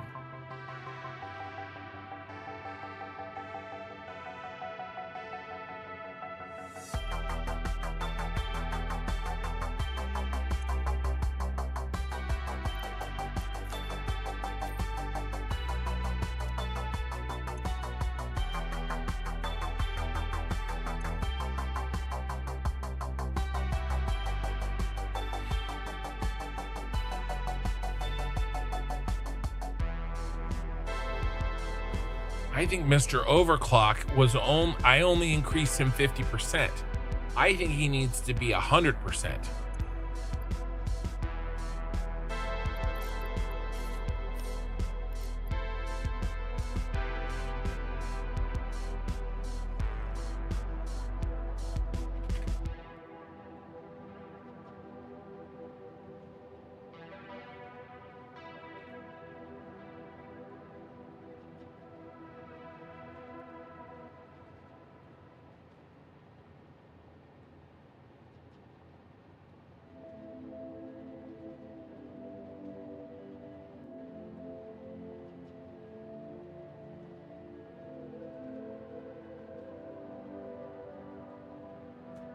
What did I do wrong? We need 1558, guys. It's what we need. Got 7 plus 5, which is 12 regular ones.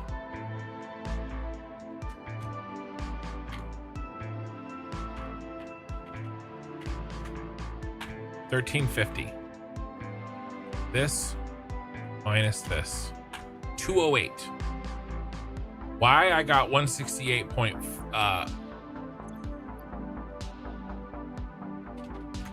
that's the mistake. This needs to be 208. Okay, so now we check this and we go 208, 778. That's what we needed. That's why we're checking this both directions. I need a drink. I haven't read chat in forever. Hold on.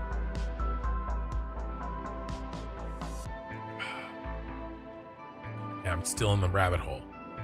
I'm keep finding problems. Okay.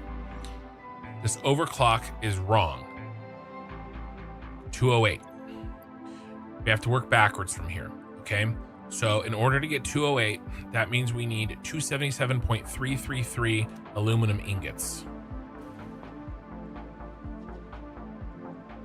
That's here.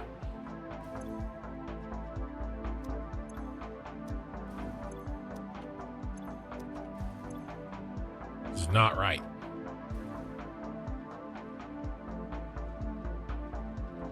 $278.333333. Divided by 1, 2, 3, 4, 5. 55.6667.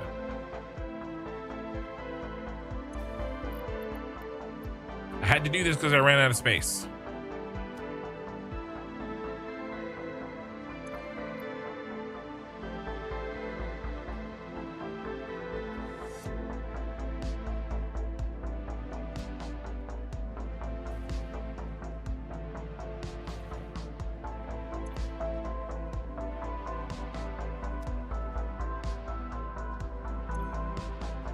Okay, 111.333 times 5.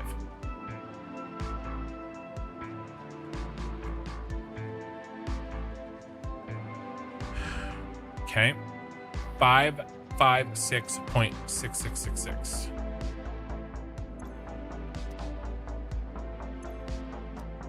Scrap.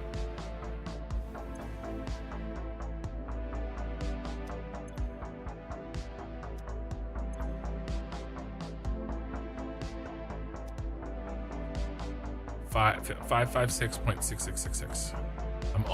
I'll catch up in chat. I promise.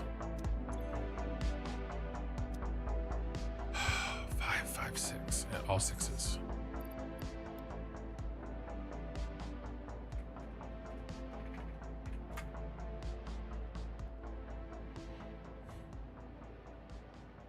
Luminous solution. 371, and then all ones. Luminous solution, 371, all ones.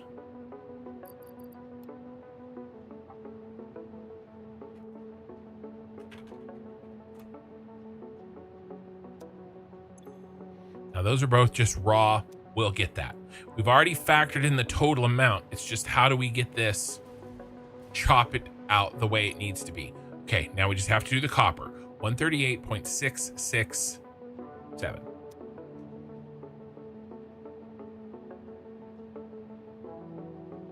Divided by 2, I think. 69 and all threes.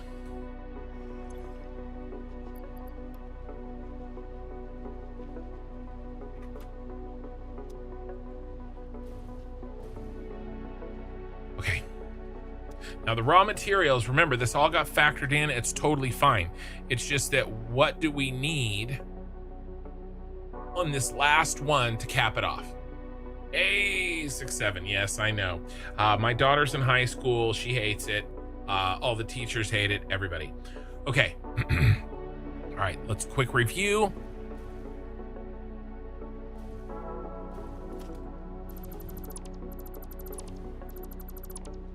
And then I'll catch up on chat.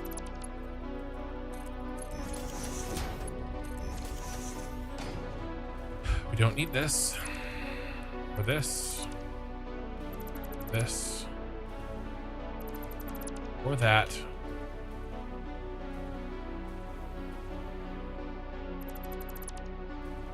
That. Okay.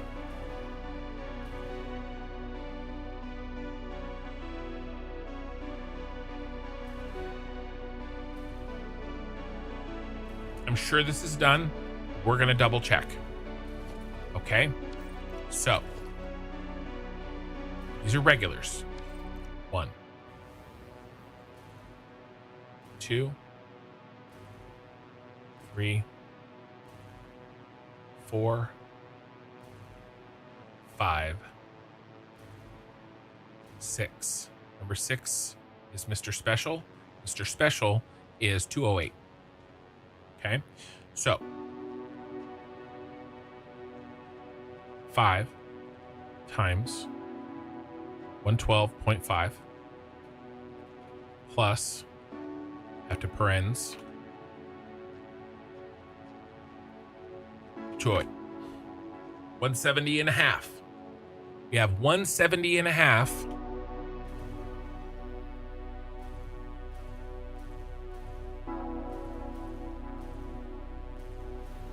in this line, and then he gets moved to the outside line. Okay, 170 and a half. Now let's count these. 1, 2,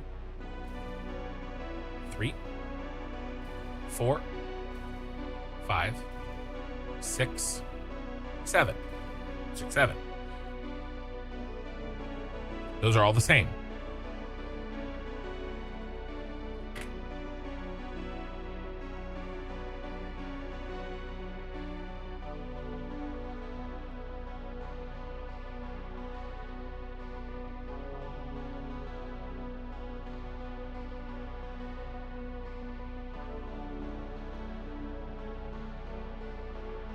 $770 and a half was the other one. Okay, so we do this plus 770.5, 1558. What do we need coming out of this? 1558. All right, now here's the problem.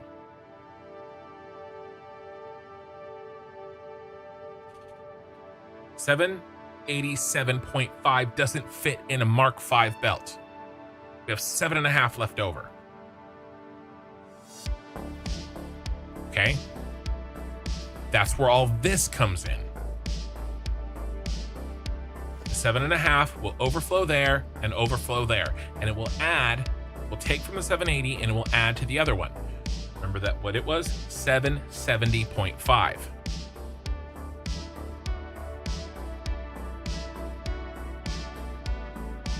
So we're gonna minus 7.5 to get us the 780, okay?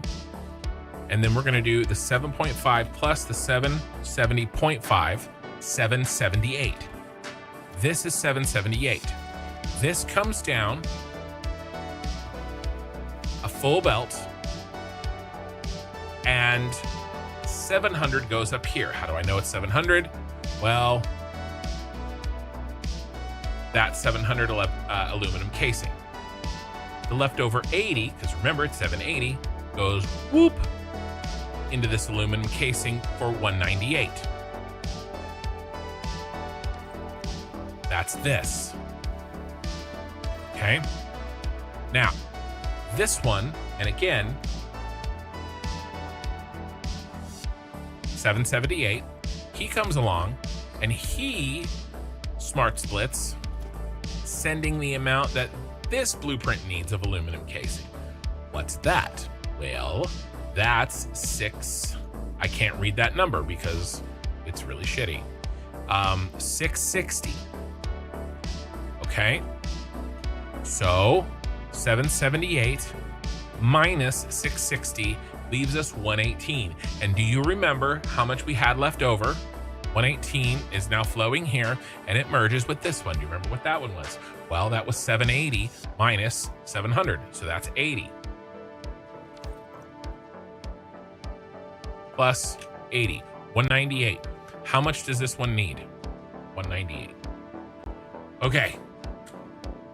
The rabbit hole is finished. Now let's read chat.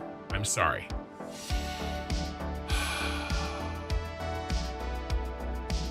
I'm powering a light with power and it's not turning on. Are you sure you've got the power you think you have, Cube?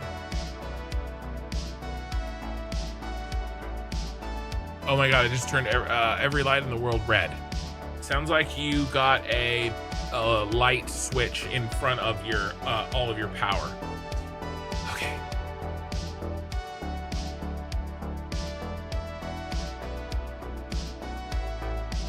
I just want to acknowledge that last night was fun. Chanman, I appreciate that. Could you pause and explain the giant factory belt logistics? Well, that's basically what I've been doing, right? This is the giant factory and I'm working on belt logistics. Okay. So that's what I was focused on. That's what I was doing. Almost 300 watching. Let's get some likes. You know, I won't disagree with you there. 265 are watching with 32 likes. So, you know, if you can hear me and you haven't liked it and you are liking what you're watching, then I would appreciate it. If you don't like it, then, you know, that's okay. That's okay too. Eye in the sky. I use the, hey, how you doing, man? Sorry, I was locked in the zone there. Use the frame foundation. It's only 1/3 nudge or something strange like that. Maybe that gives you the correct position. No, I couldn't do that. And the reason that I couldn't do that is because I had to get this kind. If it has to be here. Unless you were talking about when I was down there, in which case, I think it had to do with the fact that I needed to move both the bottom and the top 1/2 meter. I was only moving the bottom 1/2 meter and it was not causing my latch on point to move 1/2 meter. I had to go boop 1/2 meter instead of just that. Does that make sense? So once I went up like that, 1/2 meter, it locked in where I needed. The 2/3, I don't like messing with that. That's even crazier than getting down to the 1/2. But I do recognize that using the frame foundation is about 1/3, and it can be useful in certain situations. Is there no space to build more, even if out of symmetry, just somewhere in there instead of overclocking all the individual parts? No, not really. I think just overclocking the final one to do a full blueprints job plus the extra, right? Because it was never going to be exactly even, right? If you look at this, right, 1558 is not evenly divisible by 112.5. There's 8.85, right? What I was gonna do is build 13 holes and then 0.85 and underclock the 14th. I couldn't do that. I had to overclock the 13th 1.85%. Let's actually go up there and check that. Actually, we can do it right here. I think it was 208. Yeah, 208. What is 112.5? Actually, what is 208 divided by 112.5? Almost 85%. Okay. So I bet you when I do this divided by 112.5 and I put these out, yeah, there we go. See? So 208 was what I needed. And if I go up there, let's see. It should be 184.888. Okay, let's go up and look.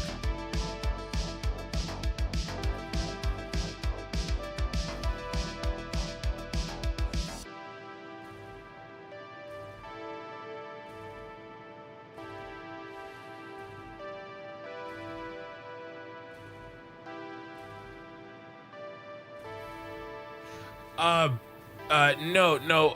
Chanman's the only one talking. Lina isn't chatting. Lina went to bed. Oki Sooner was chatting, but no, it's just you and Chanman. All right. So I put in the 208, but this better say 184.88888. It does. All right. So yeah. Again, we just ran out of space. I miscounted back in the day. I think I counted the bottom blank one because I counted that I had 14 available. But I think what I did is if we drop all the way down here, I think this bottom chunk, I think I counted the empty that we need as the base. There technically is 14 there. It's the problem is that just the first one. Right, this first one has to be empty for the trucks. So I think that's probably the mistake I made. I added an extra, and then when I got to the top, I was like, oh my God, I thought we needed 14. I only have 13. So we have to combine that last 85%er with a full, and we had to overclock to 1.85 instead of 2, and one of them being 0.85. And he did call me Lina. I didn't call you Lina. Oh, Chanman did. I don't know what's up with Chanman, man. He's out of control. He thinks I'm playing Phasmophobia, so I don't know what's going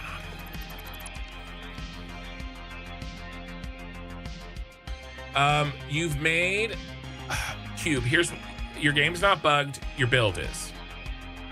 You have a stray connection somewhere. Okay, you have a light that's colored red, right? You've got a box. You've got good power. You've got a colored light here. And then you've got good power here. Here's probably your switch, right? Or something. You've got good power here, but you've made this connection. This is your bad connection. It could be anywhere in your network. Can be, because remember, this is a big old network, right? So here's your network. Your clean power is probably going into your network. But then the red hits this and turns it all red, including the clean power. Okay, so I'm not saying, don't think of it like the red has to be connected into your clean power. It doesn't. If it's anywhere in your network, it can be affecting your entire thing. Okay, so yeah, and I've run into this. It sucks. I debugged Eye in the Sky. Do you remember this? My bad connections in the lighting for the top of the Super Star Destroyer. I debugged for like 6 hours trying to find them all because I had mixed and matched my light connections somewhere with my power connections within the same blueprint. So yeah, it's not necessarily here, because what you see is this is red, right? You see this is all red. You're making an assumption in your mind that your source has been corrupted. That's not necessarily the case. The source can be clean, but your network is corrupted someplace else with a bad connection. Okay? Guys, 9 times out of 10, if you think your game is bugged, it's probably just a thing that's happening, an unintended consequence from something that you did. Now, there are bugs in the game, okay? And sometimes they happen, right? But a lot of times, what you think is a bug is just something weird that you didn't know that you did.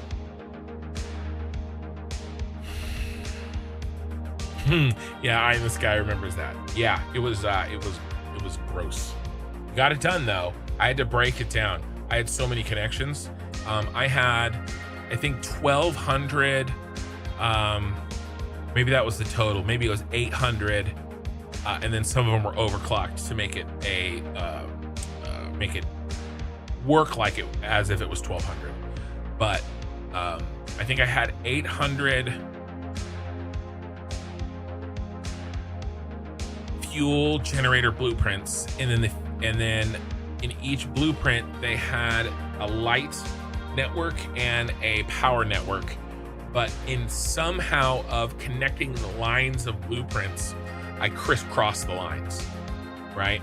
I connected the light network to the power network, and that muddied the power network with post light switch colored light. And then I couldn't control them, right? Because then when I switched off the light switch, it switched off all the power, right? There was major problems. 2 networks were connected that weren't designed to be connected, and that's what's happened to you. You'll find it. Okay.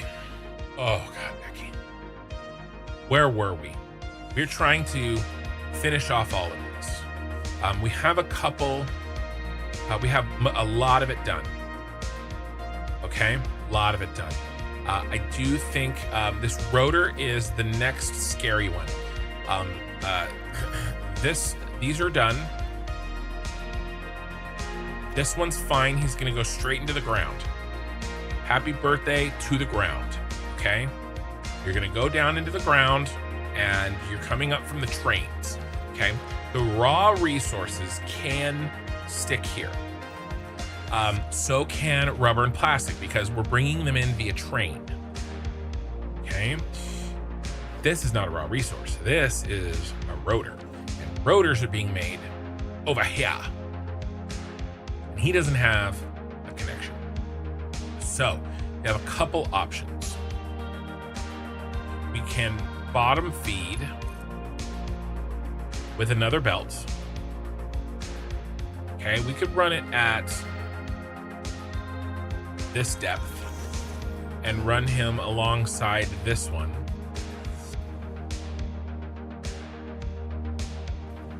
It's probably the easiest. Okay, because this is the feed right here, but it's going up actually. So that's actually not the easiest. But these rotors are going down. Okay. So what we do is we continue this one down, and then we park him at the same depth as this one, and we run our rotor all the way around. So that's option 1. Option 2 is we reverse the feed direction of the rotor and drop it in at the top here, and we'd be running a belt halfway through. But I don't want to do that. So I think we're going to do this. Okay, so what do we need? We need a split down blueprint to go right here.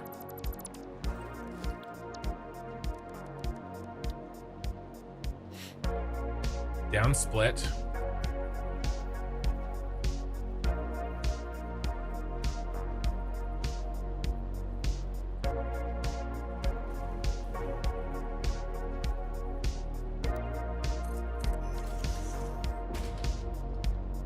Okay, now here's our rotors, and we got to get them over here.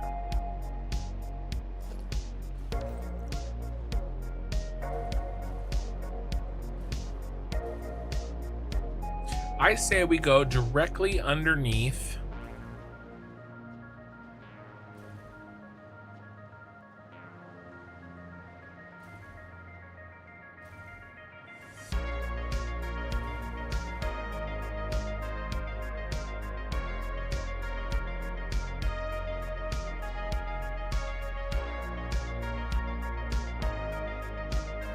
this belt, but at this depth.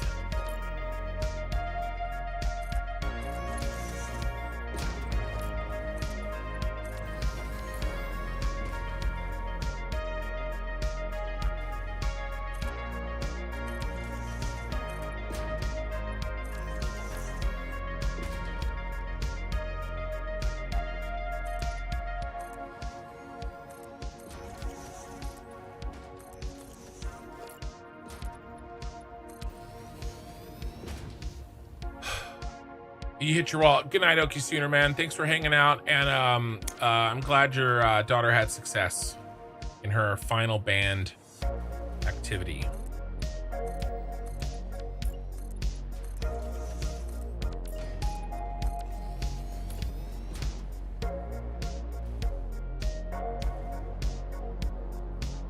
And what I'm doing here is I'm just making scaffolding so that we can make sure that the belts stay straight.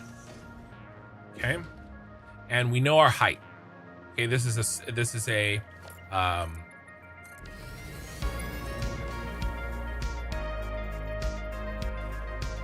standardized height.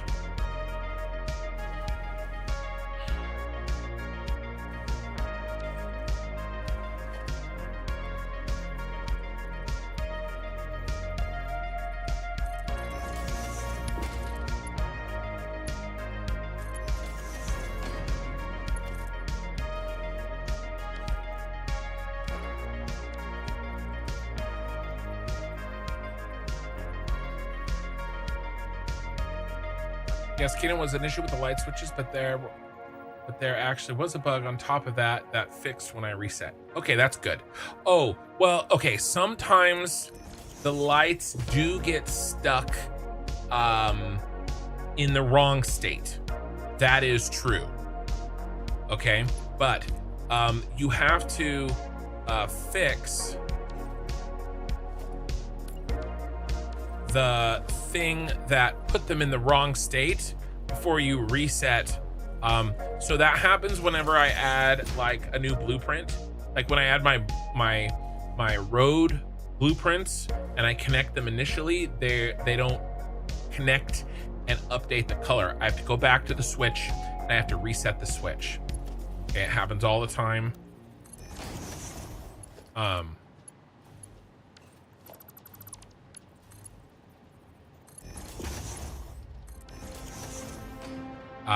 So I hear what you're saying there. I do. And that is true. But the bug wasn't the cause of, you know, the shenanigans. It was just, you know, displaying the shenanigans. It was revealing the shenanigans.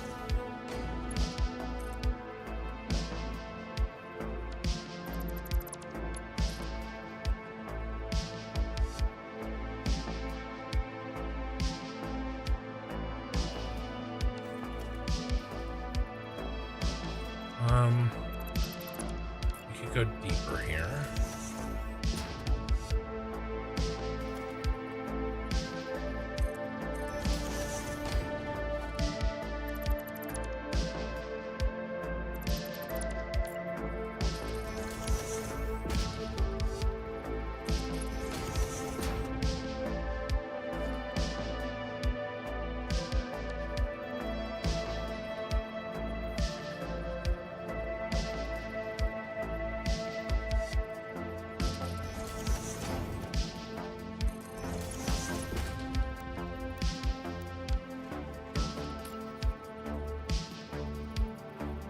The diagonal stuff makes me want to scream.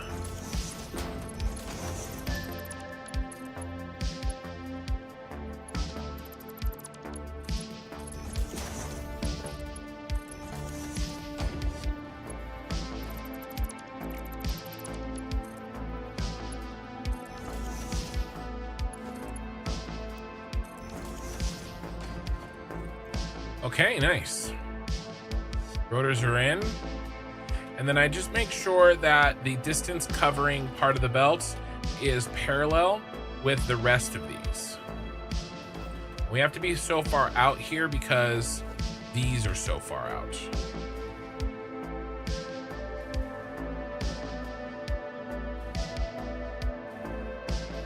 And we've got space.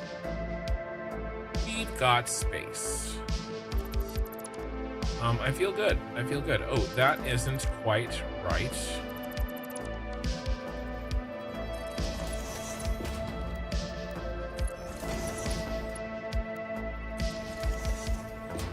Better. Better. Okay, so that is rotors feeding the motors that feed the cooling systems.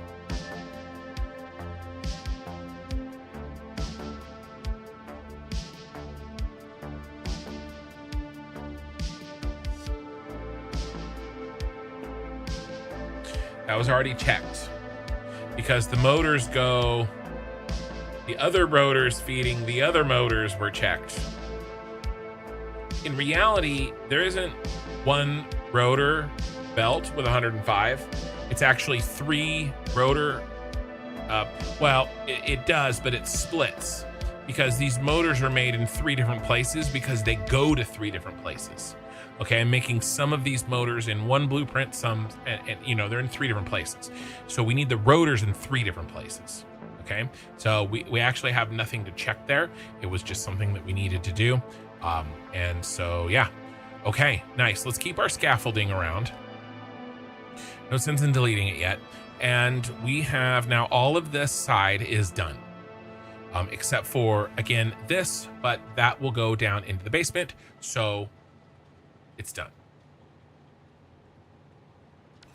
Now, we have like most of this side. Well, actually, we have a lot to do.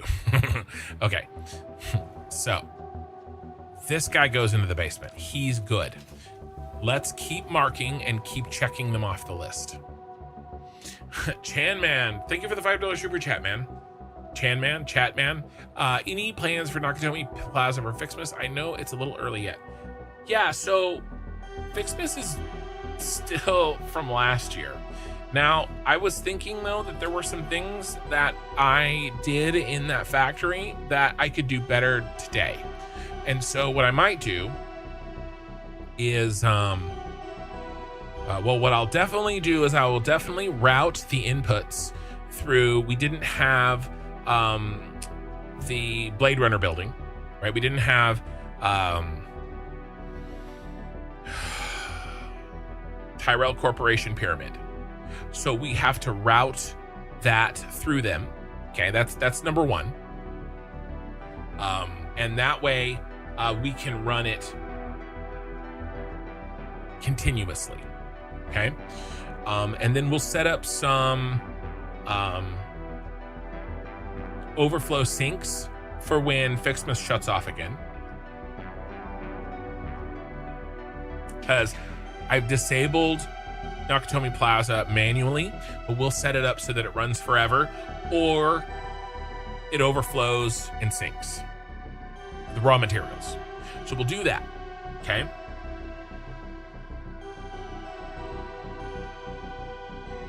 I think there's also, I'm pretty happy with the outside. I'm pretty happy with the bottom floor decorations wise. I think we keep most of that stuff, but there are some things that we could maybe do.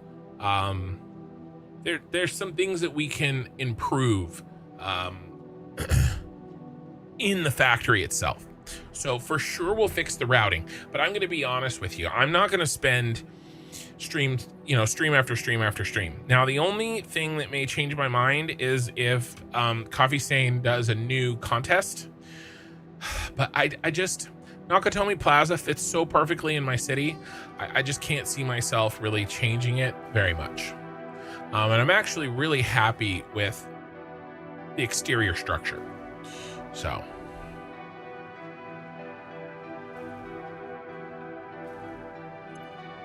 Okay, raw quartz and coal. Cool.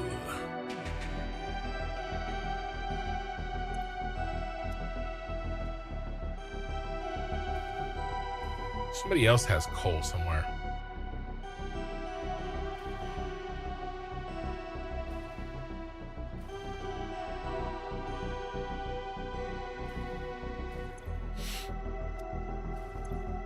You've got coal. You've got coal. So we'll have to, there'll be coal going up here and coal going up here. So it doesn't really matter. Raw quartz, coal. We'll do the raw quartz here, I guess.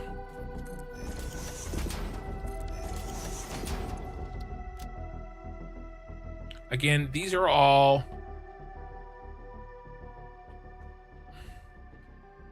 It's raw. These are all raw resources. All right, and so these are gonna go down to the basement. Okay. So they're essentially done. There's no hookup that needs to be done yet. And so let's go ahead and mark them though. So we've done the Caterium. We marked this one.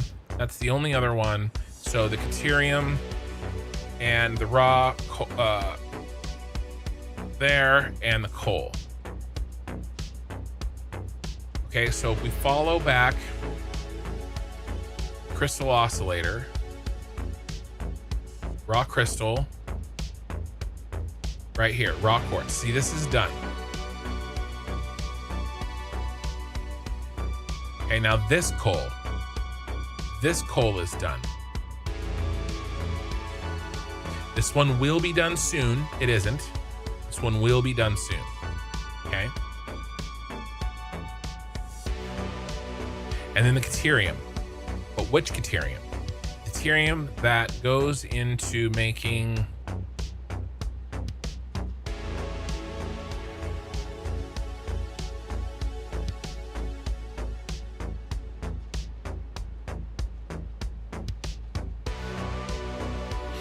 let's look. Let's make sure. Oh, he goes all the way up. So that Caterium ore is what goes into making the AI limiters.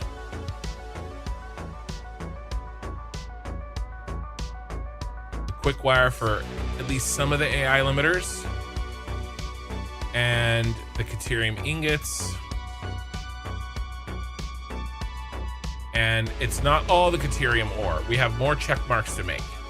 But this is the one that feeds the AI limiters that go, not these AI limiters, okay, but these. Those are done. And the corresponding quick wire and Caterium that goes with those are done, but not the corresponding quick wire. And so in actuality, I'm not even going to check those two off. I shouldn't even check this off. Let's actually go find this and check this off. These are the AI limiters to the magnetic control rods. That's actually in building 2, which we are not. So we'll do a half check mark, I guess. I don't want to do yellow. Let's do 1 out of 2. I don't know. I don't know. We know it's good though. I don't want to put the check mark there if it doesn't deserve it.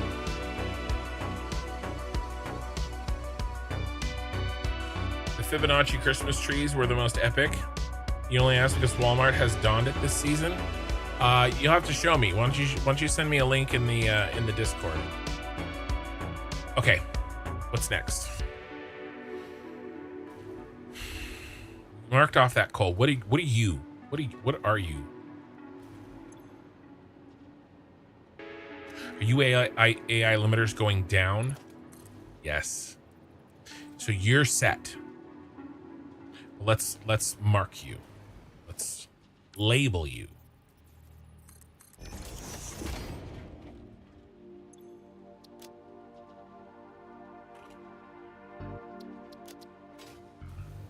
We've already marked him off. Okay, this one's done.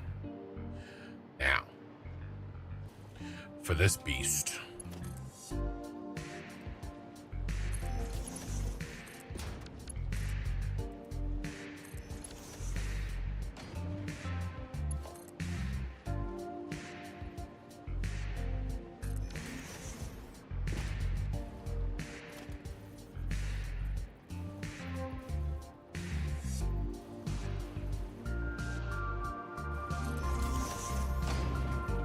I'm gonna go ahead and put these in like this so that we have a standardized location.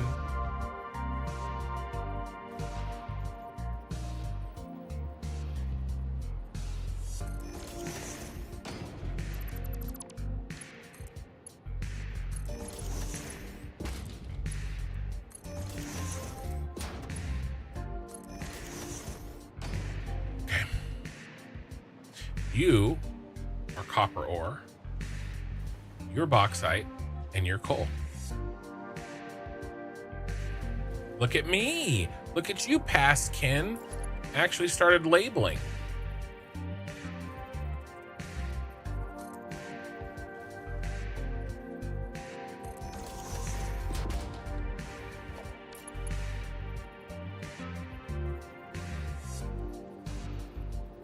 And again, these are all raw materials, and so there's no additional hookups that need to happen.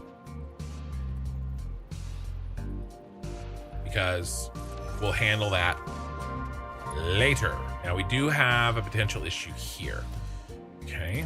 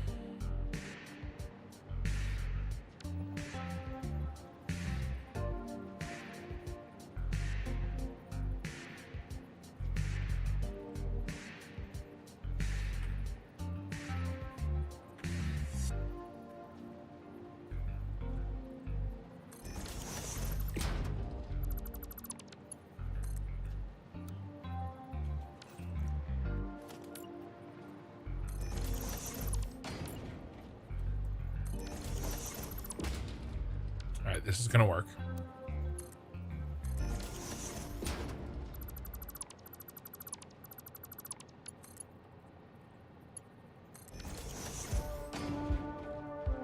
Okay, so we'll get our sharp turn that way instead of having to do some other ugly shenanigans. It's not my first choice, but it's better than the alternatives were.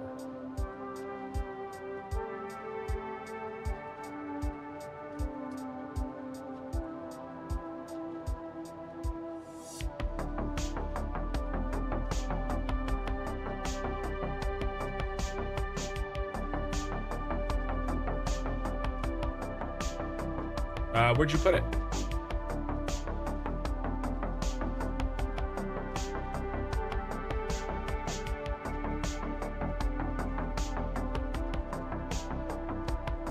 I don't see it.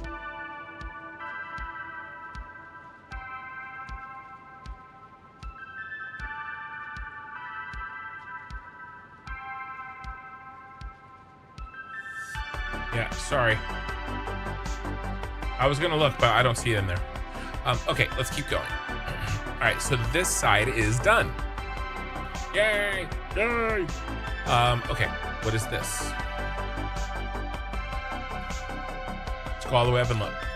Community creations.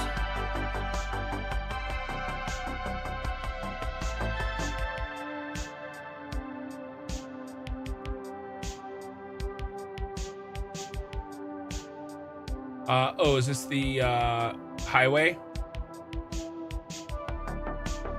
Yeah, I've done something like this. You want to check out here? Let me see if I can find the VOD.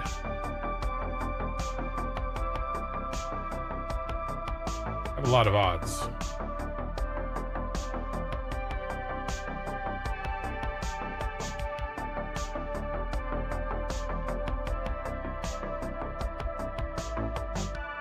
I remember what it looked like. It was in the Star Wars save.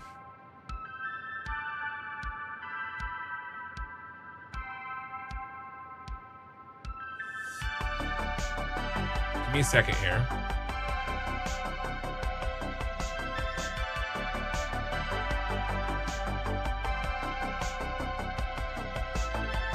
Okay, I've gotten to the Star Wars save stuff.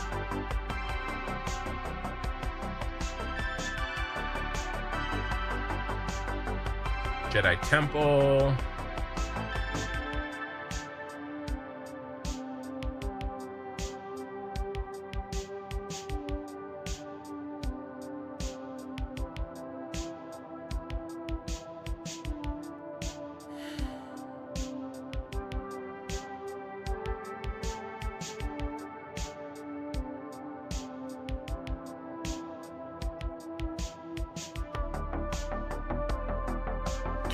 Yeah, so I used it in this one here, but I don't remember where I designed it.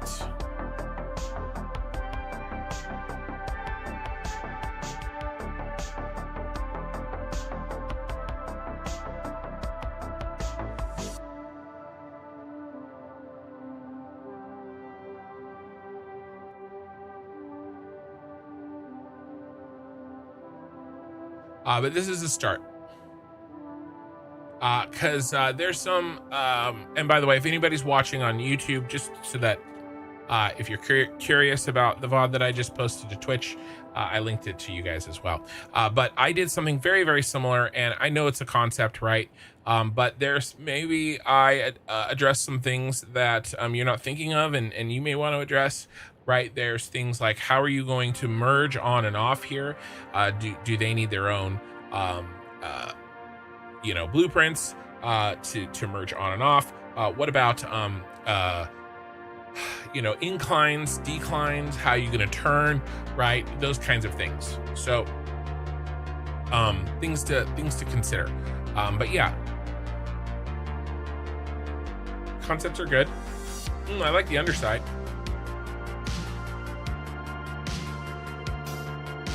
That's smooth there. I like that a lot.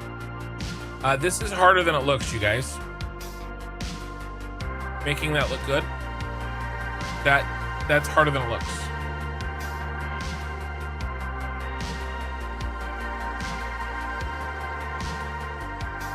Yeah. Yeah, man, keep messing with it and then test it, right? And see how it builds in the field. Thank you for the follow. What were we doing? We were tracking this, making sure that I knew what this was. What is this? What is motivation?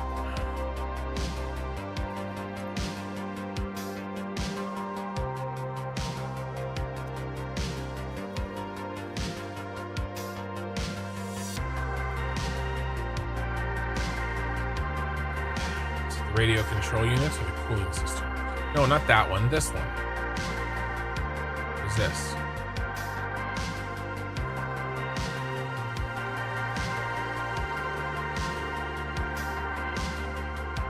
Steel pipe. Are we making the wire on? We're making the wire. It's steel pipe.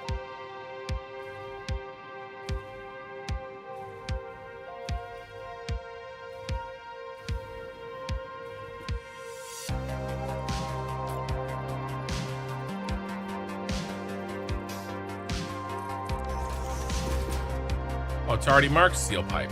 I'm a dummy. I'm a dummy, I'm a dummy, I'm a dummy. Okay, which one's this one?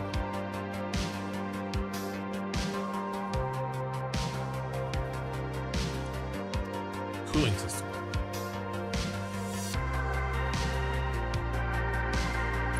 Did I just delete that?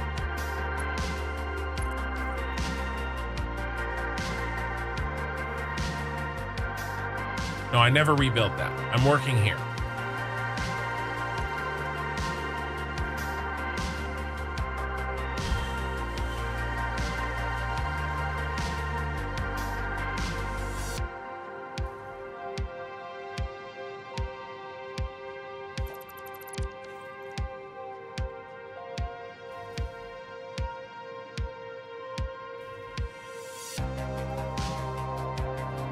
Keep getting lost.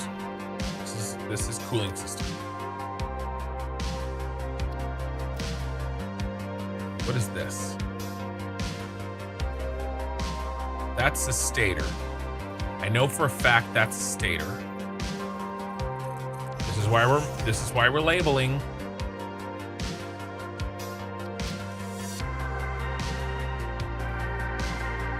Rotor's handled. This output is handled. That's fine. That's caterium. That's another set of caterium needed for something else. That's marked steel pipe. Steel pipe. This is an issue. Where are we making the steel pipe?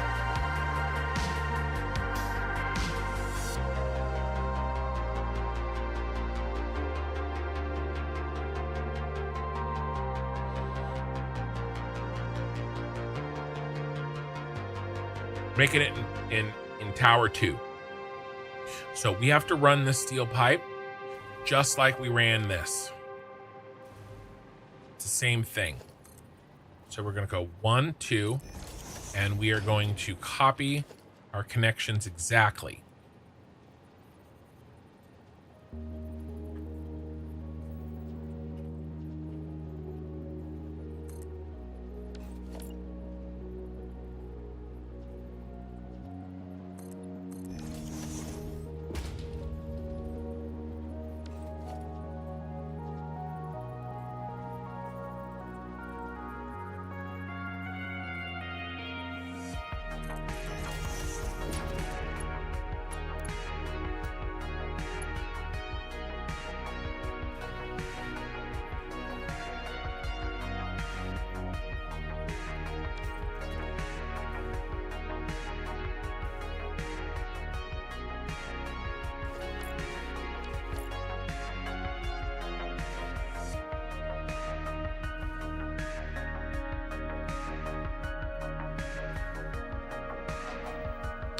Don't understand. Oh.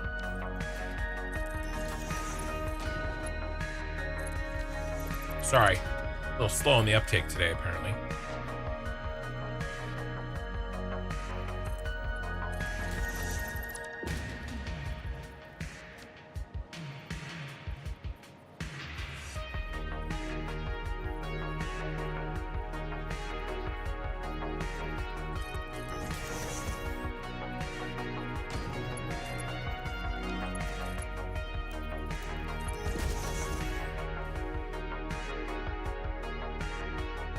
All right. Now, who's open? Open for business.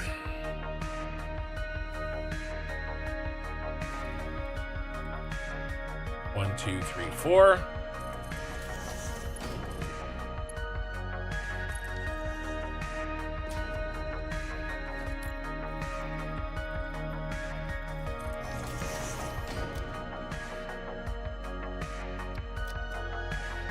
Is this the only steel pipe that needs to enter building 2? I think it is.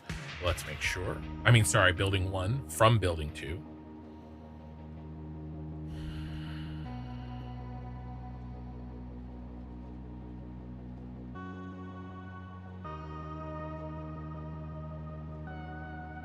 To make these rotors. Stators are in building 1. The modular frames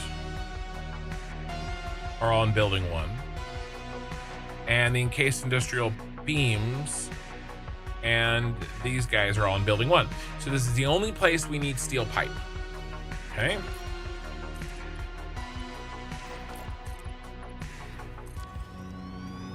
Now, I think what I might do is I'm feeling a little saucy here.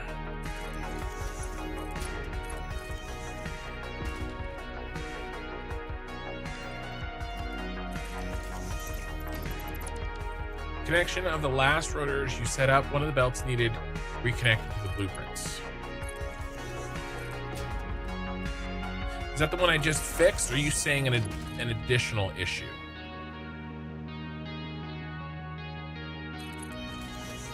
Are you saying that this one here that I fixed?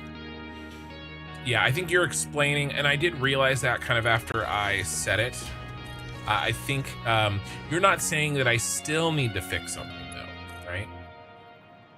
I don't think you are.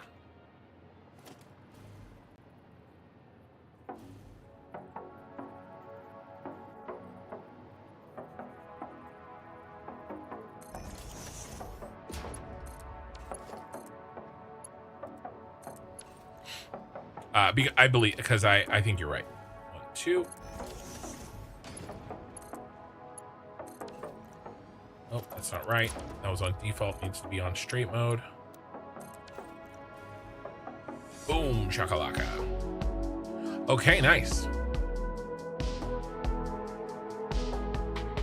The belt looks connected directly out of the machine. One of the rotors. Talking about this one? I did do auto connect. I may have done auto connect. Sometimes I use auto connect on those. So that could be the case there. Okay, steel pipe is in. Now, it's only in from that part of the building. So again, we're using yellow check marks for that.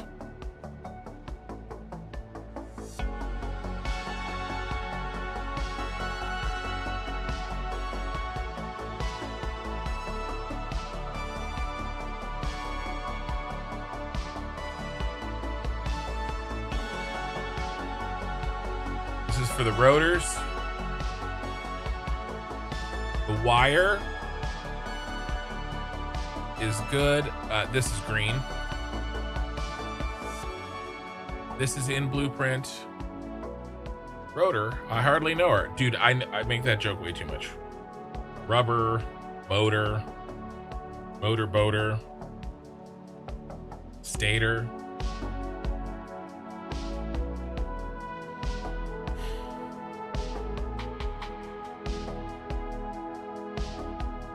Yes, that one, and rebuild the whole line going to that blueprint.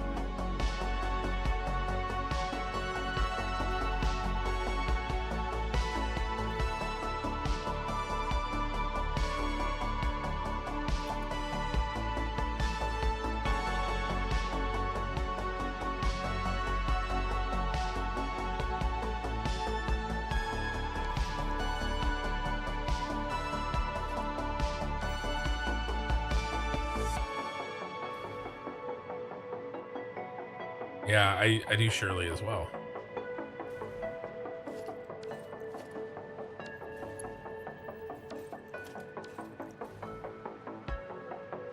Whole line going to the blueprint.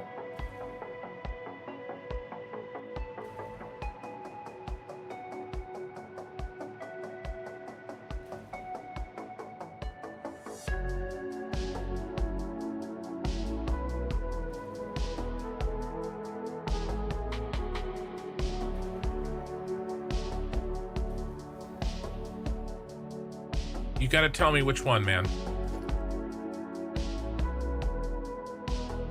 Is it this one? This one's rotors coming out, heading over to that side. Just from the machine to the blueprint. Well, the machines are in the blueprint. This is the blueprint. All the machines are in it. You mean this blueprint here? I mean, I've rebuilt this twice now.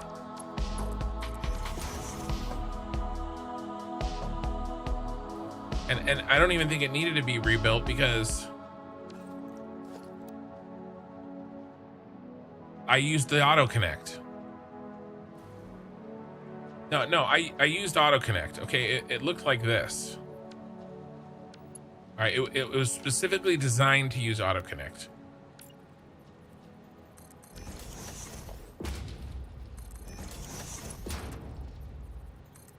Right, and then split down or split up. Hey Chen. Hey. Doesn't matter.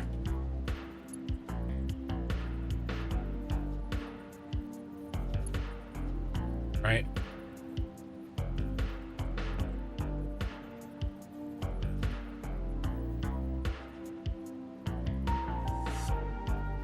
All right, Cube, have a good one.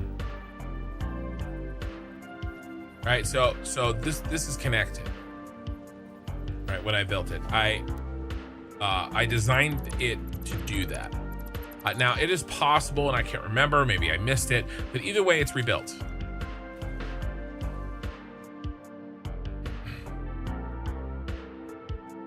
Yeah. I mean, there's gonna be a lot of mistakes like that, right? But it's fine. We'll track them down when they happen. But we're trying to get, we got to get something in before we can even turn it on. So, but it's all good. It's all good. Okay. Let's keep going.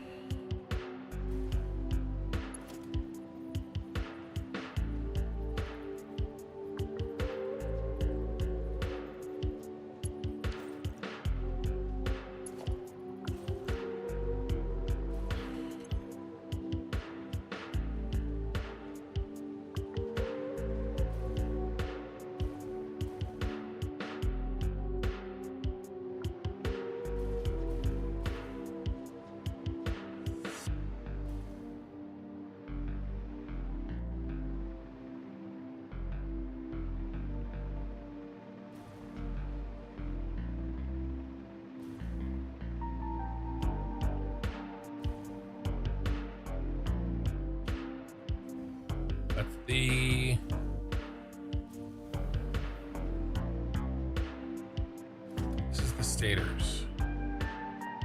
This is the stators. Need more stators.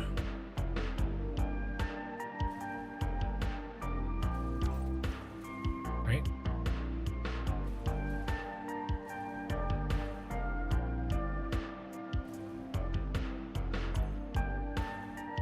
No, that's adaptive control unit. I've got a mistake.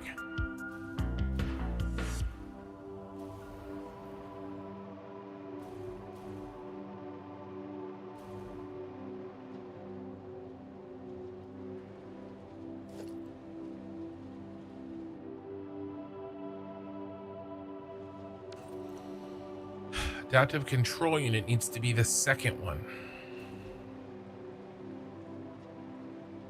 Because we're peeling stators here. So this is a problem. This one needs to be the stators. Now, that's fine.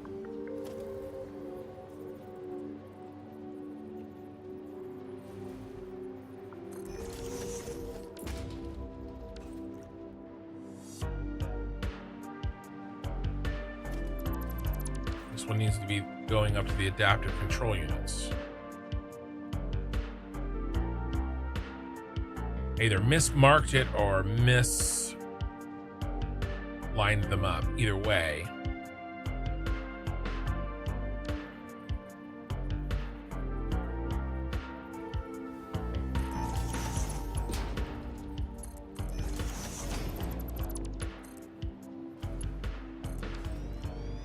Number 2. Ugh.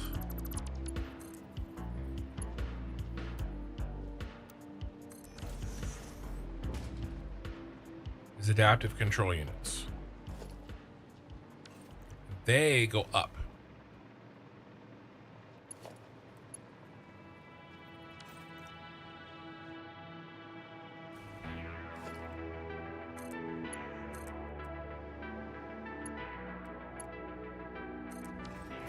Not you. You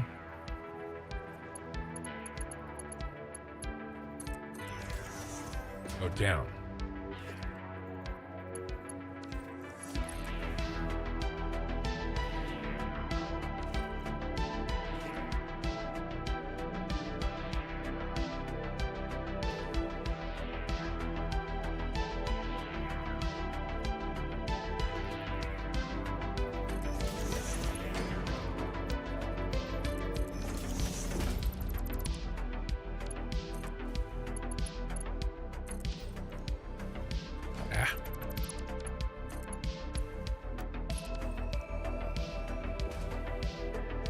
Stators. Let's double check. Let's make sure. All the way up here, apply stators.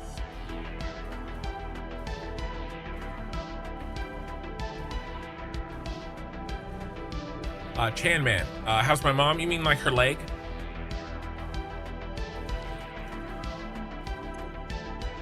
Oh yeah, stators.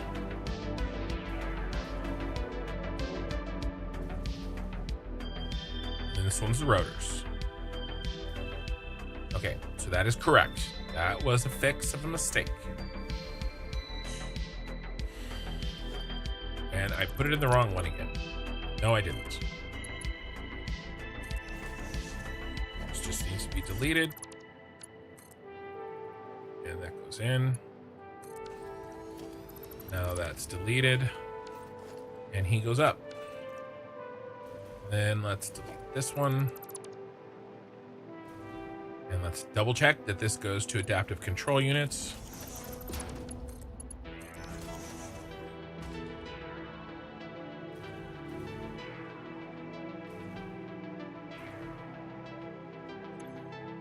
Boom. Okay. Thanks all for the content. Nice. Again, thank you for the super chat. Thank you for those $2. I appreciate it, man. And we'll see you next time, Chan Man. What am I playing next? I may get on tomorrow night and play some Escape from Duckov. I don't know. We'll see. Usually I take Sunday night off. And so if I'm tired or if I'm spending time with family, then I will probably not stream. But if, you know, they're in bed or doing homework, or if my wife would rather paint than spend time with me, which I don't blame her, then, you know, I'll get on and stream some Duck Off. So we'll see. It's kind of a flex stream night for me. Ezekiel. Well, you know, as close to kin. So yeah, that's the plan. And then the same basic thing for Monday night, Tuesday, Wednesday nights next week. The plan is, well, the plan was to do the crust, but I think I'm going to be playing Satisfactory, guys, because it is console release day for Satisfactory, and I think I need to be playing that. So we may have a full week of Satisfactory next week. So you've Satisfactory aficionados, this may be your week. And then we'll get back to the crust the week after. Okay? Because we're actually kind of in a good stopping place on the crust. Not stopping forever, but just, you know, playing a little bit more Satisfactory. So we'll see. We'll see how it goes. Okay. Now, what started this mess? The fact that we need stators here as well.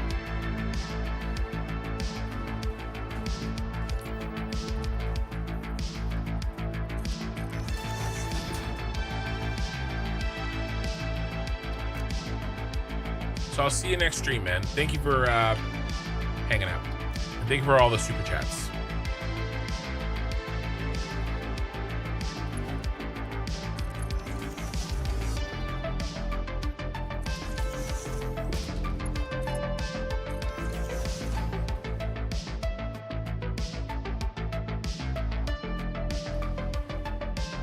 Okay. Very nice.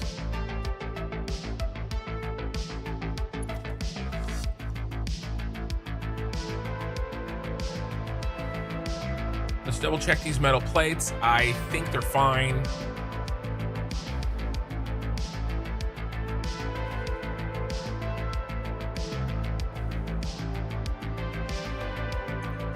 Yeah.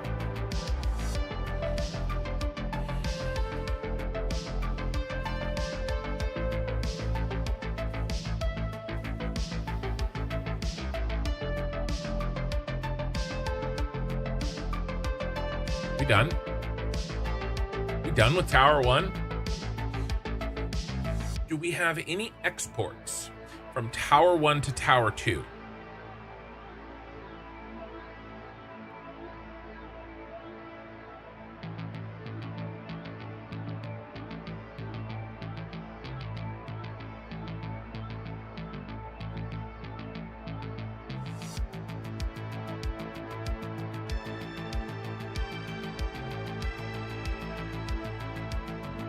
What is SC?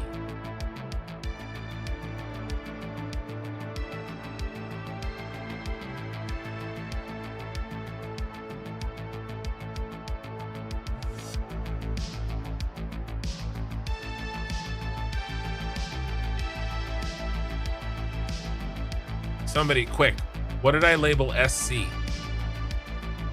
What item is SC?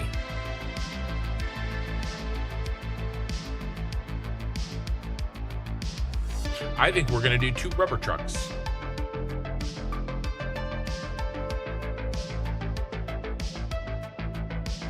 Eye in the Sky is playing with his English.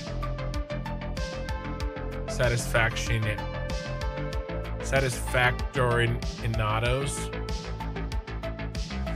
Satisfactory aficionados.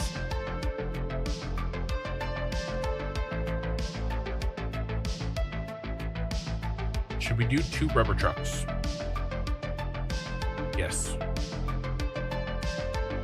Each tower gets their own rubber supply.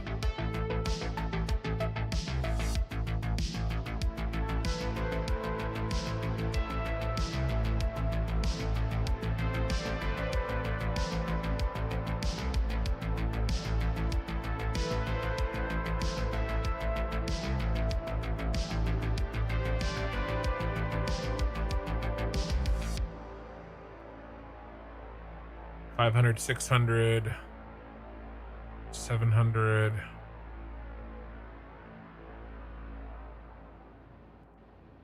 Yeah.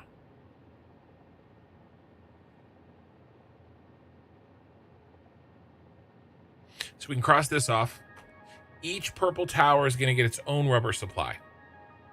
We'll send 2 separate trucks from source. Okay? What the hell is SC? Hey, Ian. Superconductor? Supercomputer?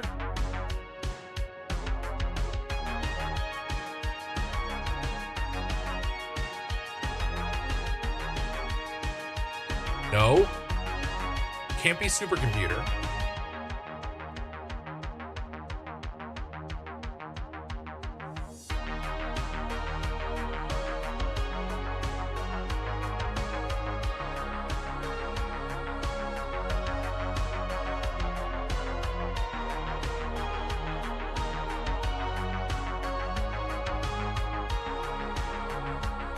Cooling system.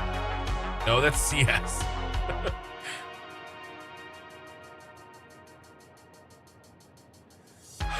Okay, what are we making?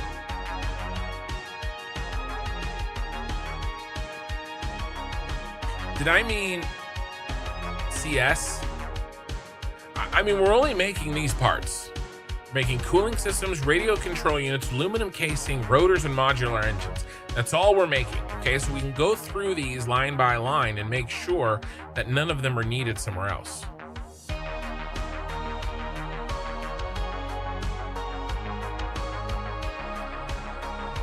All clad aluminum casing. We know that that's not it. It's not this. Cooling system is the most likely.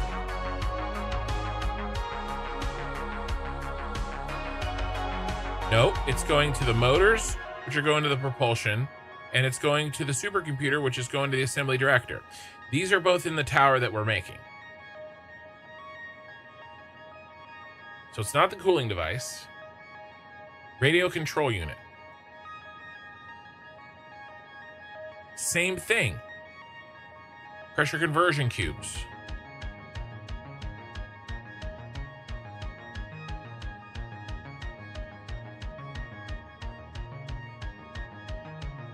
Pressure conversion cubes do need to exit.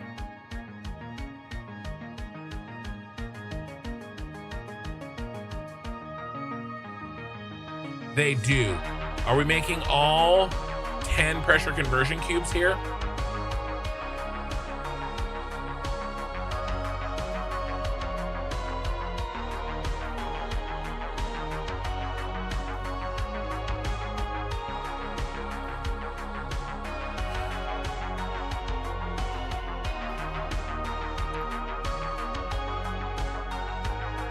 Each one makes a 3 1/3.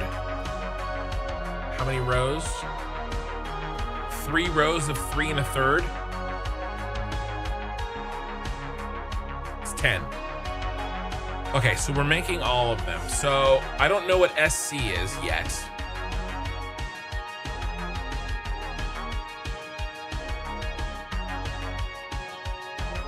Let's keep that. Pressure conversion cubes.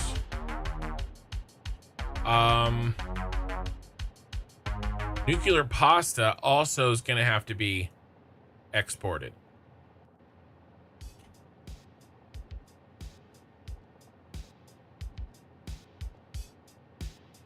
Okay, it's not that, it's not that, it's not that. Rotors. Is there any rotors?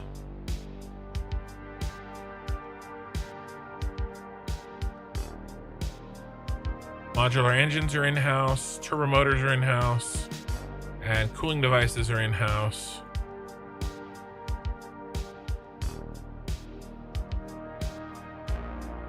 Smart plating is also in-house. We don't need rotors over there. Modular, and we don't need modular engines over there either. Okay, so it's just, I don't know what SC was.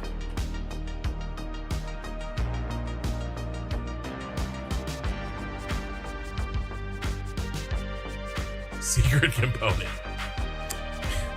Yeah, cooling system. It's not though. Supercomputer. All right. Silica. Yeah, I don't know what it could have been. But this is, we do need an output for pressure conversion cubes and the nuclear pasta. All right, we'll run those.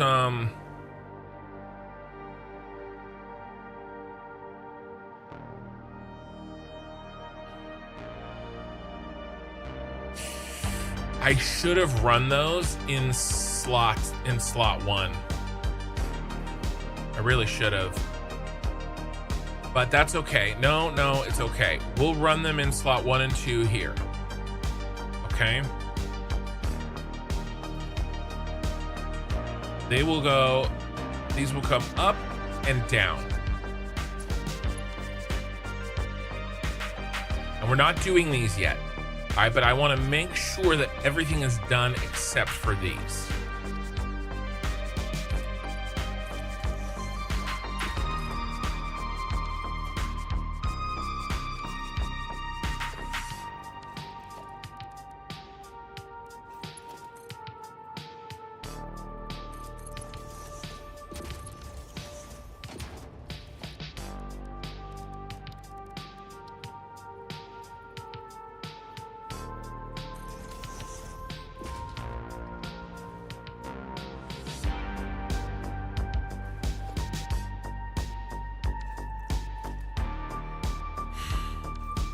I don't have a lot of options here.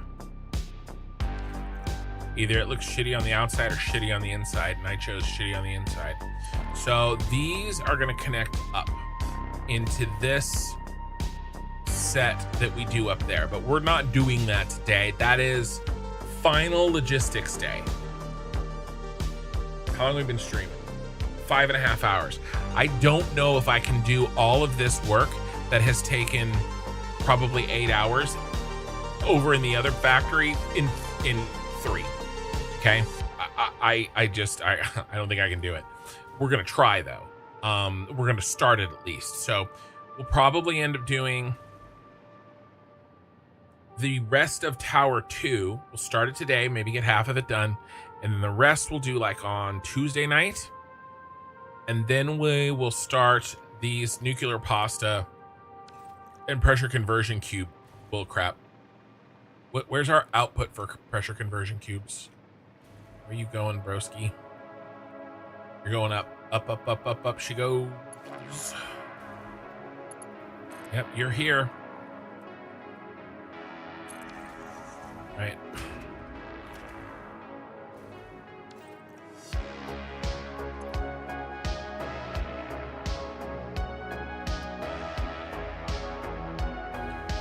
This one, I'm trying to cap these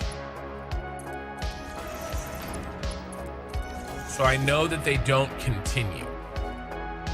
You know what I'm saying? Because there's an implication that those must continue.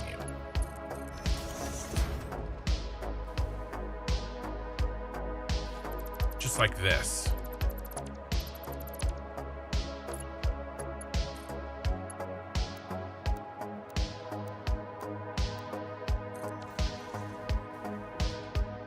This one does continue.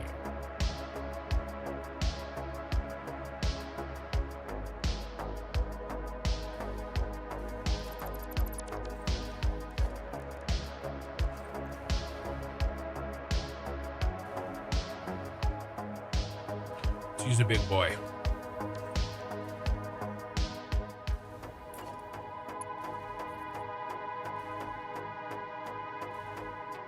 We are reminding our future selves. That's what we're helping our future selves out. That's what notes are. That's what labeling things are.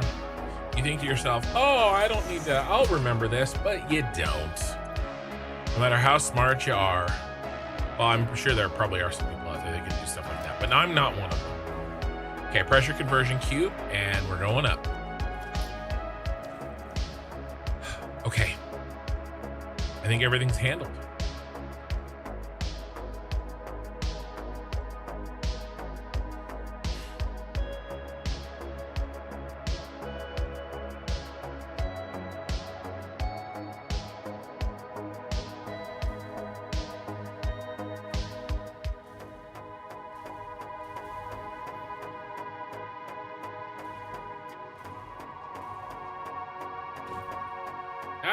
Kidnapped.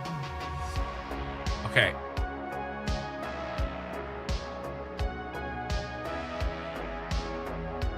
We need to export them, and they have to be in this order. Should we work backwards? I think we should.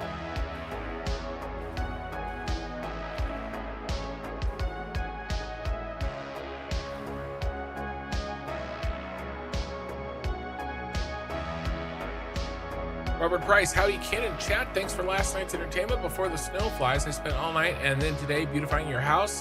So it'll be nice to have your stream in the background. Nice.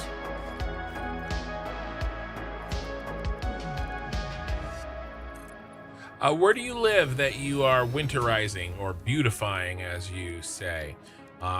It doesn't snow where I live. It never snows.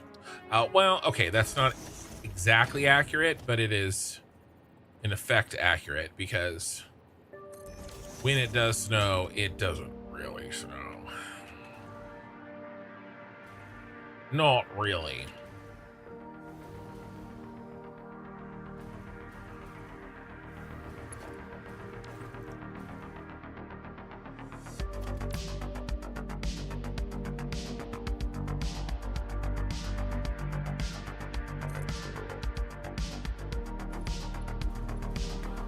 I hit it first try.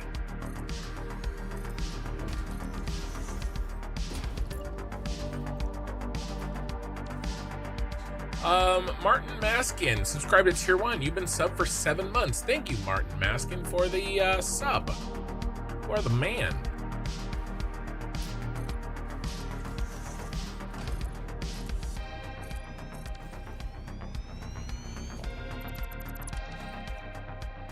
Do we remember the order, people?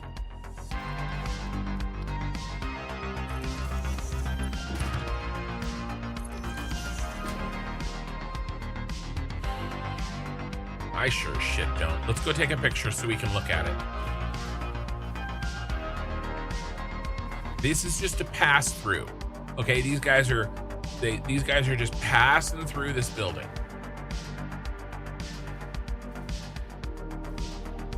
Robert Wildkin, I was hoping to say hello to y'all, but I know you're busy, so I guess I'll catch you later. No, I read your thing. There's a delay, my man.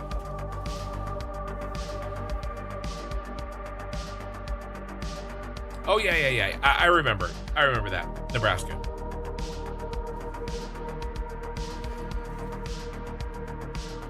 I remember. Okay.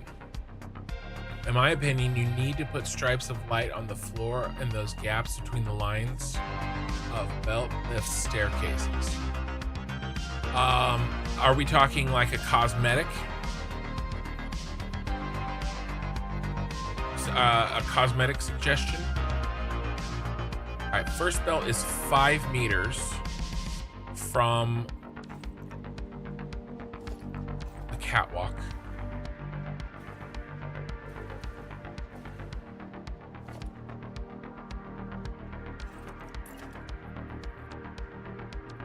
I remember conversations, Robert. I don't always remember exactly what name I had that conversation with, always.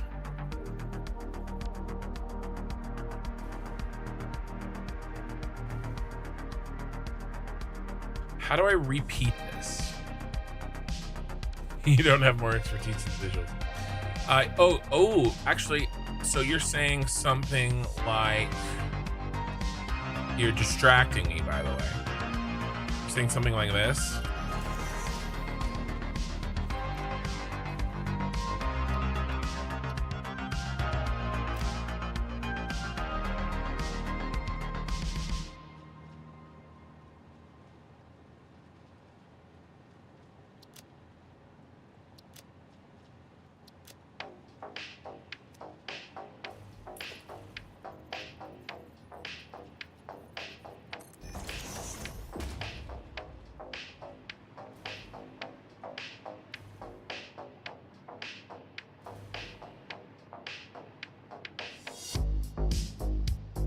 Or do we double down on the color? I actually think we leave the purple and the teal coming from the sky, and then we have that shining in between all of them. I think it works. Yeah, we do it like the accent.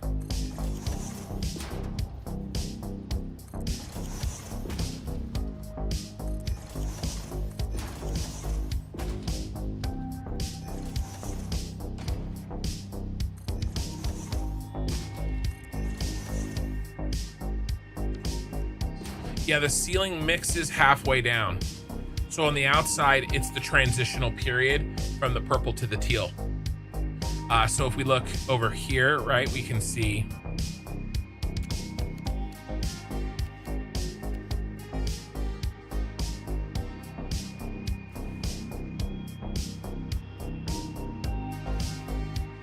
that's a little bright.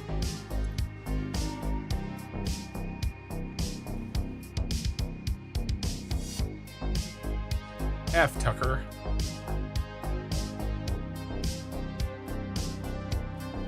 The shit was this. It was a heavy modular frame.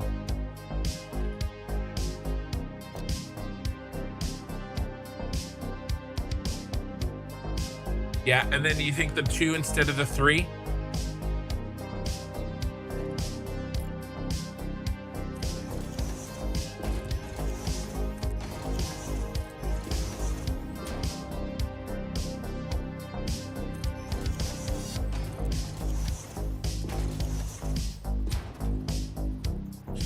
It's gonna be a pain.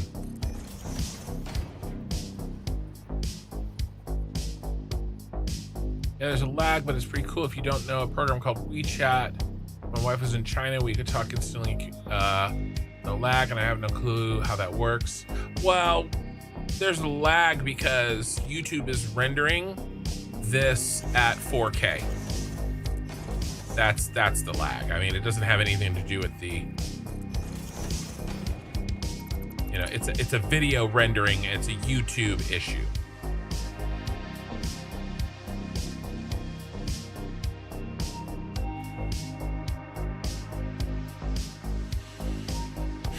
I still don't know how to pinpoint this. How do I pinpoint this right here? Again.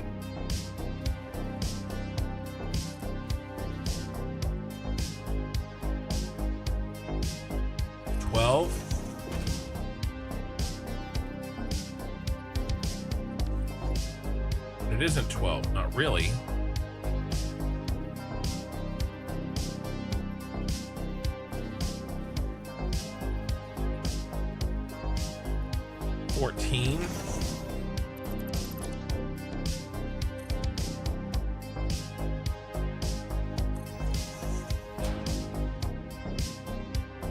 Then we leave this gap.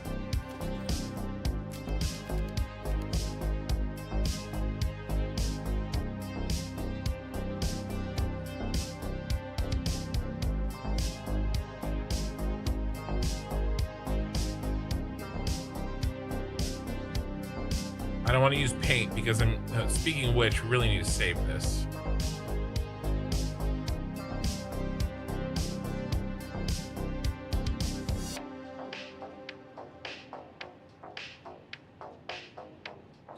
This is 14.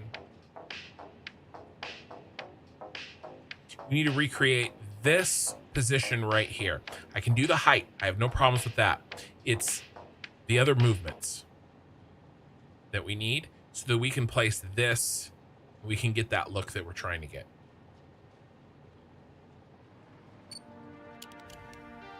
Now, I like this a lot. We're definitely doing this. We're not doing it right now.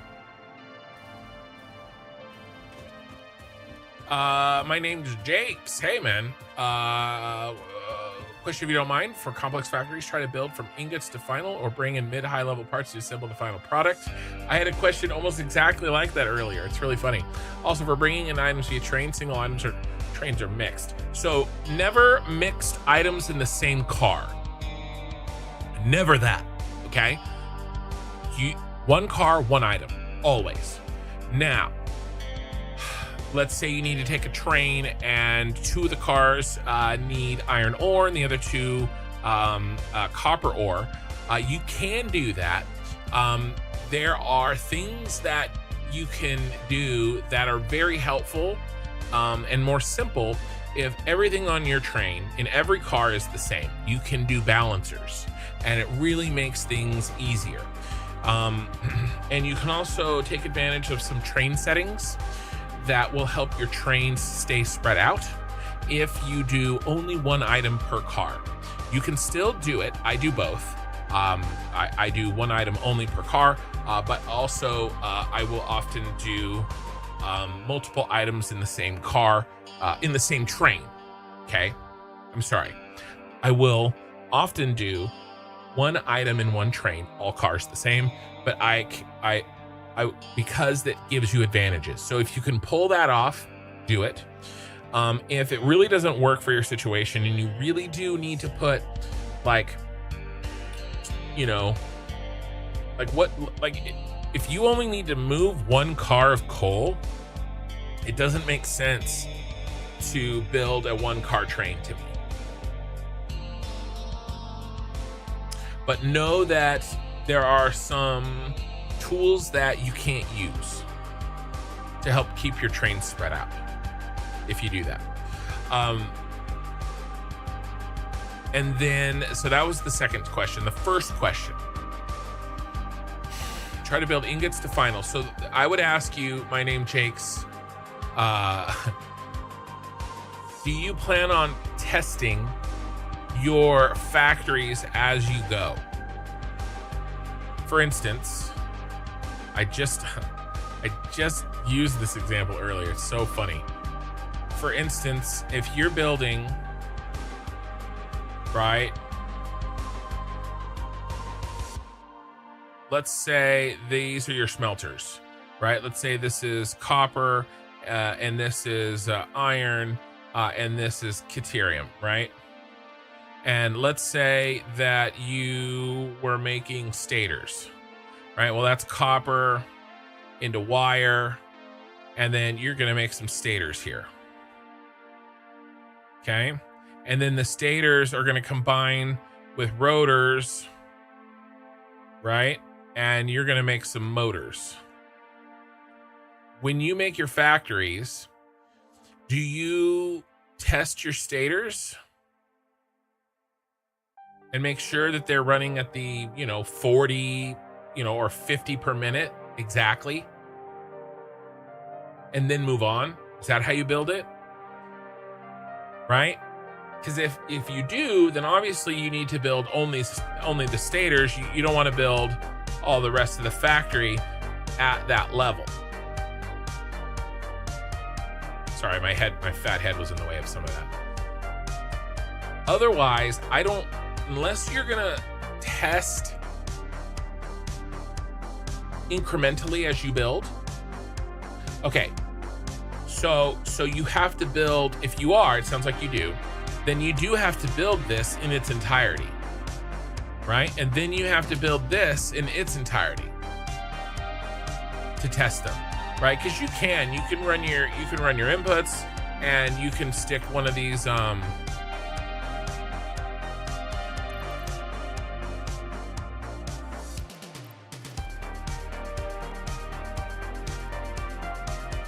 conveyor throughputs on there, right?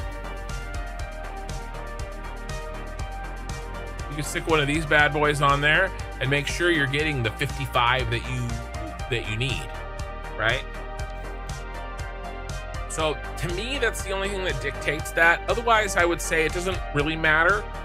Build what is convenient to you. I build blueprinted stuff. So I build,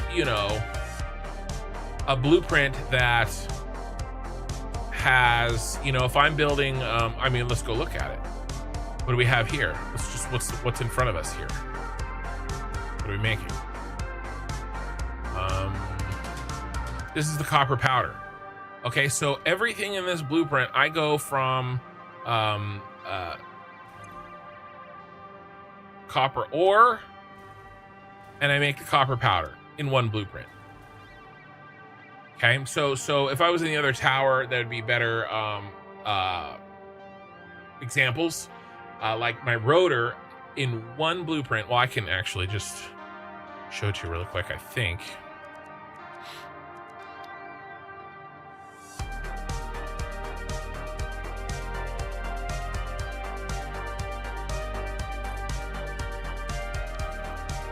Here's my rotor blueprint for this factory. Right? So I design them chunked together, and then I make as many rotors as I need. Okay, so he's got the deuterium, and then I make deuterium wire because I love this recipe. 120 wire for only 15 deuterium ingots for only 45 deuterium ore. Okay, I love the 120 wire that I get out of this.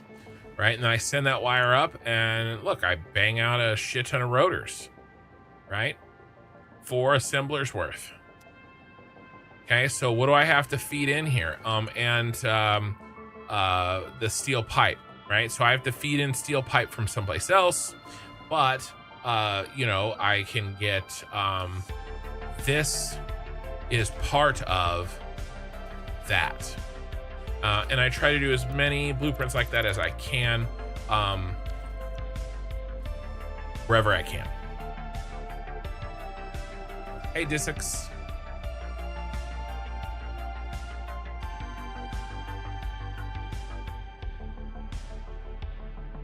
Yeah. So you build one unit at one item at a time. It sounds like that's how you need to build your factory so that you can test them.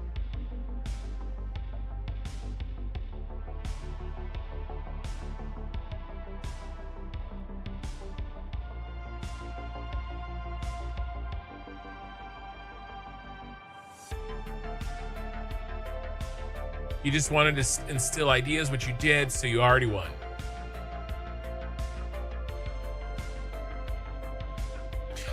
No. So I am this guy. So YouTube did something, or I did something accidentally. I definitely didn't do it on purpose.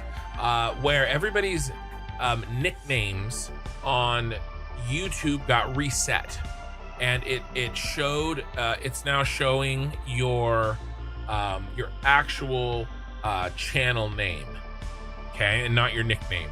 I think you can change the nicknames back. Minikin changed her nickname again, but so everybody's stuff reset.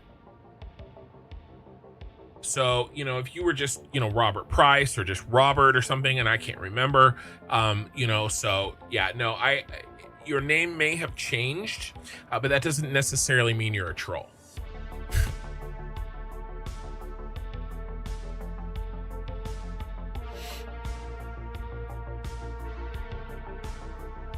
Now, his name wasn't exactly like that. It might have been just straight Robert Price.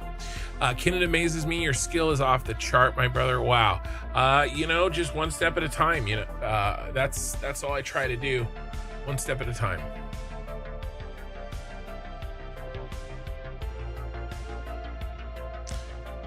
Yes, sir. I'm working on flying to the Philippines, and I'm gonna buy an island. Just got a couple years till retirement. Totally understand, brother, about getting old. You're gonna buy an island. Well, maybe you and I should be better friends.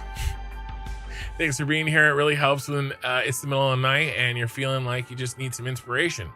Yeah, it's no big deal to me, not even at all. I'm glad folks know who I am. It makes me feel good to be the real. Yeah, like I said, I remember the conversations that I have with people, but I don't always connect the names always, you know? But if you know, the more you talk to me, the more my brain will remember. So coming back to the original question, raw items to high level produce products, big factories, or bring a bunch of low mid-level parts in smaller factories, but more complex build, which would you recommend? Here's the problem. If you're going to rely on a factory that you build relatively early to make all of the, let's pick aluminum casing. Let's say you've got an aluminum plant and you're like, hey, you know what? Moving around bauxite is a pain in the ass. I want to make a giant aluminum factory and I want to only make aluminum products here. And then if I need to build radio control units that need aluminum products in another factory, right? Or my phase 4 space elevator parts that need aluminum products, then I'll train over the aluminum casing from this factory. How do you know how much aluminum casing you're gonna need when you make the aluminum factory first?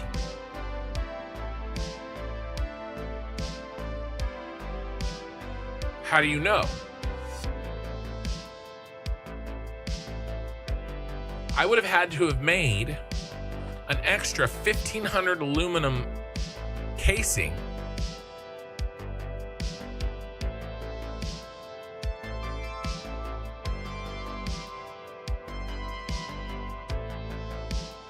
I made 127 aluminum casing. 155 aluminum casing in my aluminum factory.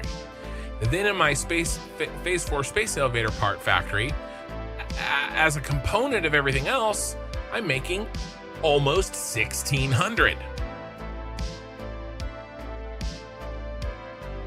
See what I'm saying? So I would have had to have planned out everything that I need when I went to build this factory.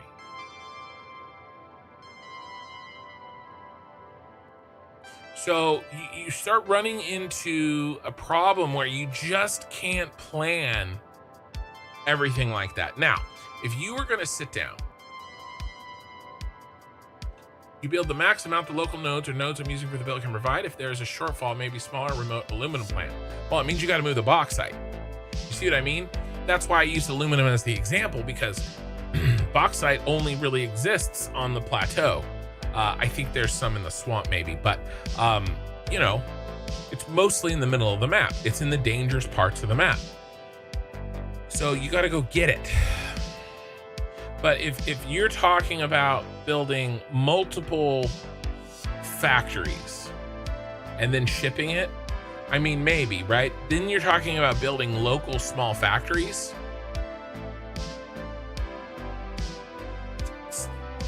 There's a million ways to do this, right? And I don't really think one way is better than the other. I don't know if I can give you that advice. I would say consider the options yourself, the pros and the cons. Like, if you really like making train lines, well, then make a bunch of different aluminum plants and ship them around, right? Make a train in your network that just picks up aluminum and drops it off where it's needed, right? You make a big circle, right? And you could do the same thing with like aluminum casing, right? You could do the same thing with a bunch of other parts. You could do some crazy setups, right? So there's a lot of ways to skin that cat, right? It sounds like, you know, you're saying you build the maximum amount of the local nodes. Yeah, see, I don't do it that way. I do it differently, but I can't recommend my way over your way. Number one, because I don't know your way really, but number two, my way is only just my way. It doesn't mean it's a better way. I would say the fact that you're thinking about it is proof enough that you're on the right track.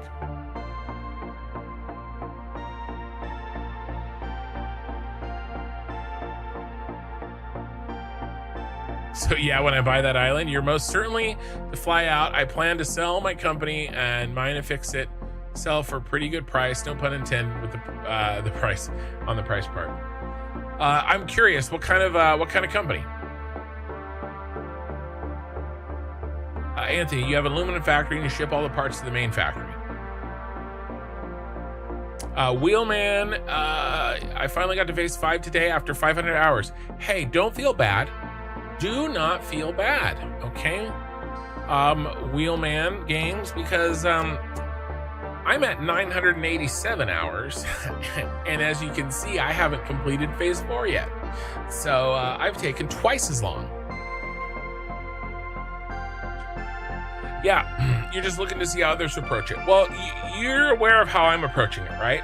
I can tell you how I'm doing it, and you can think about that. But I don't know if I can give you an answer about the way that you should do it. I think that people solve. I actually think the logistics and the movement of raw, intermediate, and final materials is this game. It is the difficult part of this game. Trains, trucks, belts, drones, right? How do you solve these problems? This is the game, you know? So I hear you there. But yeah, Robert, I'm curious, what kind of company do you have? Like what industry, I guess I'm asking. I could make a joke. It's Nebraska, so it's probably corn, right?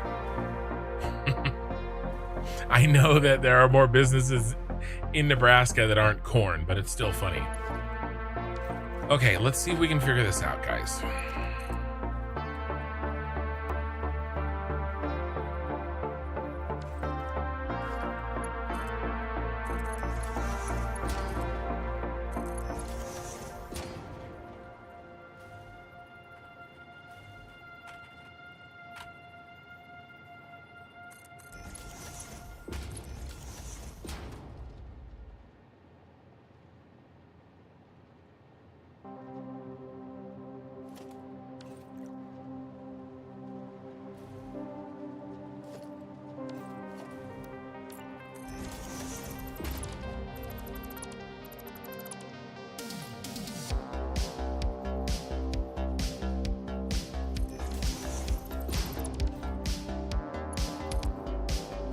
Nebraska's all corn. There's nothing else there, only corn.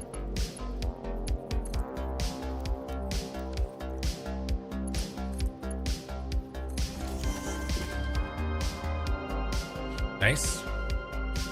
Okay, now remember we went out 14. Where's my button? Come on, fat fingers. There we go.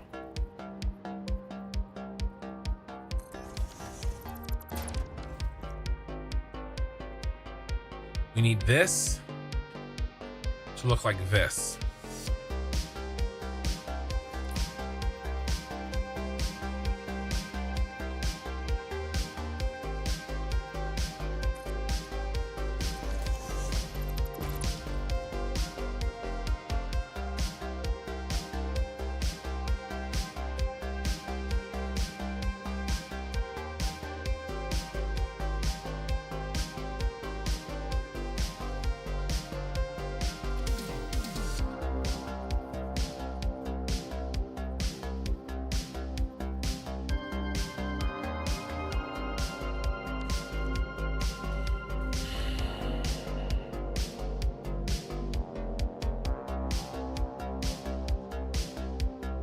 Directly under the belt. What was that?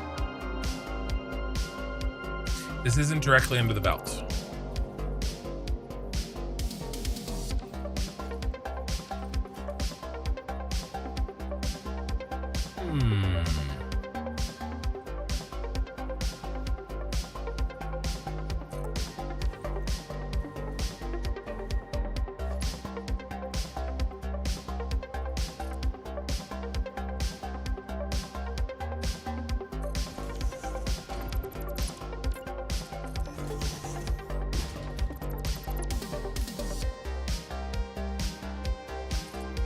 That looks on.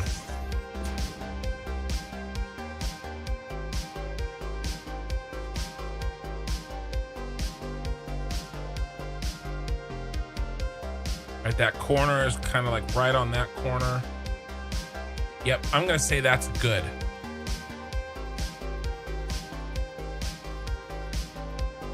Which means this goes here, and this starts our run.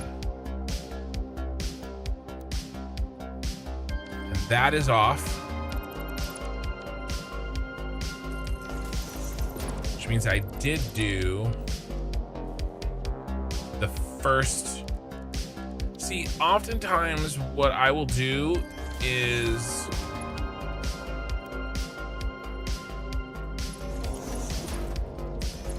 whatever my first inclination is, I will often get there again. With a with another first inclination a second time. Not always. Right, that looks very funk. I don't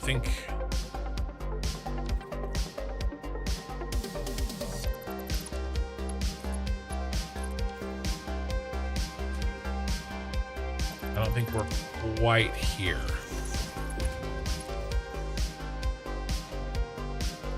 Maybe we don't. Maybe we don't copy it exactly. Maybe we just do what feels right. In this situation, in this tower. And I think I like this better.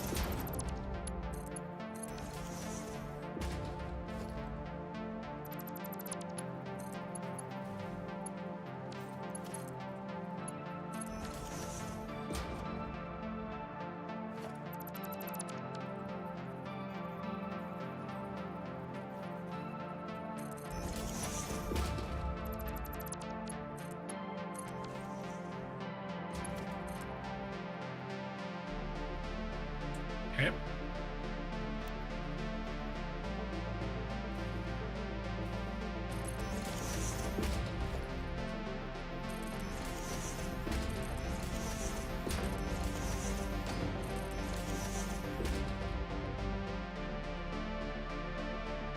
How many did we have? Can we remember?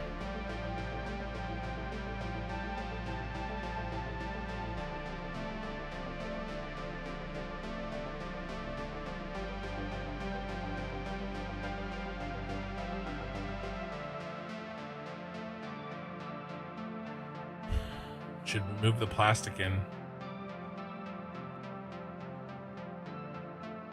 Let's go look.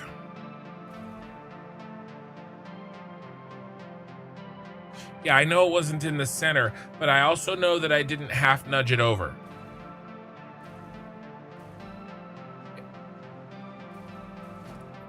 I don't think it was here. And we're gonna go check it.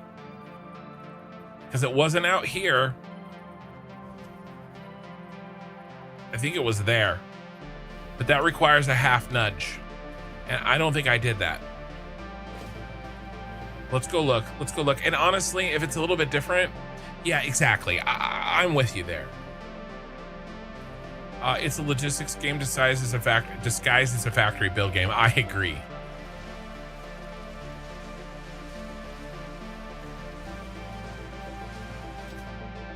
In fact, see, I don't like this. This gap is thinner than the rest of these. And this looks like a funk. So I'm gonna change this.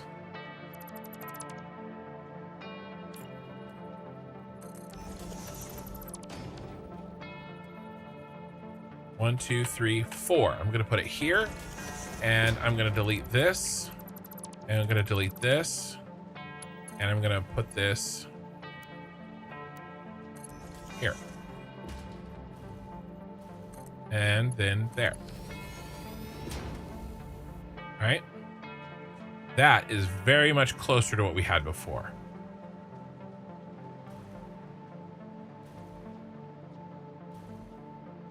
Or on the other side, and it's cleaner. That's just it looks better. It's cleaner. So even if it's off a little bit in terms of exactly this placement, I think we achieved our goal. Okay.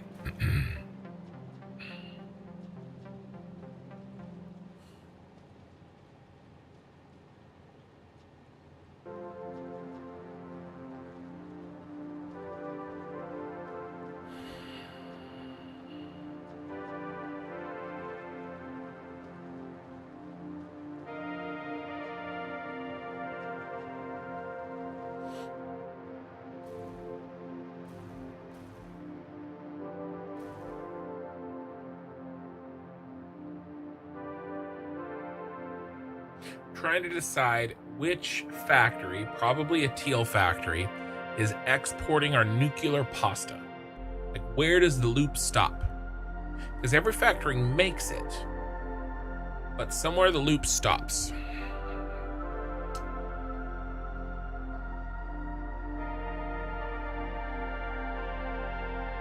Let's go look at this teal factory.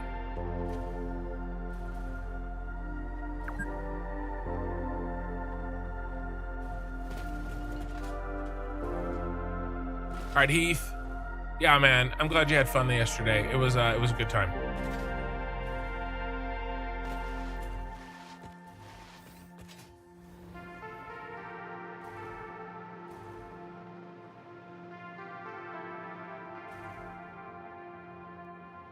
I kind of want to do it here.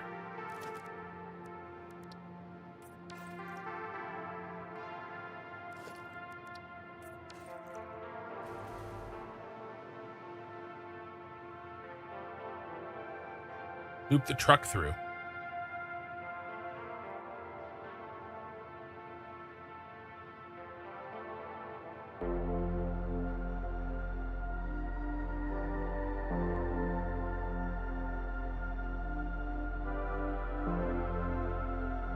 That means that there's no truck supply at all in Teal 1. We did all this truck work for nothing.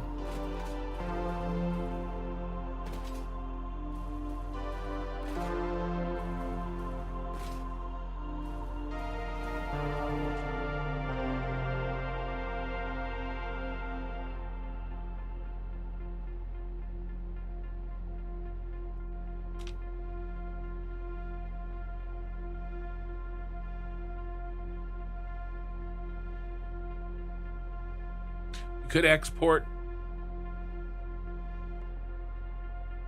a nuclear pasta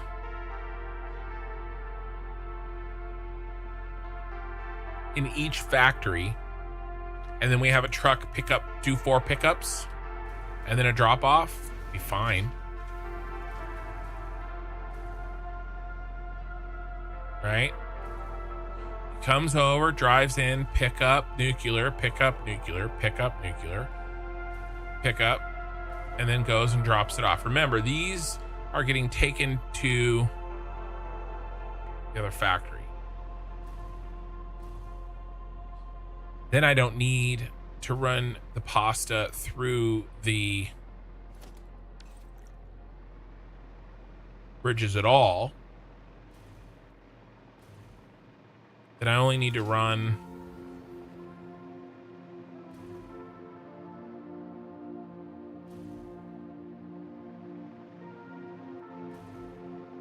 pressure conversion cubes.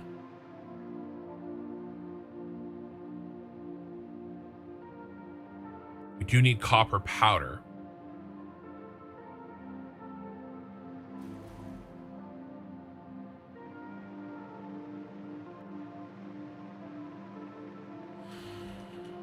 We definitely need the copper powder. Teal to purple always takes the copper powder.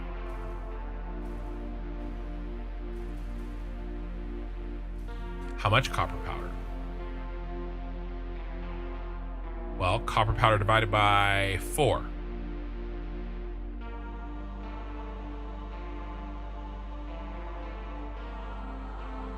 It's not that much. It's 1 belt, 500. Plus the pressure conversion.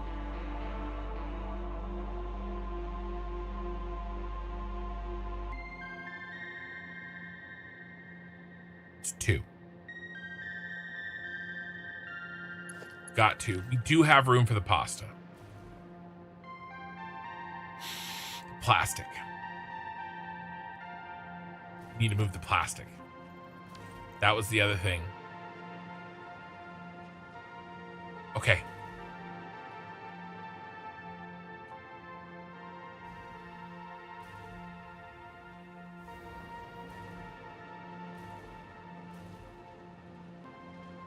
Rubber gets his own truck.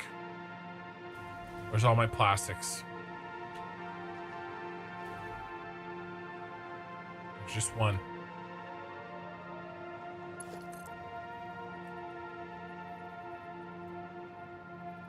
Bring the plastic in.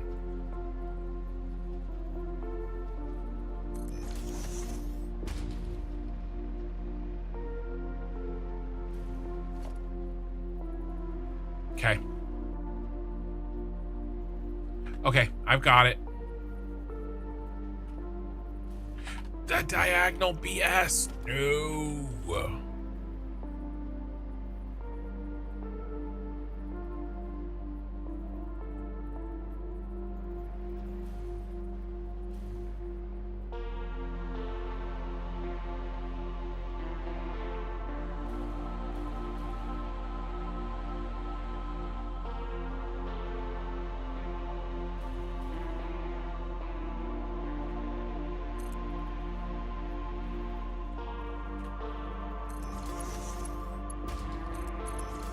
Okay.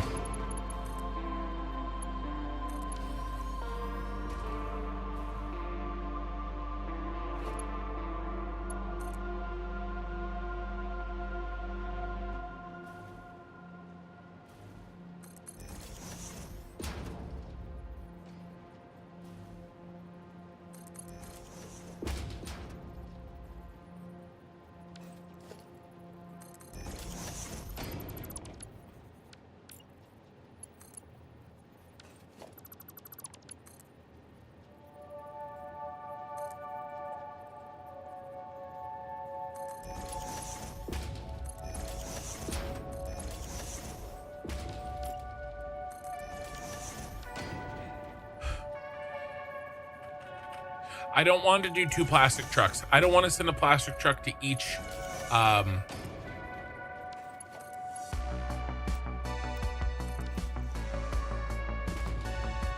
tower. I will send a rubber to each tower, but we only need 500 plastic total. So we're shipping these items anyway. That was always the plan, and I forgot that that was the plan until I read these notes. That plastic right there, I forgot. I forgot.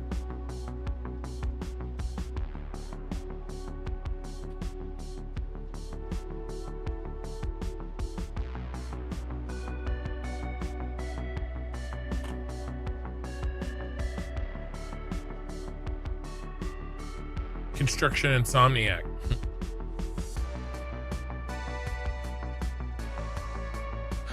The roads are functional. Trucks drive on my roads. Sorry, I just saw that chat. Do you think there'll be a big increase of players for the console release? I hope so. I think so. There's a lot of console players. See? We watch here long enough, a truck is gonna come around. There's trucks using the roads now, and there's some in the background too. You see them way back there. So these roads that I've made here aren't functional, obviously, yet because I'm not using them yet, but they will. Looking forward to the fluid truck, yeah.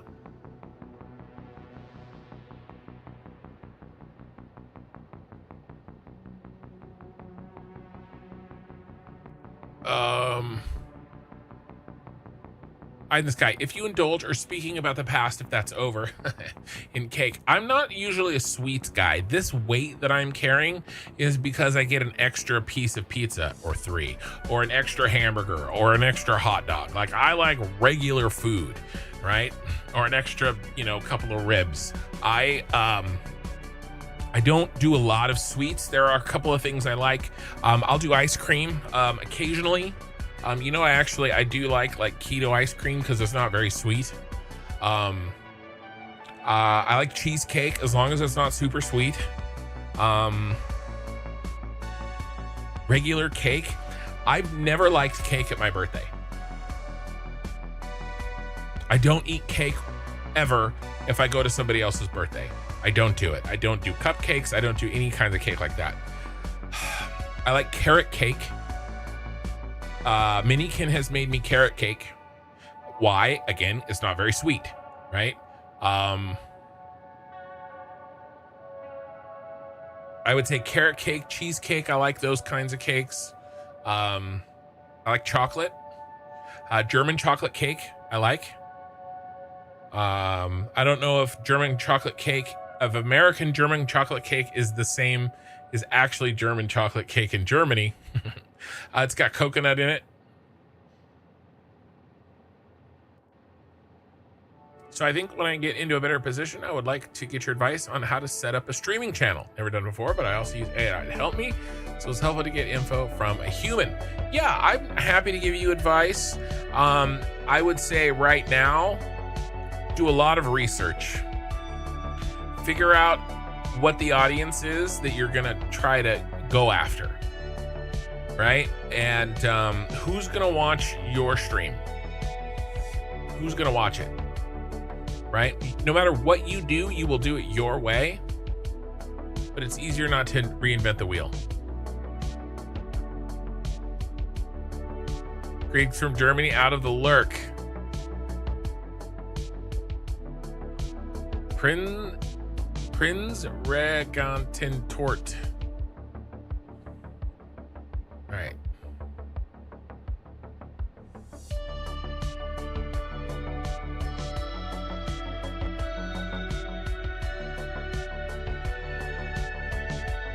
Oh, won't copy. All right.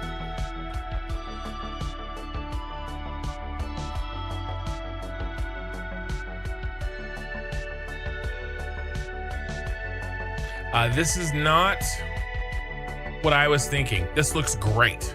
I would love to try this. This was not what I was thinking. This is what I was thinking.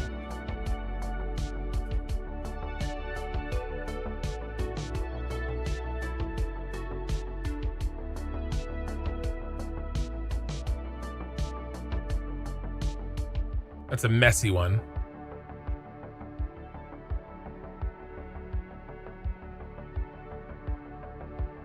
Do Germans eat German chocolate cake? No. Germans do not typically eat German chocolate cake because the cake is not from Germany. I didn't think it was.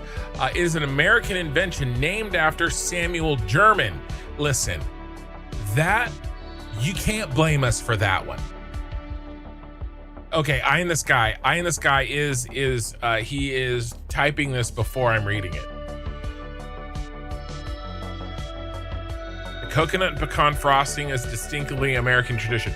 I said that, and when I said German chocolate cake, I knew deep down in my soul that you guys as Germans don't do it. Why? Because it's pecans and coconut. Okay? Do you have local sources of pecans and coconut? Probably not. So the chances that the cake came from Germany, very unlikely. The same with Swiss cheese. As a Swiss person who loves cheese, I have no idea what that is. Swiss cheese, yeah. Somebody said Black Forest. Yeah, Black Forest. Yeah, Black Forest cake.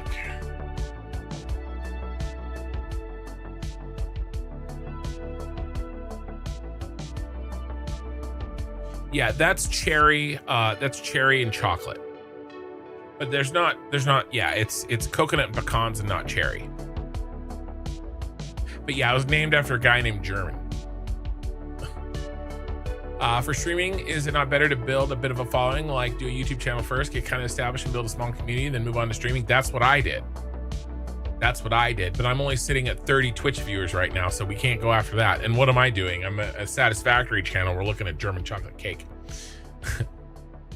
Yeah, no, I know you were ahead of me, Eye in the Sky. I know you were ahead.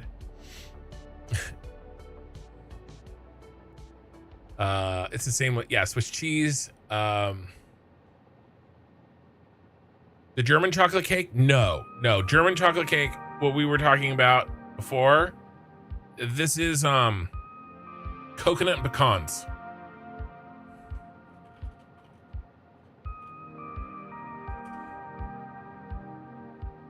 No, stop that. Coconut pecan frosting.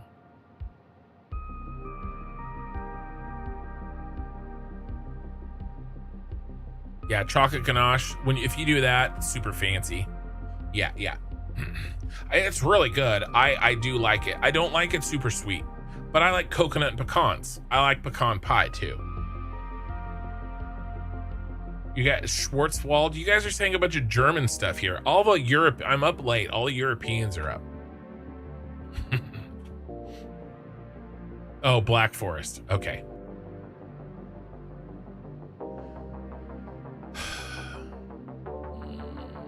Had you cheesecake while you were in Germany? It's very different from yours, so maybe you will like it too. Let's try. How is cheese cake in Germany different from American?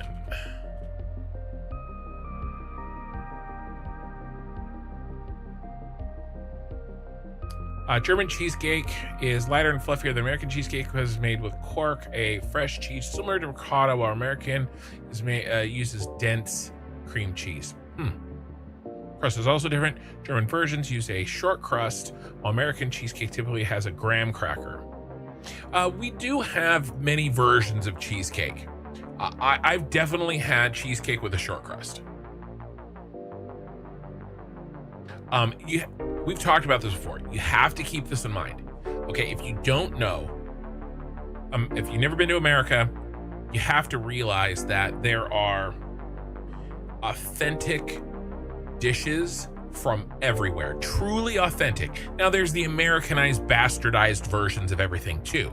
Okay, and as someone who cares about the authenticity of things, I'm sure it's most common to shit on Americans saying, oh, your food, isn't, your bratwursts aren't like ours, right?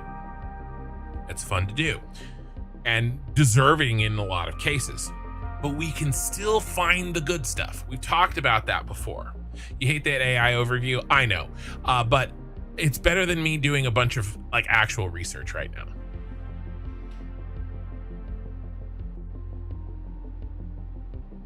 You like the one without any crust? Yeah. So you have to keep that in mind, that when you're talking to an American, somebody that lives somewhere in the middle of nowhere may not have actually had authentic whatever, but you may be talking to somebody who lives that does have that, or maybe they have a community of Germans nearby, and so they've had that kind of food. So you know, it's really easy to be like, oh well, you're American, so you must have only had the cheesecake this way. I'm just using that as an example. Deep fried Kit Kat, that's very American, right? Maybe. I've never had that personally.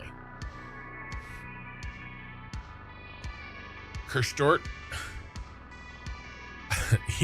You guys are throwing a lot of German at me. I have a lot of Germans watching right now. You love pecan and chocolate? Yeah. Yeah, Eye in the Sky. You should try an American German chocolate cheesecake. Or, sorry, an American German chocolate cake at some point.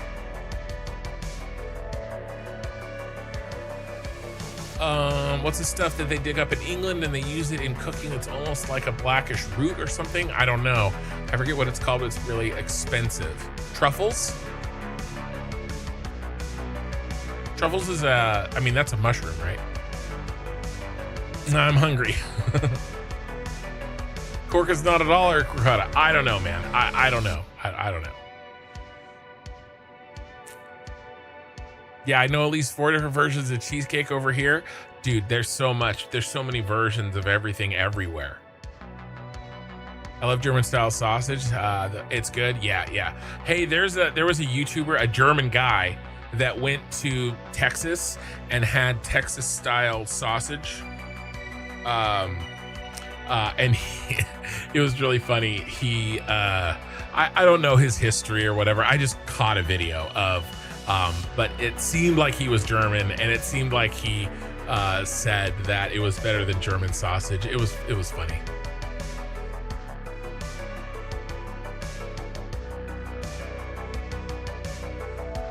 It was not meat. You said, yeah. Well, I mean, if it's not meat, I mean, we have, here's the deal. America has really, really, really good food, and we have really, really, really bad food. Okay. I do this spiel all the time. I'm going to try not, I got to get back to the game here, but my brain's slowly getting fried, and it's easier to talk about food and America. You have to realize America is huge. It's probably a lot bigger than you think. There are very, very many different kinds of people, even in the same state, even one town over. You can have wildly different cultures, okay? Different ways of making barbecue, different ways of cooking hamburgers, different ways of making pizza, different ways of making cheesecake, right? And all within the same small area. You go and you compare what life is like in San Diego with what life is like in Maine or Alaska. It's insanely different, okay? It's like 2 different worlds. You know, Miami, Nebraska, you know, Washington State, right? It's Texas. It is as wildly different as you can, as anywhere in Europe. It's or more so. Okay, there is a county. I was speaking with a guy from Belgium a few months ago. I have one county. Let's look at the county map.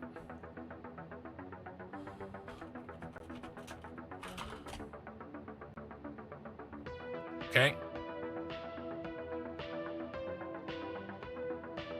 This county right here in my state, now I live up here. It takes 9 hours to drive to here, from where I live to there. This county alone is bigger than the entire country of Belgium. Okay? I don't even ever go here. Nobody goes here. It's the middle of the desert. Actually, there are some people that live there. It's called the Inland Empire. They're very proud of that. The point is that people living, I mean, even like, okay, so like the San Francisco Bay Area, wildly different from where I live, and it's only a 2-hour drive. Okay, you start talking about a couple states away, right? This is a valley right here. This is the coastline. There's a valley in the center here. There's a huge high desert, okay? Major elevation that happens, huge mountain range through here, right? We've got deserts down here, plains here, you know, mountains, and then down here is freaking jungles. Like, seriously. So when you talk about food, I'm just saying it's super easy to lump stuff like food and people together. I'm just saying there may be truth to what you're saying. I'm sure there is, right? There's truth in every stereotype, right? But you know, that's my PSA to the world for the night. But yeah, that was in response to, if it's not meat, I'd try your food without hesitating. You try some barbecue in Texas and tell me it's not good.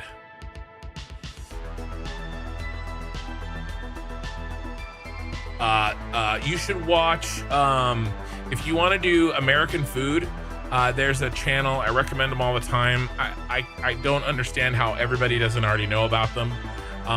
Jolly, Jolly. They're two guys from the UK that go to America and eat all kinds of food. They also take American food, good American food, and take it back to England and have them try it, usually like high school kids, or what do you guys call it? Like secondary school. And basically they have, and then they take, you know, American barbecue, take it over to the UK. They take like people from the UK, take them to America and have them try stuff. You should watch that video. That, like, watching those guys eat that food, you know, and it's not, I know it's not Germany, right? But it is a culture shock. And like I said, we have shitty food too. We have both, right? But it's more fun to talk about the crappy parts of another country, because it makes us feel good about the country we live in. I do it too.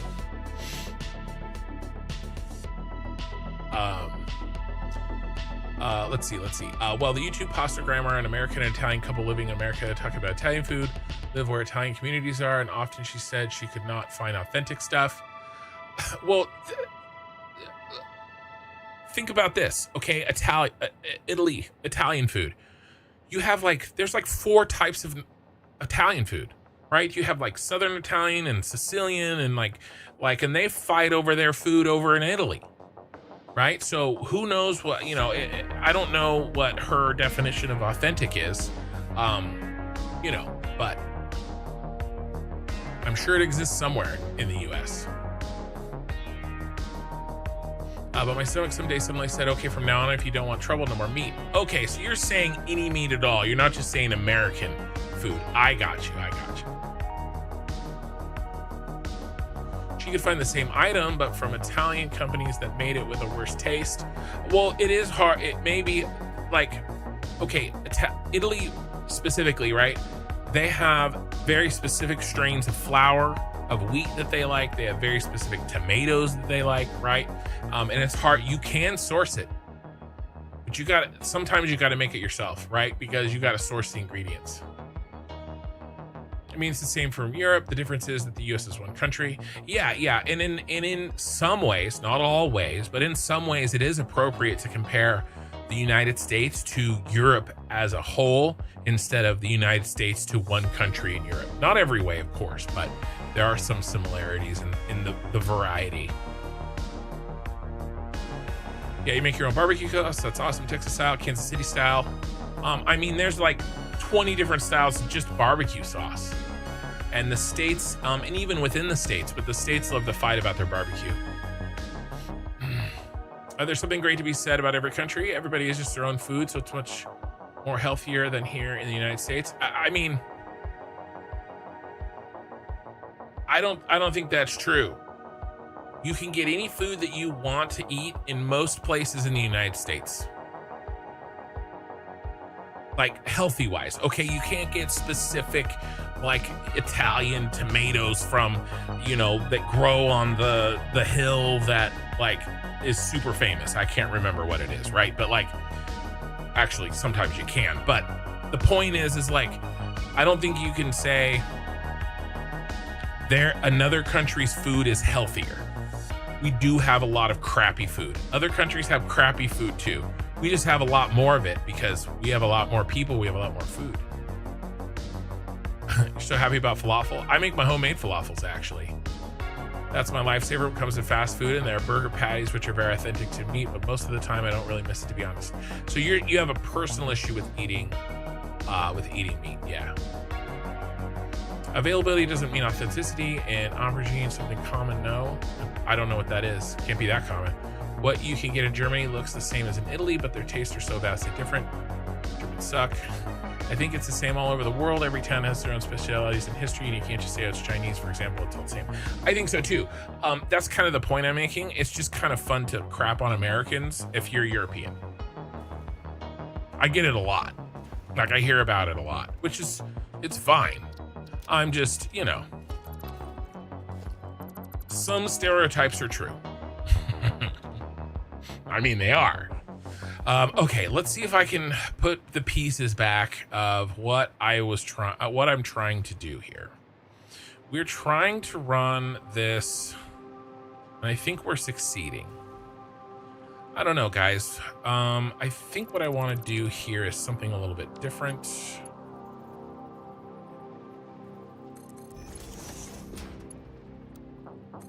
Let's do that instead.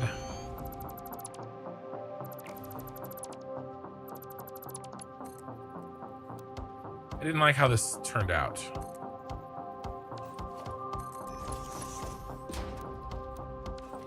How did we do this?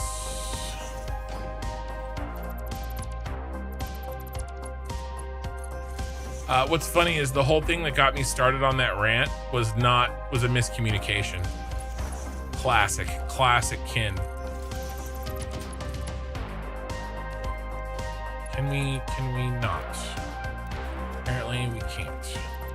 Why did this work?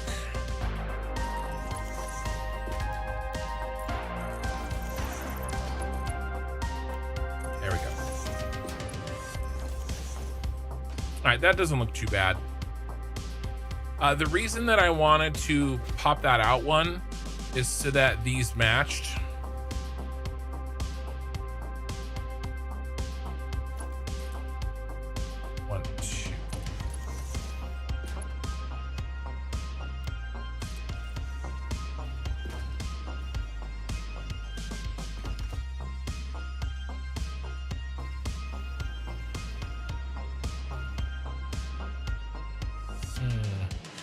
Push this out one.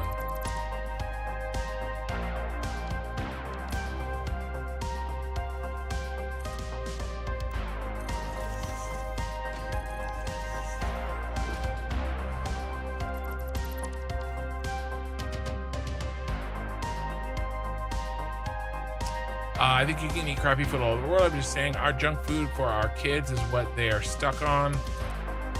We do have bad, we have bad junk food. I mean, there's no doubt about it.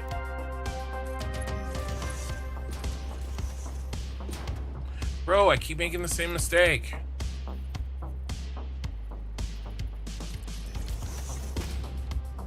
There are some things that are America specific. That sucks. I mean, some of the flour that we eat here is illegal in Europe. It sucks. I wish we changed it. And there are people that are trying to change that kind of thing. And I hope they succeed. There are things that suck. It's easy to crap on America. It's the dominant culture in the world. Well, I would say the West right? Western culture is I don't know about dominant, but very prominent. It's fine. You know, I can make some jokes. Like, you know, it is what it is. It's all good. Where are we gonna put the rubber? There's rubber over here too, right? We really need to connect. Did I not connect this rubber? I didn't. Where's the last rubber we connected? Some of this isn't done. I thought it was done. I keep finding things that aren't done. And yeah, like I said, there are parts that need to be crapped on. I will say that. But I also think that, you know, there are parts, you know, sometimes there's stuff that's misunderstood. Crap on the parts that deserve to be crapped on.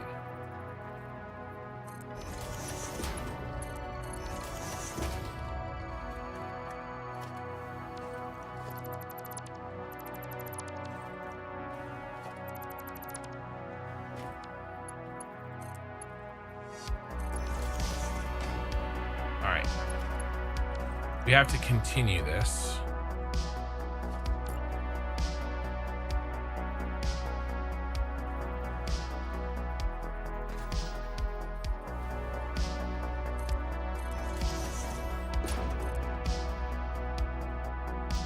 Sorry, I'll get back to reading your stuff here in a second.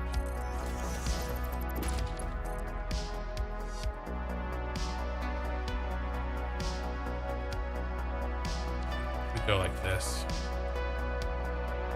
That looks cleaner. Can't do it there though. We have to do it out here. Or do we thread it on top of this one? Where do we need to go? We need to go.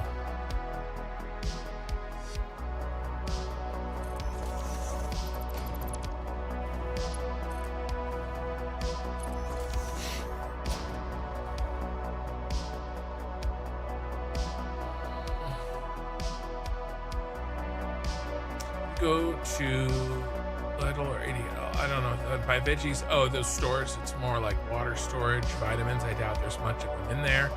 My Italian aunt visiting Germany, eating food my Italian mother made for them. Ate the. I don't know what that word is. I don't know how to say that word. Asked what vegetable it is, and she was shocked to hear it was Aunt Regine. Oh, nice. I do have to finish my stuffing for the zucchini, but then I have food all over my hand and can't type anymore. How many products are illegal here? Meat is one of them, but not meat. I don't know, man. Meat is meat.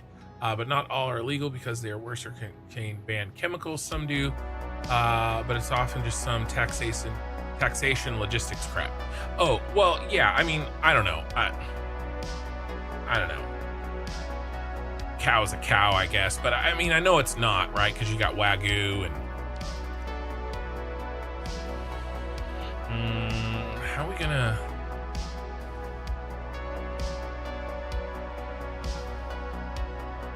What if we go?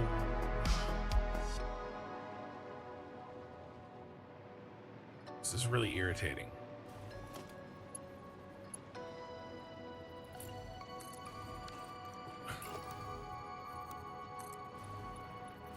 I keep getting like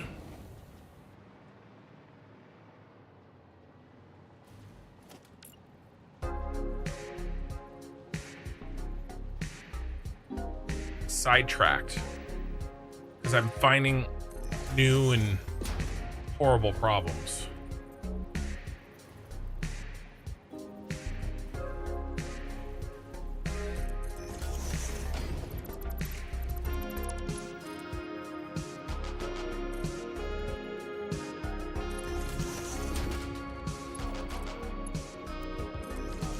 Okay, I think this works. I think we're onto something here.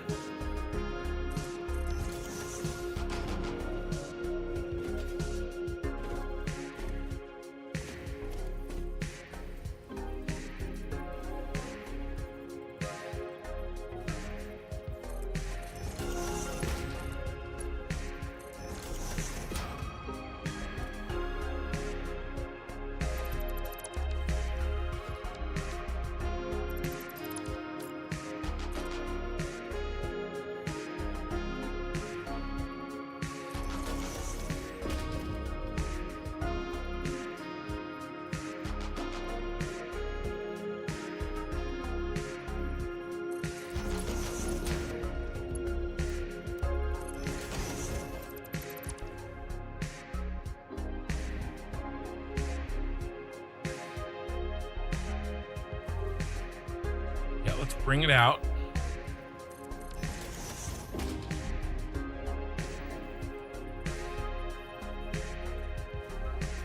I would talk about the differences. I love talking about the differences in food and culture, you know, in between America and different, you know, different countries and stuff. And I love kind of, you know, addressing the record, perhaps. That stuff is very interesting to me. And I love doing it. I would talk about it for hours, but I do know, you know, a side conversation, you know, I gotta keep going here. But I do love talking about that stuff, and we'll talk about it more.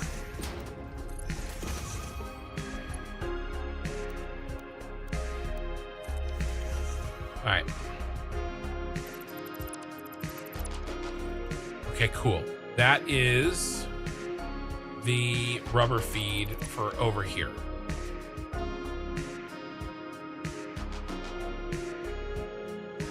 I don't know how I just bypassed that. Eggplant. I could have Googled that. Yeah, I don't like eggplant, but we have an eggplant parm. My name's Jake Later King. Gotta go. All right, man. Have a good night. Dan's nut. Talk about buttered sausage. Talk about buttered sausage. I'm talking about buttered sausage. Buttered sausage. I know that reference.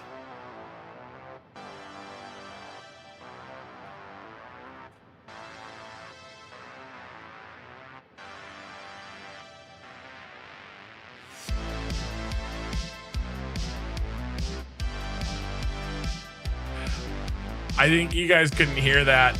It's probably better if just Google on your own. Let's talk about buttered sausage. I knew exactly what he was talking about. I know what you wanted, Dan. That dude, that is so funny. I don't know what drugs that man was on.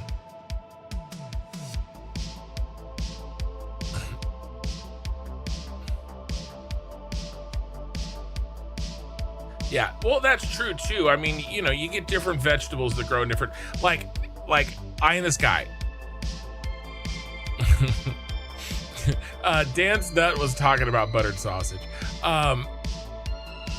Let's see. Did you ever hear about the thing with Subway bread not to be allowed in the, called bread in Ireland with the amount of sugar was classified as cake? Bro, I don't eat at Subway. I cook my own food. I buy my own ingredients. Well, my wife buys them.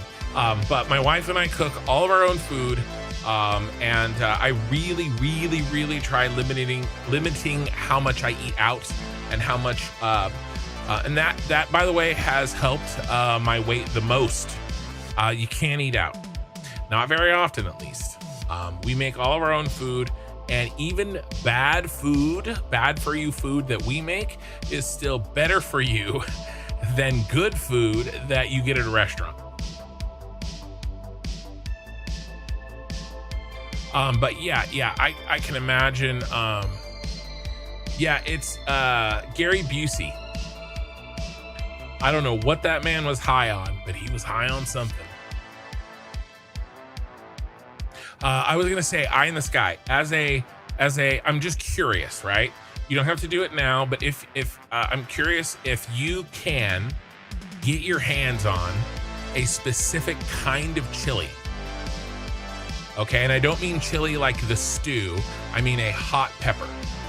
Okay, so see, just as a thought experiment, right? Because we're talking about food availability of specifics, and this is a vegetable.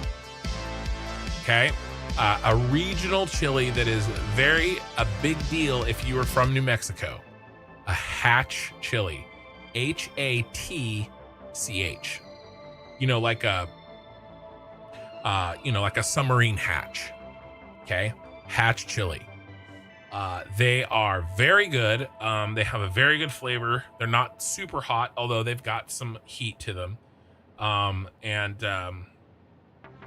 My point being, right, there's just so many local foods and local cuisines, right? And I consider, I mean, you know, Italian food is local Europe food. It's just been around for hundreds and hundreds, thousands of years, right?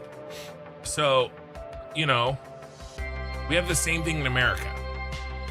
It just hasn't been around as long, right? But they take it just as seriously because it's been around as long as those people have been alive. So that's been around long enough.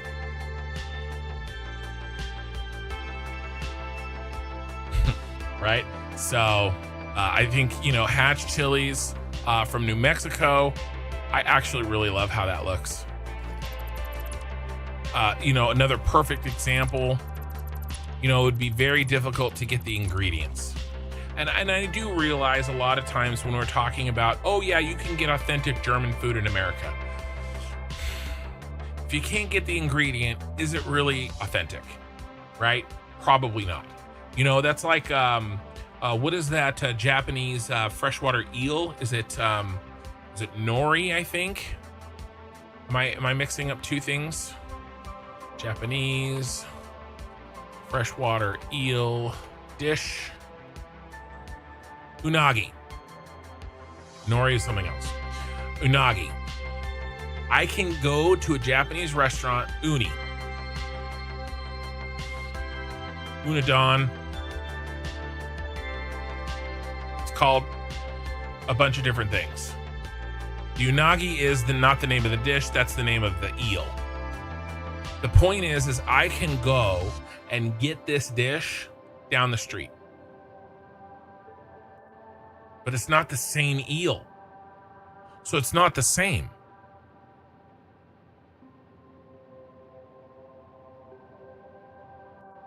Yeah, Unadon. What you know, so it's their attempt. They're trying to make it authentically, right? They're trying to make it for Japanese people that miss that dish from home. And there's a lot, right? Depending on the area. Okay, let's keep going. But the point is that what, did I never connect this?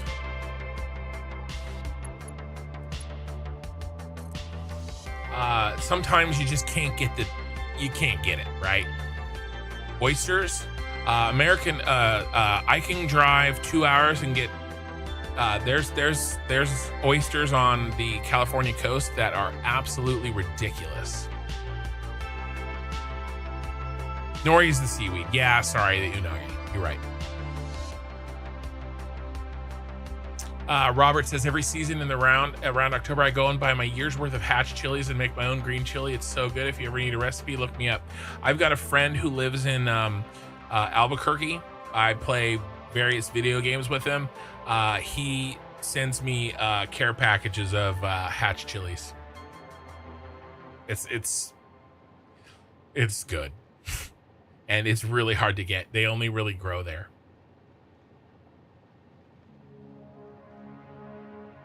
It did not exist in the Czech Republic. Chili powder. Well, and there's so many different. Oh, curry powder, sorry. Don't know if she was just silly or blind, if it was actually the truth. Well, you never know. Okay, let's keep going here. We're not even really going to start on the second tower today, and it's not just the food conversation. We have to figure out some of this stuff, right? This is going to be copper powder.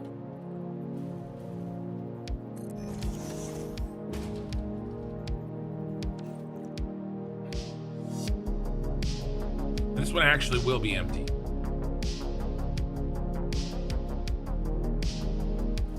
This is going to be the supply of copper powder that we need for here. But he's going to go up. Okay, he's headed up. So he's not going to join this line. And then you won't need copper powder out, because each teal building makes 2 towers worth of copper powder, their own copper powder. and the copper powder for the purple building next in line.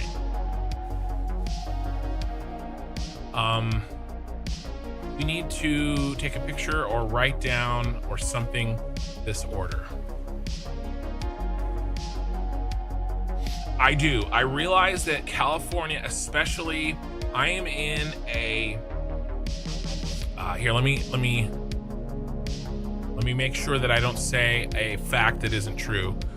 What state grows the highest or the most variety of food? California. The diverse climate and agricultural infrastructure allows to produce over 400 different commodities: fruits, vegetables, dairy, wine, nuts. Okay. Some places, some parts of the country is not the valley that we have crazy. Okay. What parts of the world have a Mediterranean climate?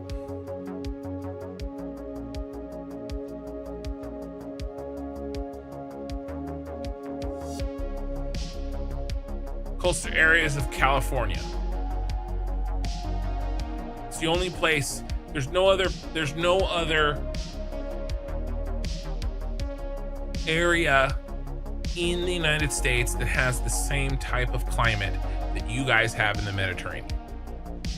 So that means that we can grow different foods there, right? We have the northern part, which specializes in orchards and nuts and fruits, apples, right? And then we've got the southern part where we can do oranges and avocados and olives and all kinds of stuff, right? And so and everything in between.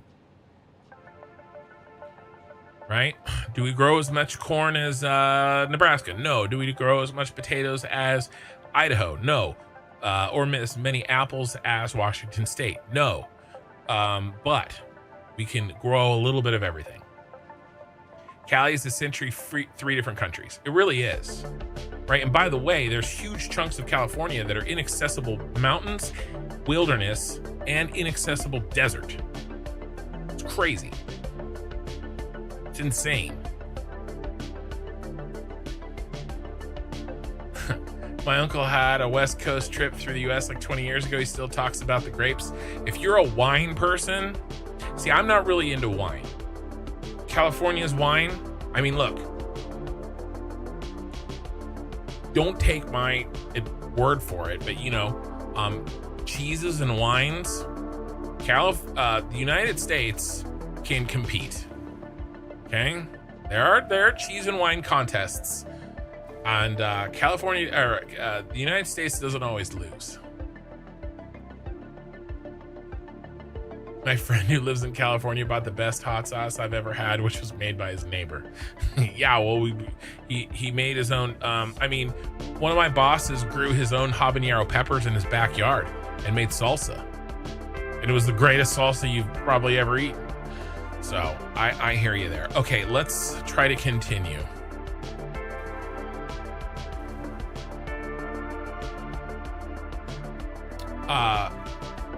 Yes, exactly. Some foods you just can't grow in certain parts of the world, and it's not feasible to transport it there. Exactly. It's the same thing with the Japanese fish that I was talking about. What am I trying to do? We need to take a picture of these. I need this in order. Okay, let's snap a quick pic here. You guys are have a really interesting chat tonight, which I'm grateful for, but it's also, I'm also trying to get a couple of things done here. Is that a fiery nut there, Dan's nut? My workplace sells US wines. I didn't bother to read the bottles, where it's from, nor did I try them. My shop has crazy prices even for the most basic local things, so I can't evaluate them. Yeah. I mean, and like I said, I that's not really my jam. But I do know we have in California alone, we have several different regions that make wine. Napa Valley, Amador County, and then there's a Lodi region as well that makes some. The Napa is probably the most famous.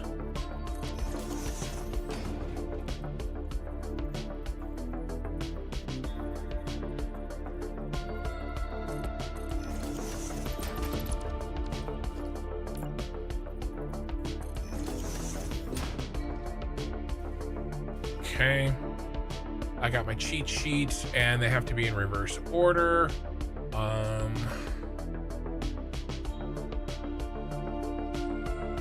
So this is Stater.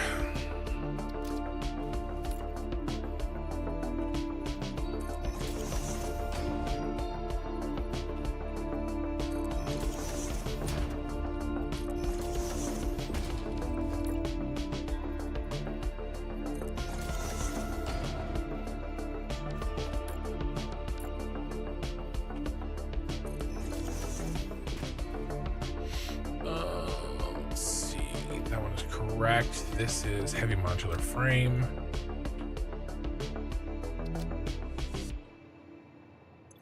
This is circuit board.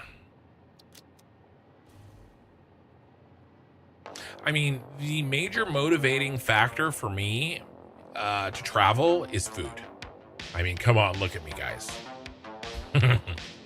The people, fine, whatever. I'm probably not going to talk to that many local people anyway. I get to talk to you guys. I don't need to travel for that. The food. I mean, I do food trips to, we do food trips to San Francisco, 2-hour trip. I've gone down to LA just to eat food. We did a weekend trip to LA to hit up like 3 restaurants. When we were in San Diego a few months ago, or like a month ago with the wife, wife came with me on a work trip turned mini vacation. We tried a bunch of different local food, right? I mean, there are tacos that you can get. Where's my map?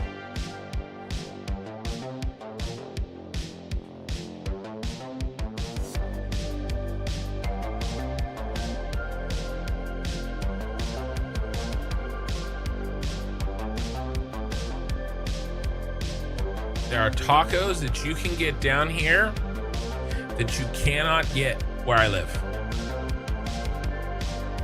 You can get close.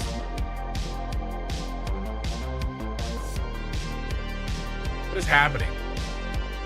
Long Drawed gifted 5 community subs. Thank you, man. And you started a hype train on Twitch. You're the man. But also the people, but not for talking. Sure, man. Sure, man.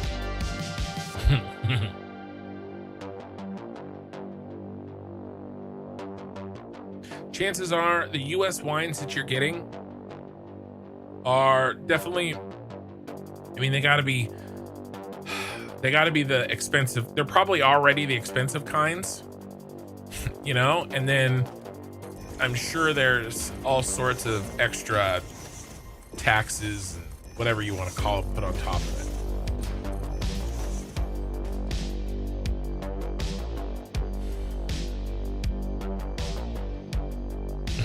I'll drive 5 hours out of LA just for gelato burritos and seals to look at, not to eat. I went down, let's see, what did I eat when I was down in LA? I went to like one of the birria places. I went to a birria place. I went to a Sonora taco place. There's a couple of famous like hamburger places in LA that have been around like forever and ever that I wanted to try.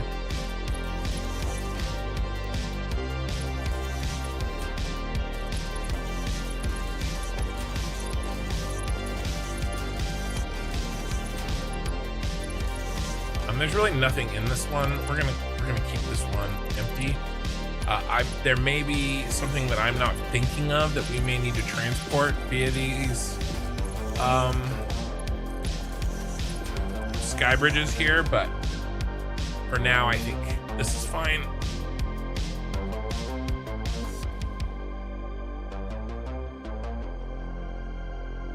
a footprint.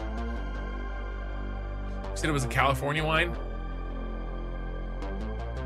What California wine has a footprint as part of its label? Barefoot wine? Is this it? I've never heard of that.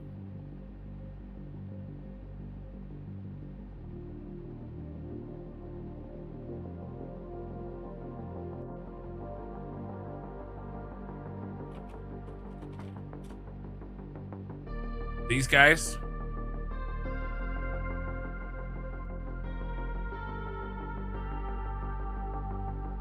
I've never seen this. I don't know. I'm not a wine guy.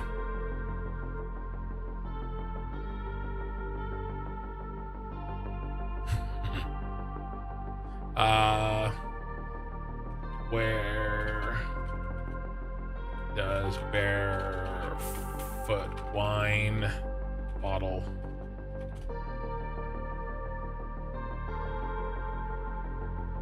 California, Alameda County. Main winery is located in Modesto. All right, so there's Central Valley. Yeah, Alameda County, San Francisco. Yeah, I mean,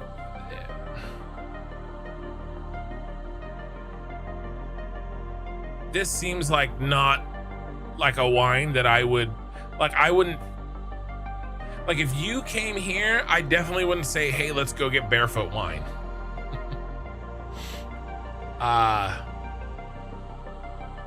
Dan's Nut says he's used Barefoot wine for cooking. Yeah.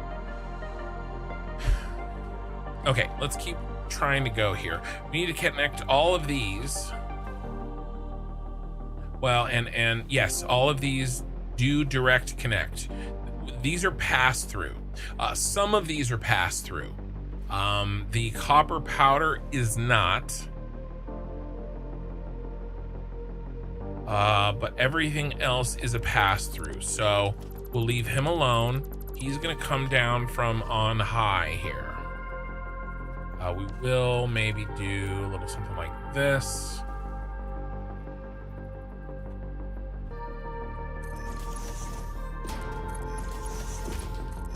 To prep that, he's gonna come from up there. Okay. Everybody else is coming down and across.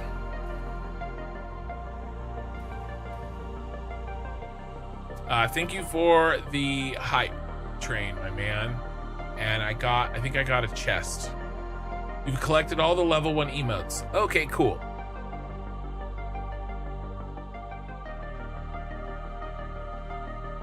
Sounds like Dan's Nut actually is a wine guy. Sorry, the YouTube chat bugged. I gotta reset it. I missed some chat. Let me back up.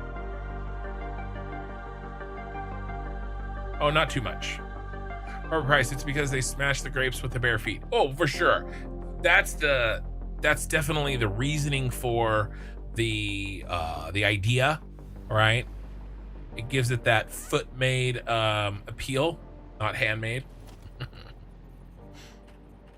But yeah, I personally hadn't heard of them, but that doesn't, like I said, that doesn't mean all that much really. Let's get these in.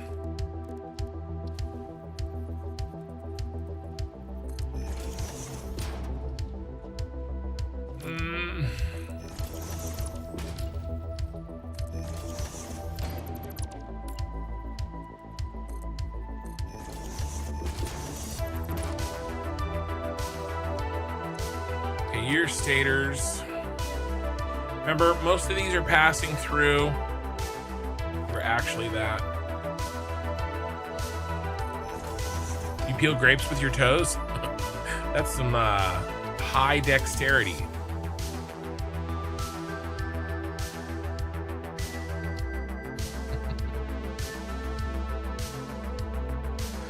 Okay. I think there's something not quite right still with my the camera on Twitch. YouTube camera looks okay. Actually, no, there's something wrong with the YouTube. I'm irritated, guys. Irritated. Do you see that? Every time I look, I find something new wrong with this. I keep messing with this.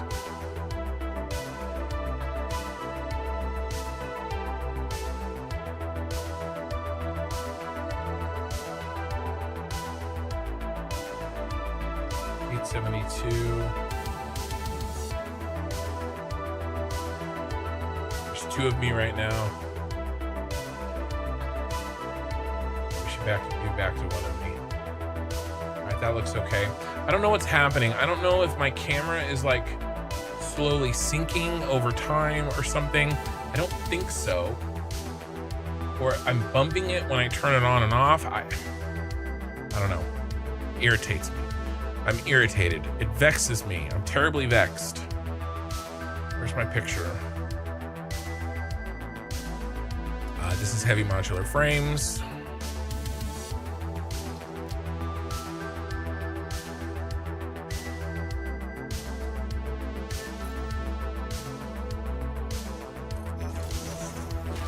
This is circuit boards.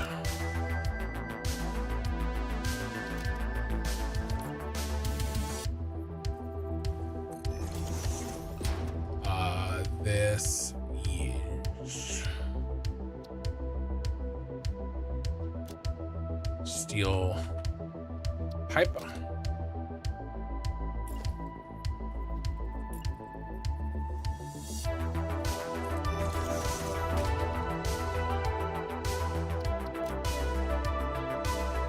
Plastic.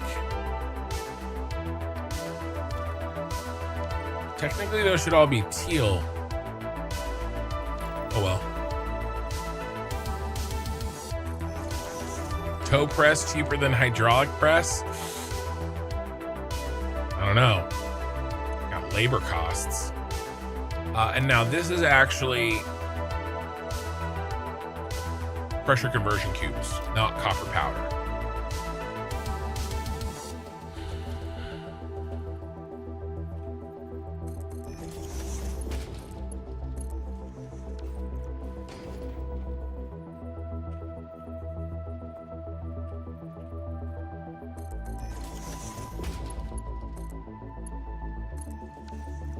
Yes, traditionally ancient craft.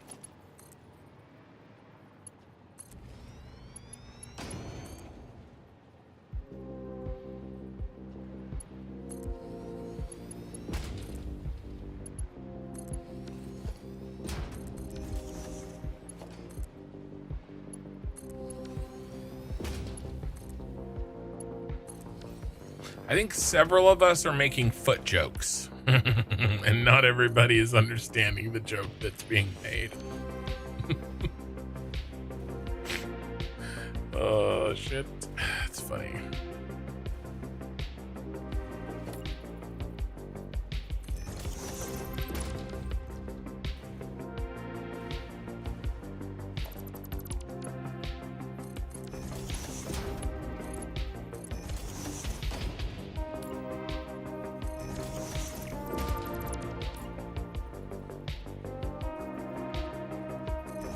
Much better.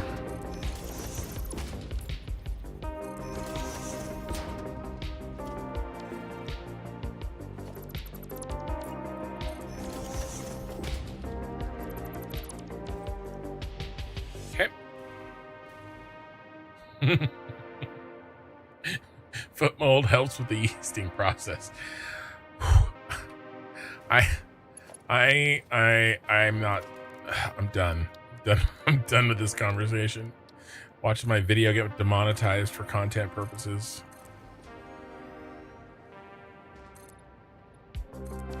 No, we're talking about wine. Yeah. Sure. Yeah.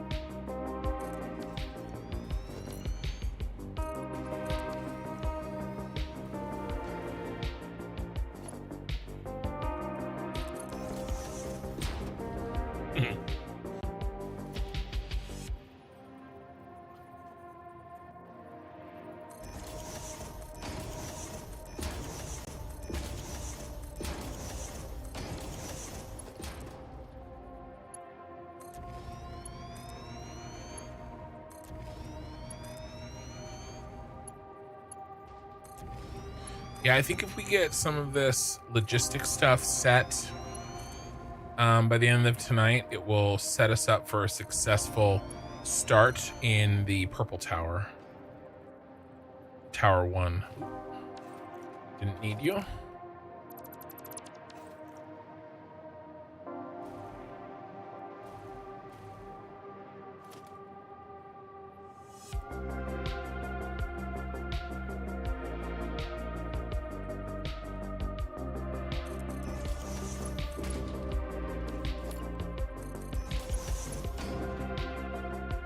Looks flat. Let's see if we can do the same trick. 4 over.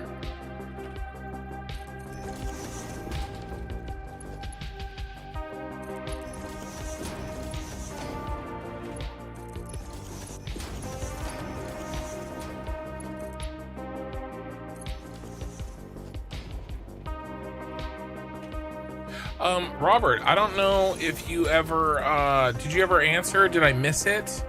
I asked about what industry your business was in. I understand if you don't want to answer or anything like that, but I was just curious.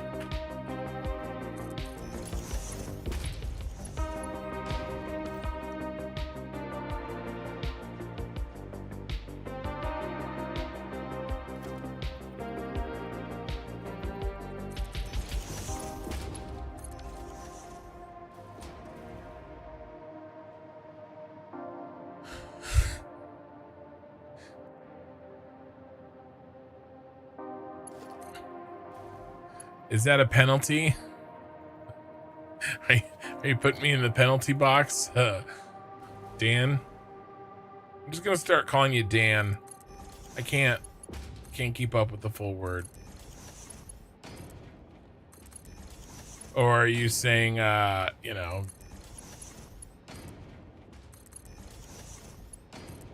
that, are you saying that you scored?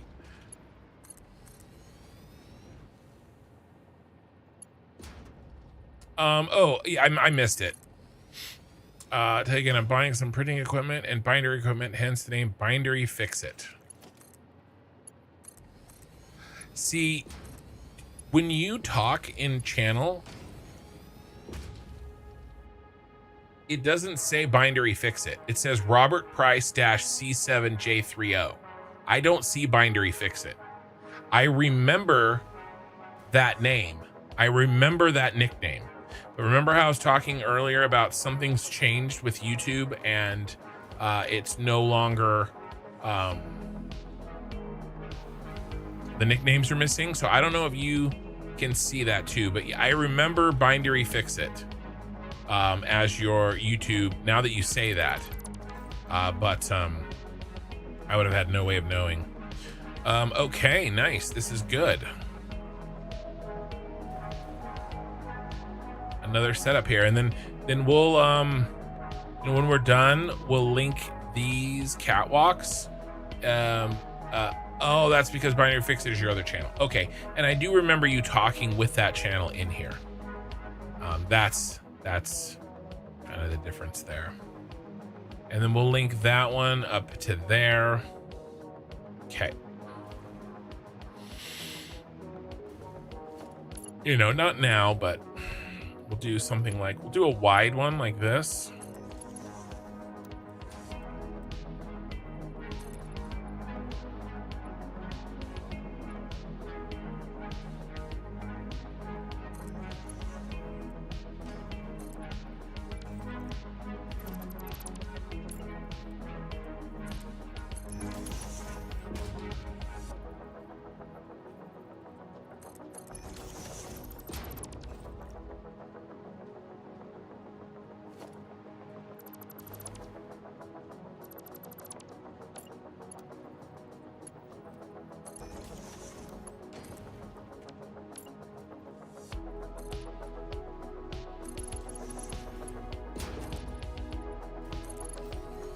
Yeah, something like this.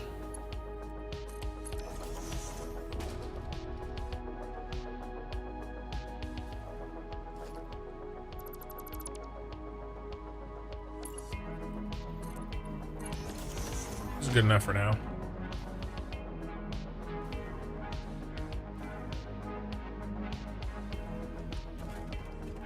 Be cool to see all that running, and we'll delete all of this as well. We'll make it free floating.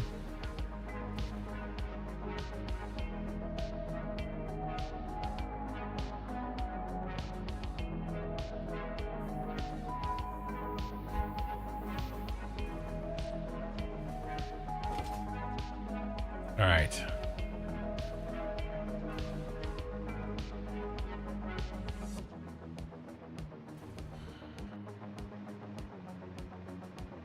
I don't know how much I got left in me, bros. Dragon. Mycito, good morning. Call, I would like to be able to talk with you in person because... Oh. I didn't finish that, but it sounds like you can resend if you want. Let's see. Yeah, so let's do the basics here.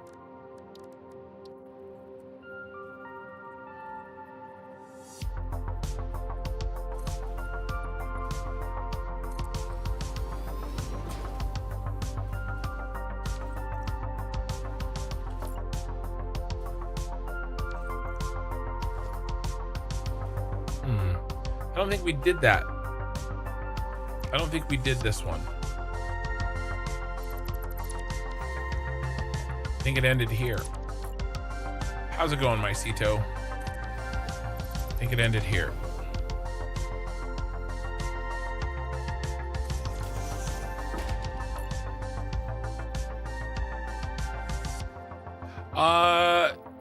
Have you joined my Discord? Do you use Discord at all? Do you know how it works? You know, I don't want to assume, you know, I don't want to be accused of ageism or anything.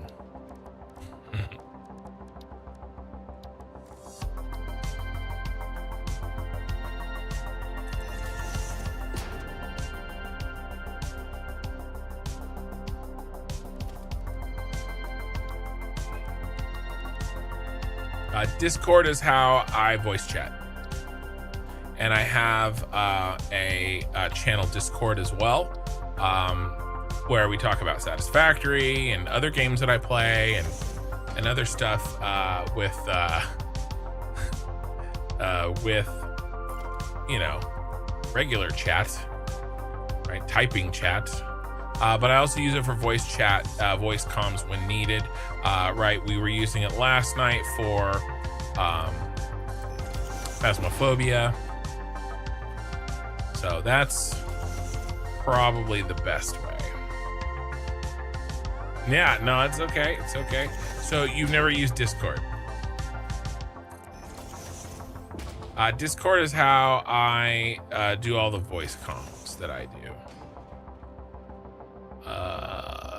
Let's see. But that's okay. I don't know. We'll figure something out. That's the best way to contact me, like via text. And it's also the best way to talk to pretty much anybody with voice comms. But you know, if you've never used it, then I understand. We'll maybe figure something out. Let's see. This is Staters.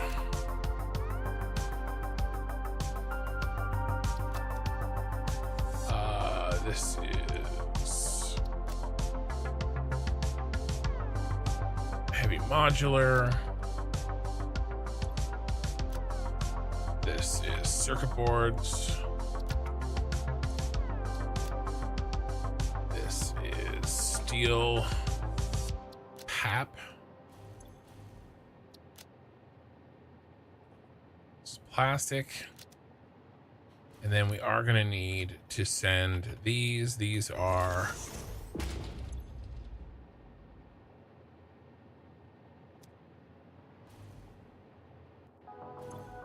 pressure conversion cubes.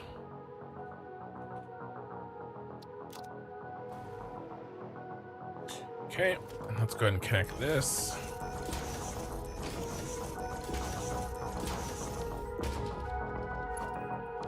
The pressure conversion cubes are coming from up here.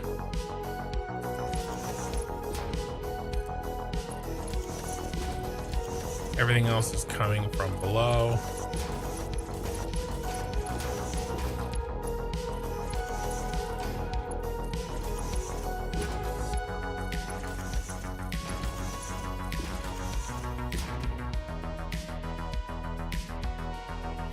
And what did we say that we were exporting? Anything to...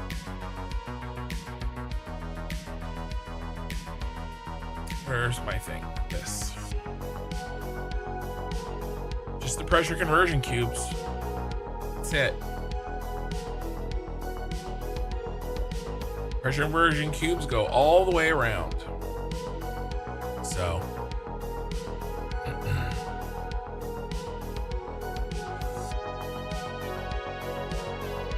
All right, I cannot begin. We have a couple of basic hookups in here.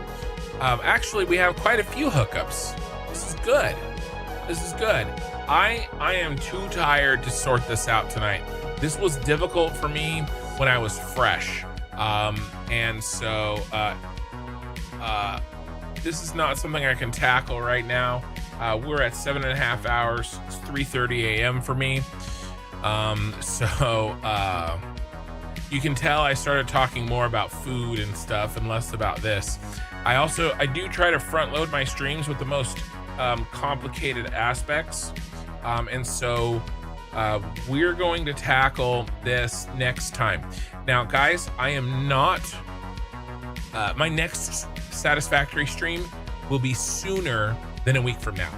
Okay, lately I've been doing one Satisfactory stream a week, but because we have a launch day this week for the console version of Satisfactory, I'm going to be playing more Satisfactory. Hold on, let me read my chat bug again. For sure, I was in the middle of cooking. All that food talk made my stomach start to growl. Please email me when you get a chance. We can converse. Yeah, I'm not sure how I can email you either. Why don't you, you can use Discord on your phone. It's a phone app, it's free. The link to get to my Discord is on any of my YouTube videos. It's on my YouTube channel. You can join the Discord and tag me in there, just at construction. You can figure it out. It's not difficult. It's very straightforward. And then we can chat in there. You can send pics. There's a bunch of stuff about Satisfactory in there. You can show me if you're building stuff in Satisfactory. You can see other viewer stuff there as well, and this goes for everybody. The Discord's the best place to get a hold of me, and then if I know who you are, I will do a DM there. Don't randomly DM me because too many people are trying to screw with me, okay? But you can tag me in the general chat or in the Satisfactory section, and you can get my attention that way, okay? And then, we can chat there or whatever. Yeah, Discord, okay?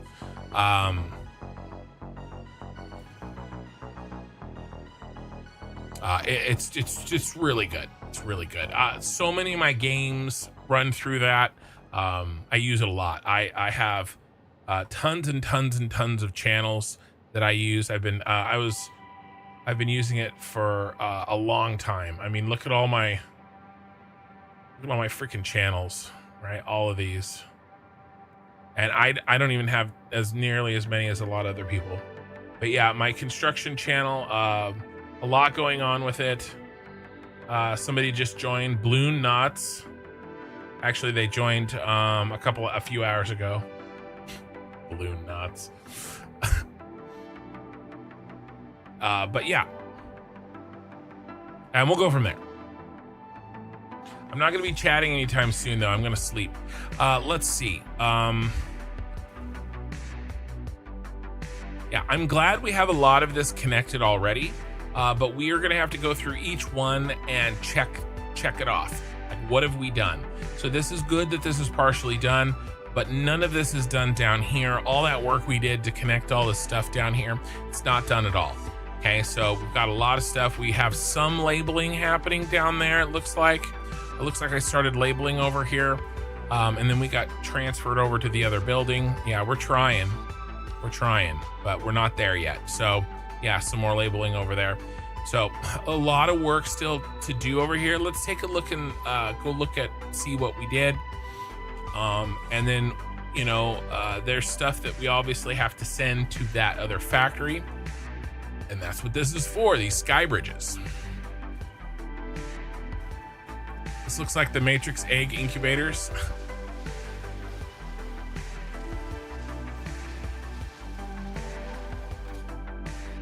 All right, so this is the teal building. This makes all the copper powder.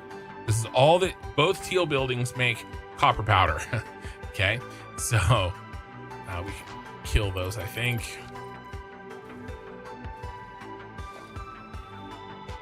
Leave those for now.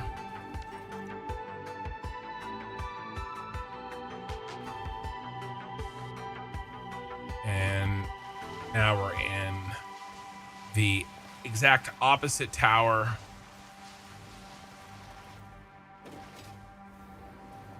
Okay. This is all the connections that we got in. And I did promise belt logistics. So where can we...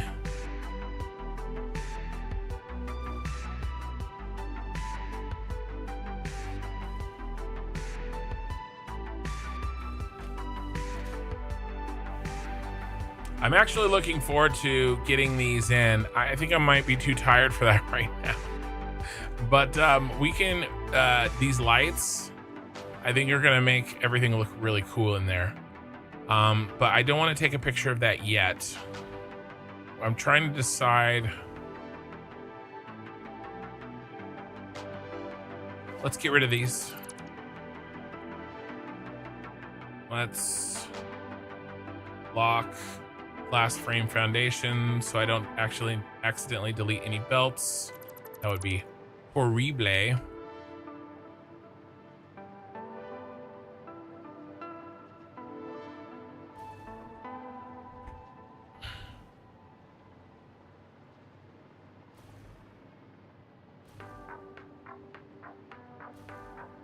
Make sure I'm not deleting. Yeah, see, I accidentally tagged that one.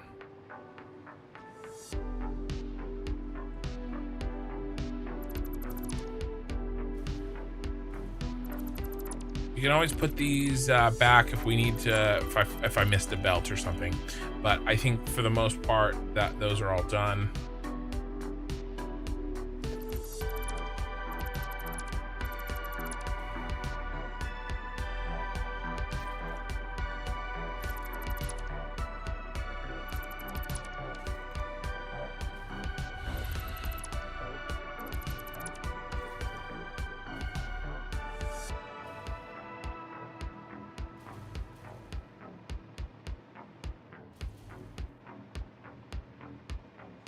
Or do we want to pick up?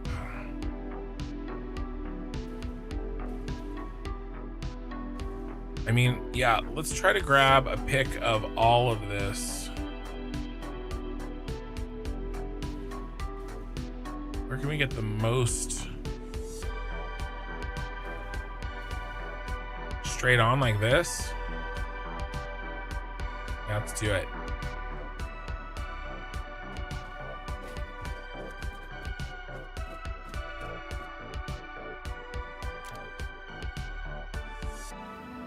No, stop it.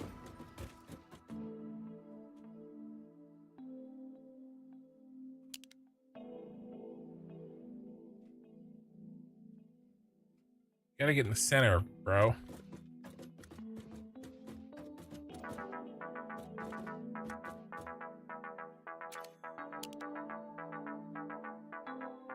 Better.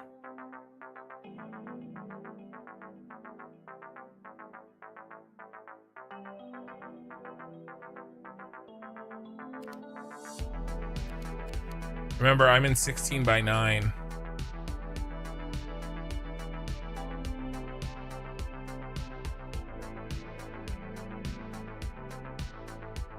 But this is showing widescreen. So some of that's gonna get cut off, but that's the nature of the beast, I think.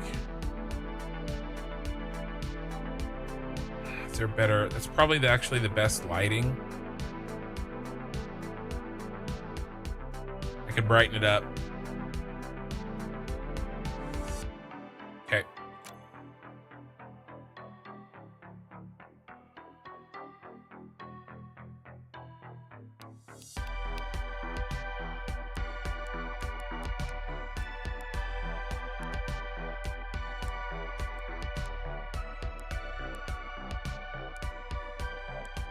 can't really see her.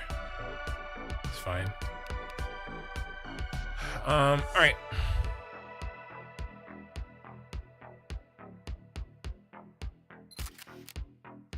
I'll work it in post.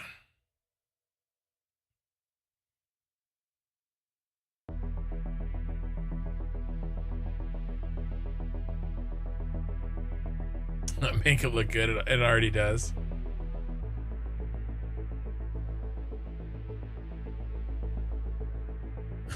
Thanks, Robert. Appreciate that.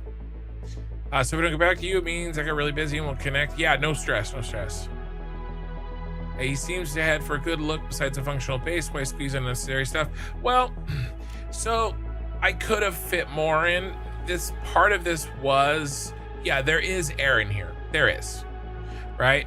But I did purposefully, like this air I wanted, right? So that we can see everything.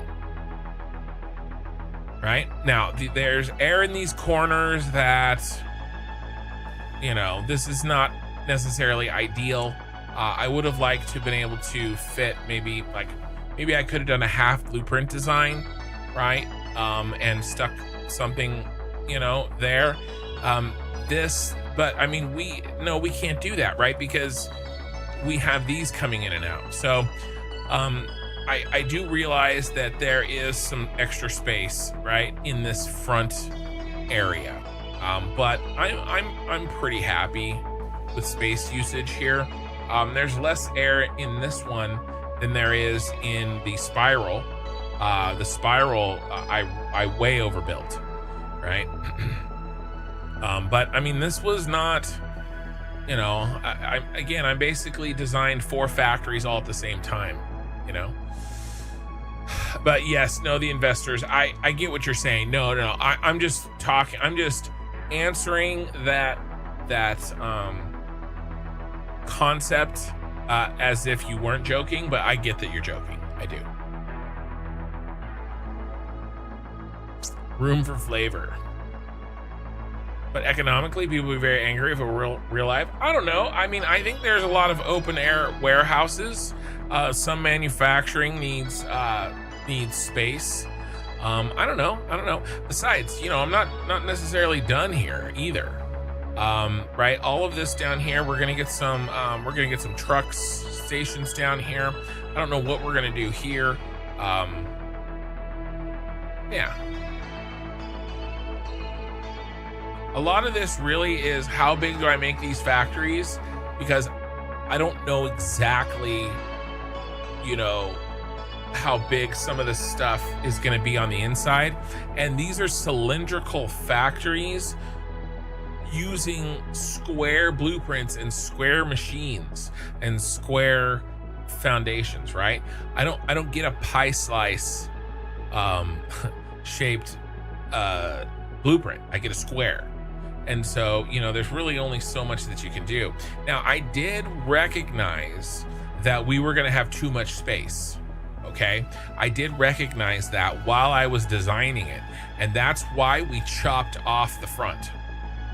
Okay, that is why we chopped this out, so that I had some exposed road work here, or you know, we'll do like maybe we'll do a something here like a walkway, or I don't know, but we could actually do a raised walkway and bring this one up, perhaps.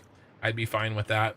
But the reason that we sliced off the front is because I did recognize that perfectly cylindrical towers was going to be insanely too much space. So I did try to mitigate that a little bit, and I think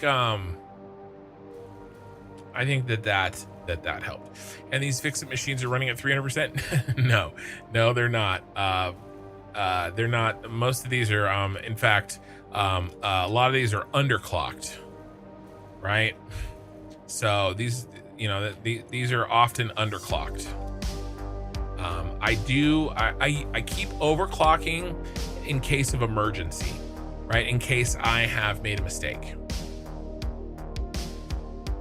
I have literally no critique on this marble. Maybe it needs more sky bridges. I know your principle is to build only actually working structures, so no fake ones.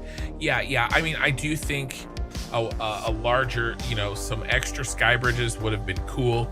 You know, we could have definitely done cross. I considered cross sky bridges, you know, but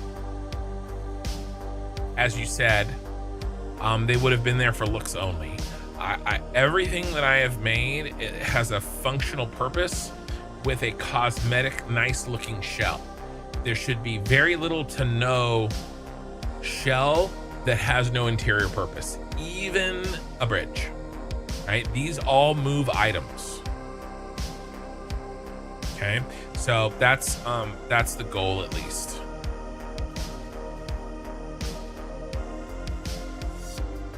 Now you're not gonna fit, you know, and by the way, I did pack, I mean, this, let's look at this factory. There's a bunch of people that probably hasn't, I've got a few more minutes. My brain is just a little bit fried and I don't want to take on any new,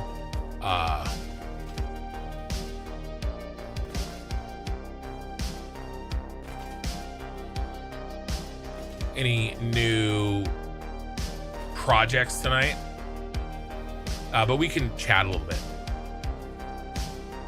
Oversimplified secret lab, high queso.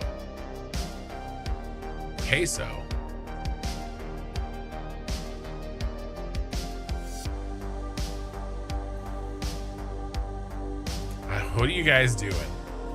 You guys are, you guys are scaring me. Oh, you haven't seen the outside? You guys, I didn't show you the outside. All right, let's do a quickie.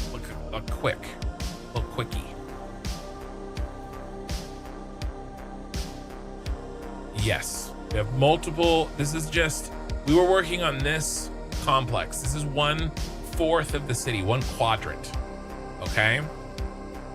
And then we have these 4 factories here that are already done.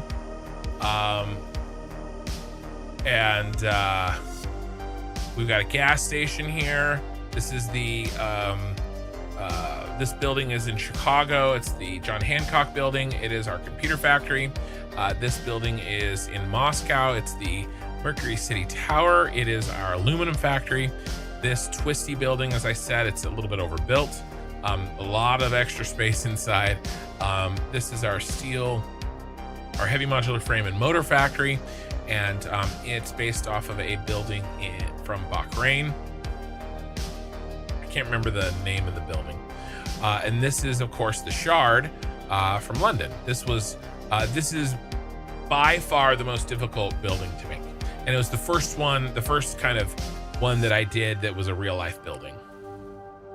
And you can see we've got, you know, all these trucks are moving items. These roads are functional. They are not cosmetic only. This gas station is functional. You know, everything is here for a purpose, but it also has cosmetics, right? Hey, backseat, how you doing? And the Blade Runner building, yeah. ILLD, yeah. I mean, so you haven't seen any of this, huh? Then the Fixmas factory is Nakatomi Plaza from Die Hard. Die Hard is a Christmas movie. And then this is the power plant over there. It's making, I think, like 200,000 power or something like that. Overbuilt, understatement. I don't think so, actually. I mean, the cosmetic portion of this sure is overbuilt, but like these factories are not that. I mean, the space, the shell that I made for this building is overbuilt, right? But in terms of like my save, I'm not making insanely high, you know, parts per minute. You know what's funny is we've been chatting for so long, and I was stuck inside those towers. I didn't even think to show you. What the hell am I witnessing? This thing is so crazy, big, and awesome. Yeah. This is yeah. We're working it. I was gonna show you how tight everything was in here.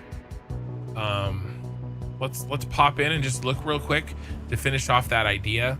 But this was a miss for me.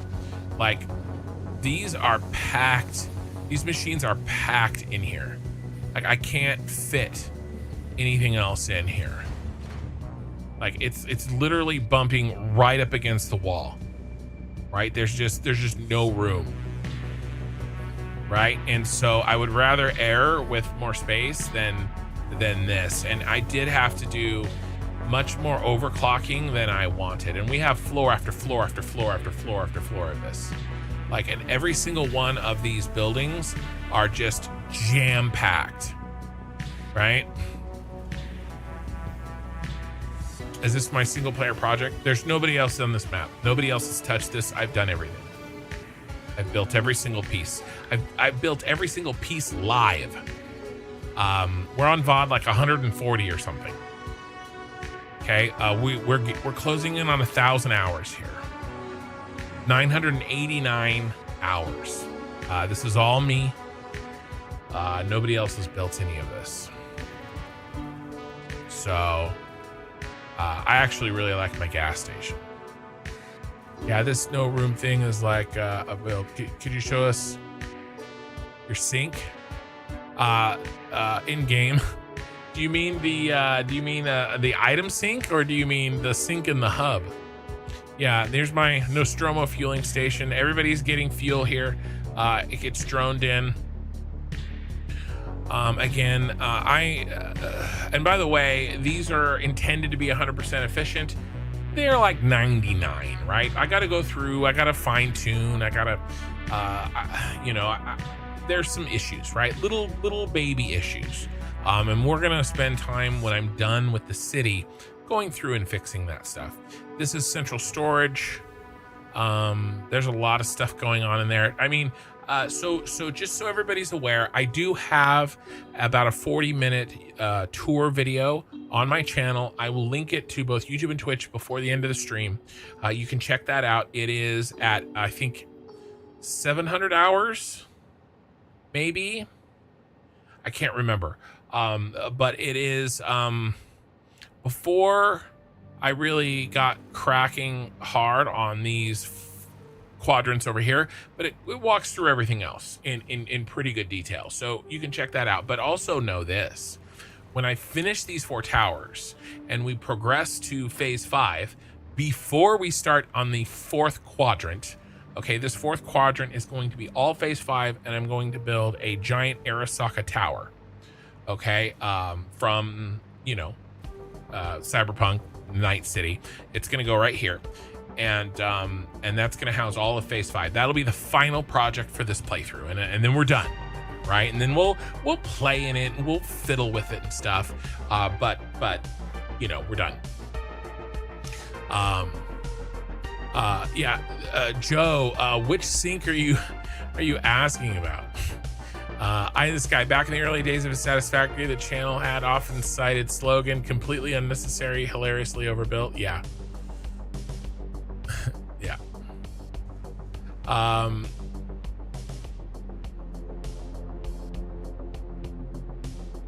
Somebody asked a question that, yeah. The tickets in the Ashram shop points. I got you. So I have 1,600 coupons in the dimensional storage. And then I am syncing away, in addition to that,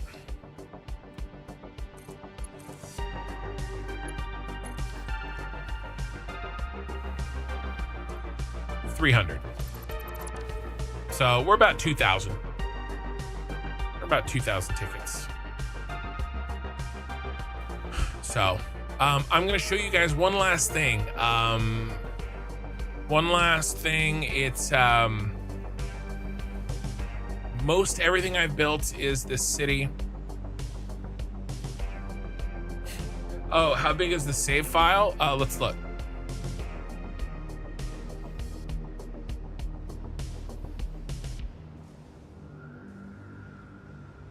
I can tell I'm getting late too. I'm starting to slouch more. Getting tired.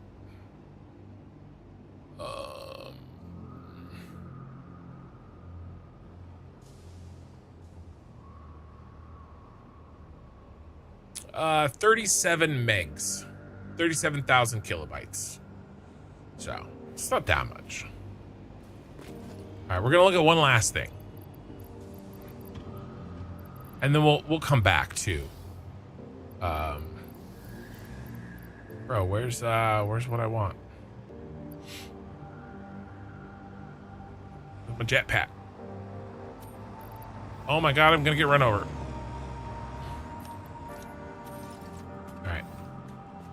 This is central storage. I have hypertube cannons in here as well. This is kind of like a catch-all building for anything that I need.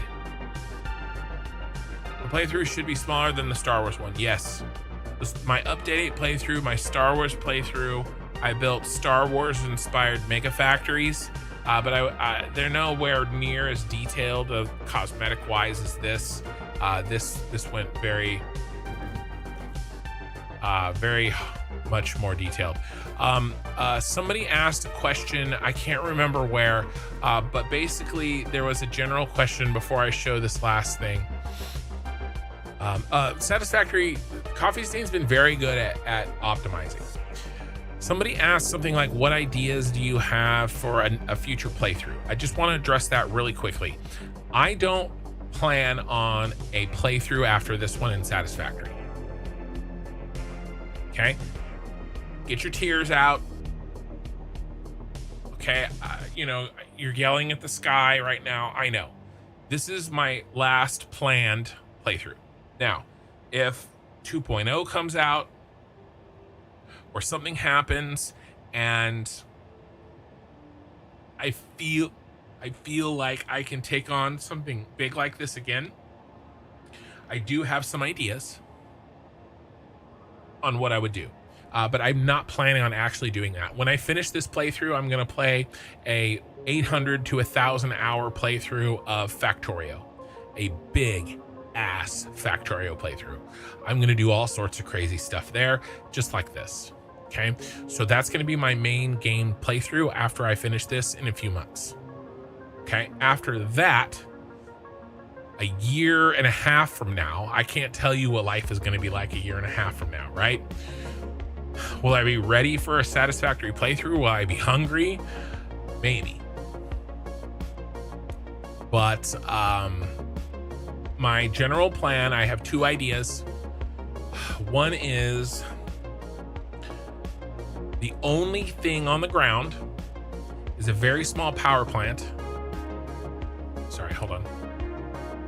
And miners to mine the ore,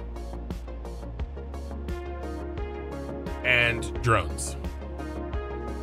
Everything else being a giant spherical Death Star floating high above the planet. As high as I can make it. I will probably mod it.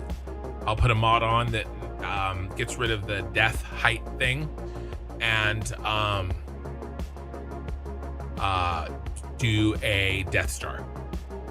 I planned on doing a Death Star in my Satisfactory playthrough, my Update 8. I never did it. So I would do that perhaps.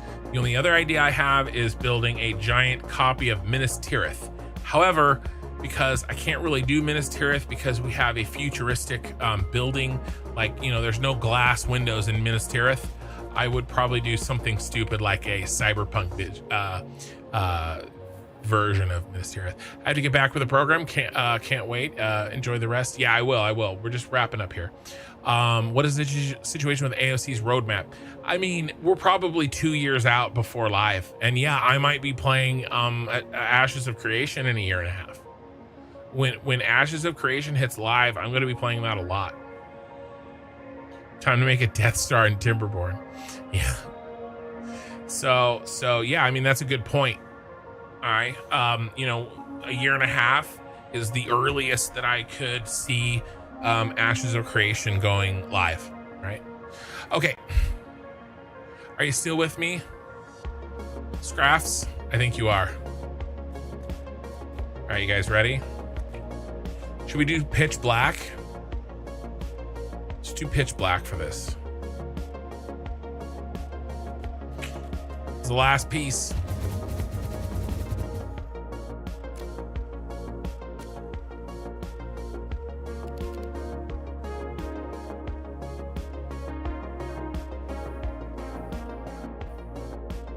So this is the Tyrell Corporation pyramids from Blade Runner.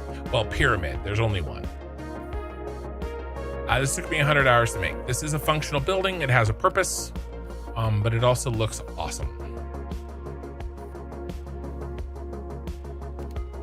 Those are 1 meter signs. I am out of jetpack juice.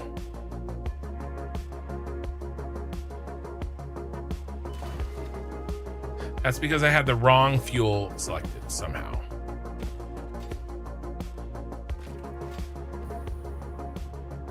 So, what this functions as is my raw resource hub. So everything that goes to the city and goes up the train spiral, not everything, but the vast majority comes through this, right? Here's all the bauxite.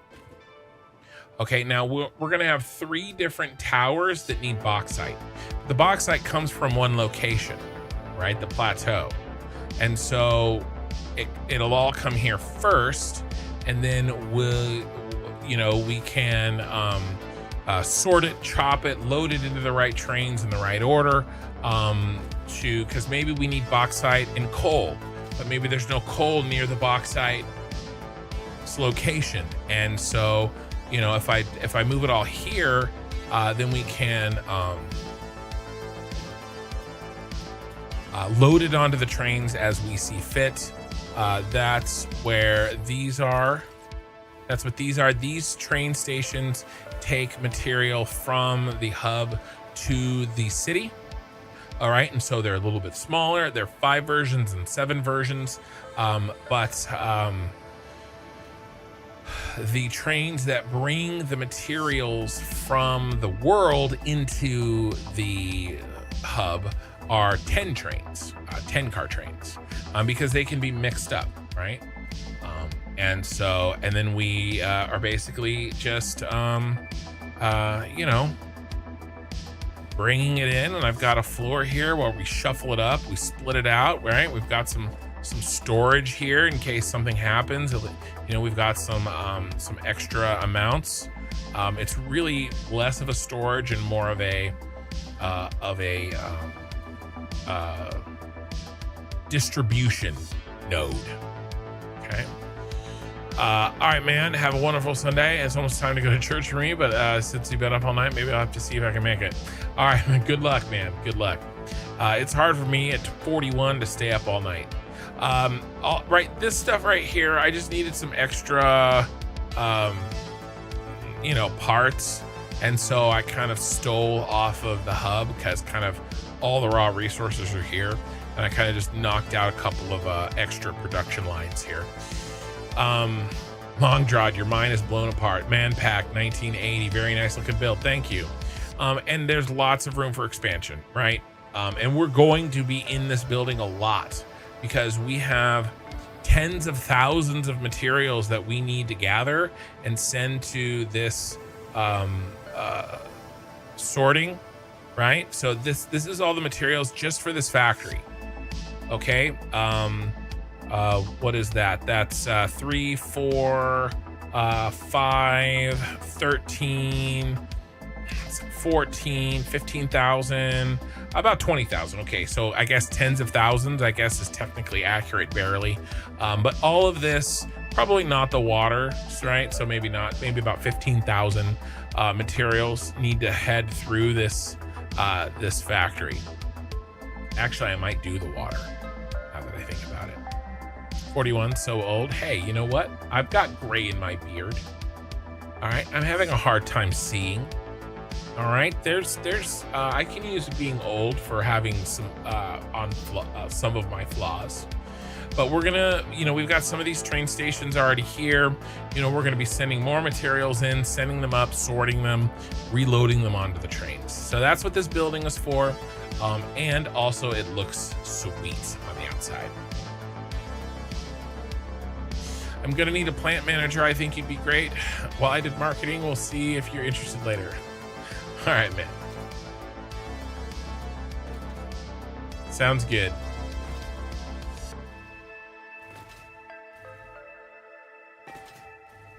Sounds good. We'll chat. But yeah, this is what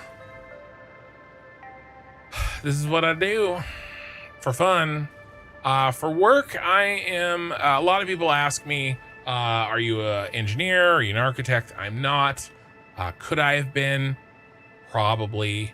I don't necessarily think that skills in a game translate to skills in real life directly, like, indirectly, sure.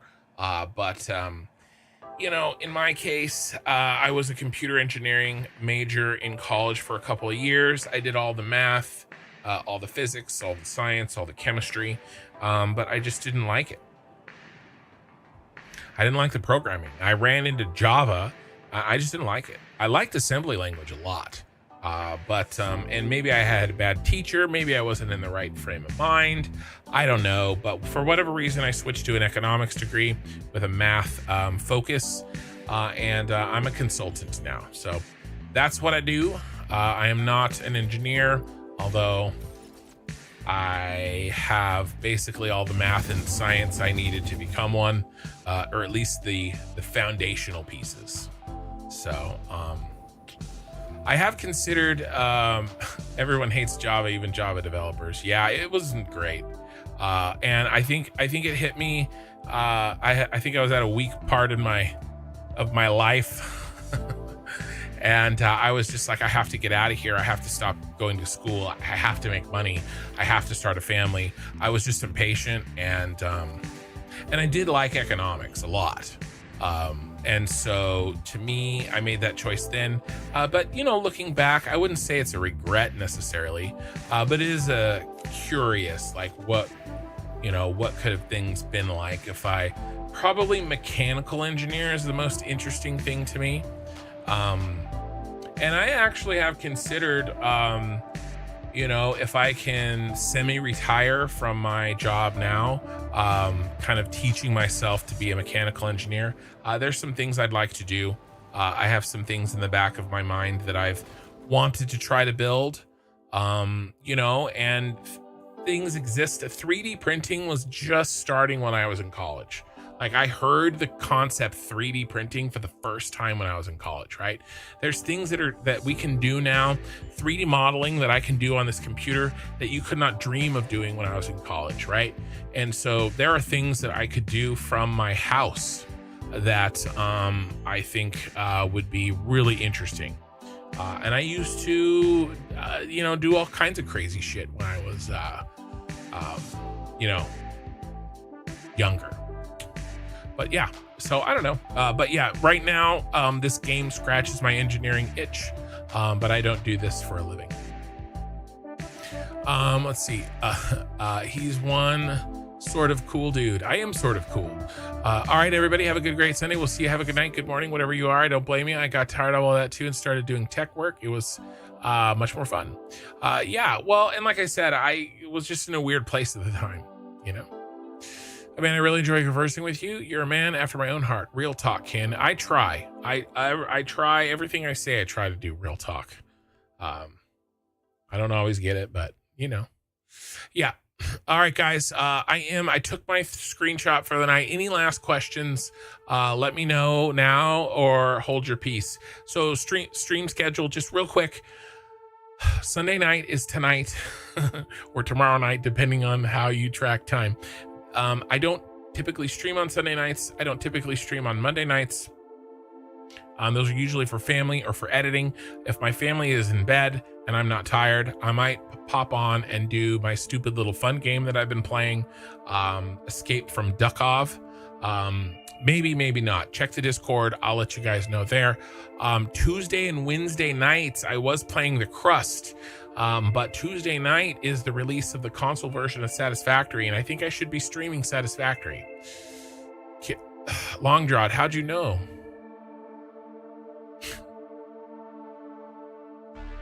I'm serious.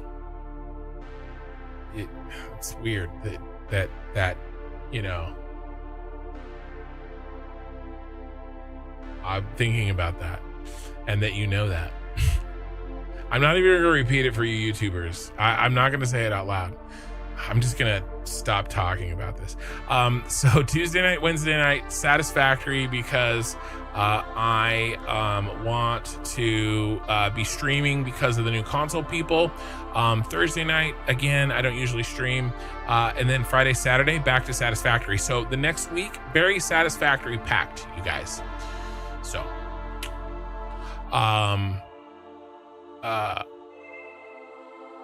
yeah, not a chance. Well, remember, there's always VODs.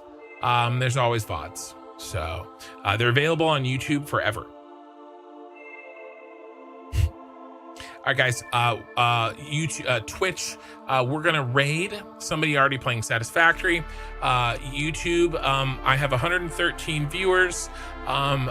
However, I only have 55 likes. I try to only ask once or twice the entire night for likes. So if now's the chance, if you haven't liked already, I would love to take your like. It helps more than you think. And then Twitch, we are going to hit somebody. Who are we gonna raid, guys? Who are we gonna raid? I have some favorites. We're gonna see if the favorites are here. I'm not seeing anybody necessarily that I've raided in the past. Yeah, all right. Let's make sure that we raid into English.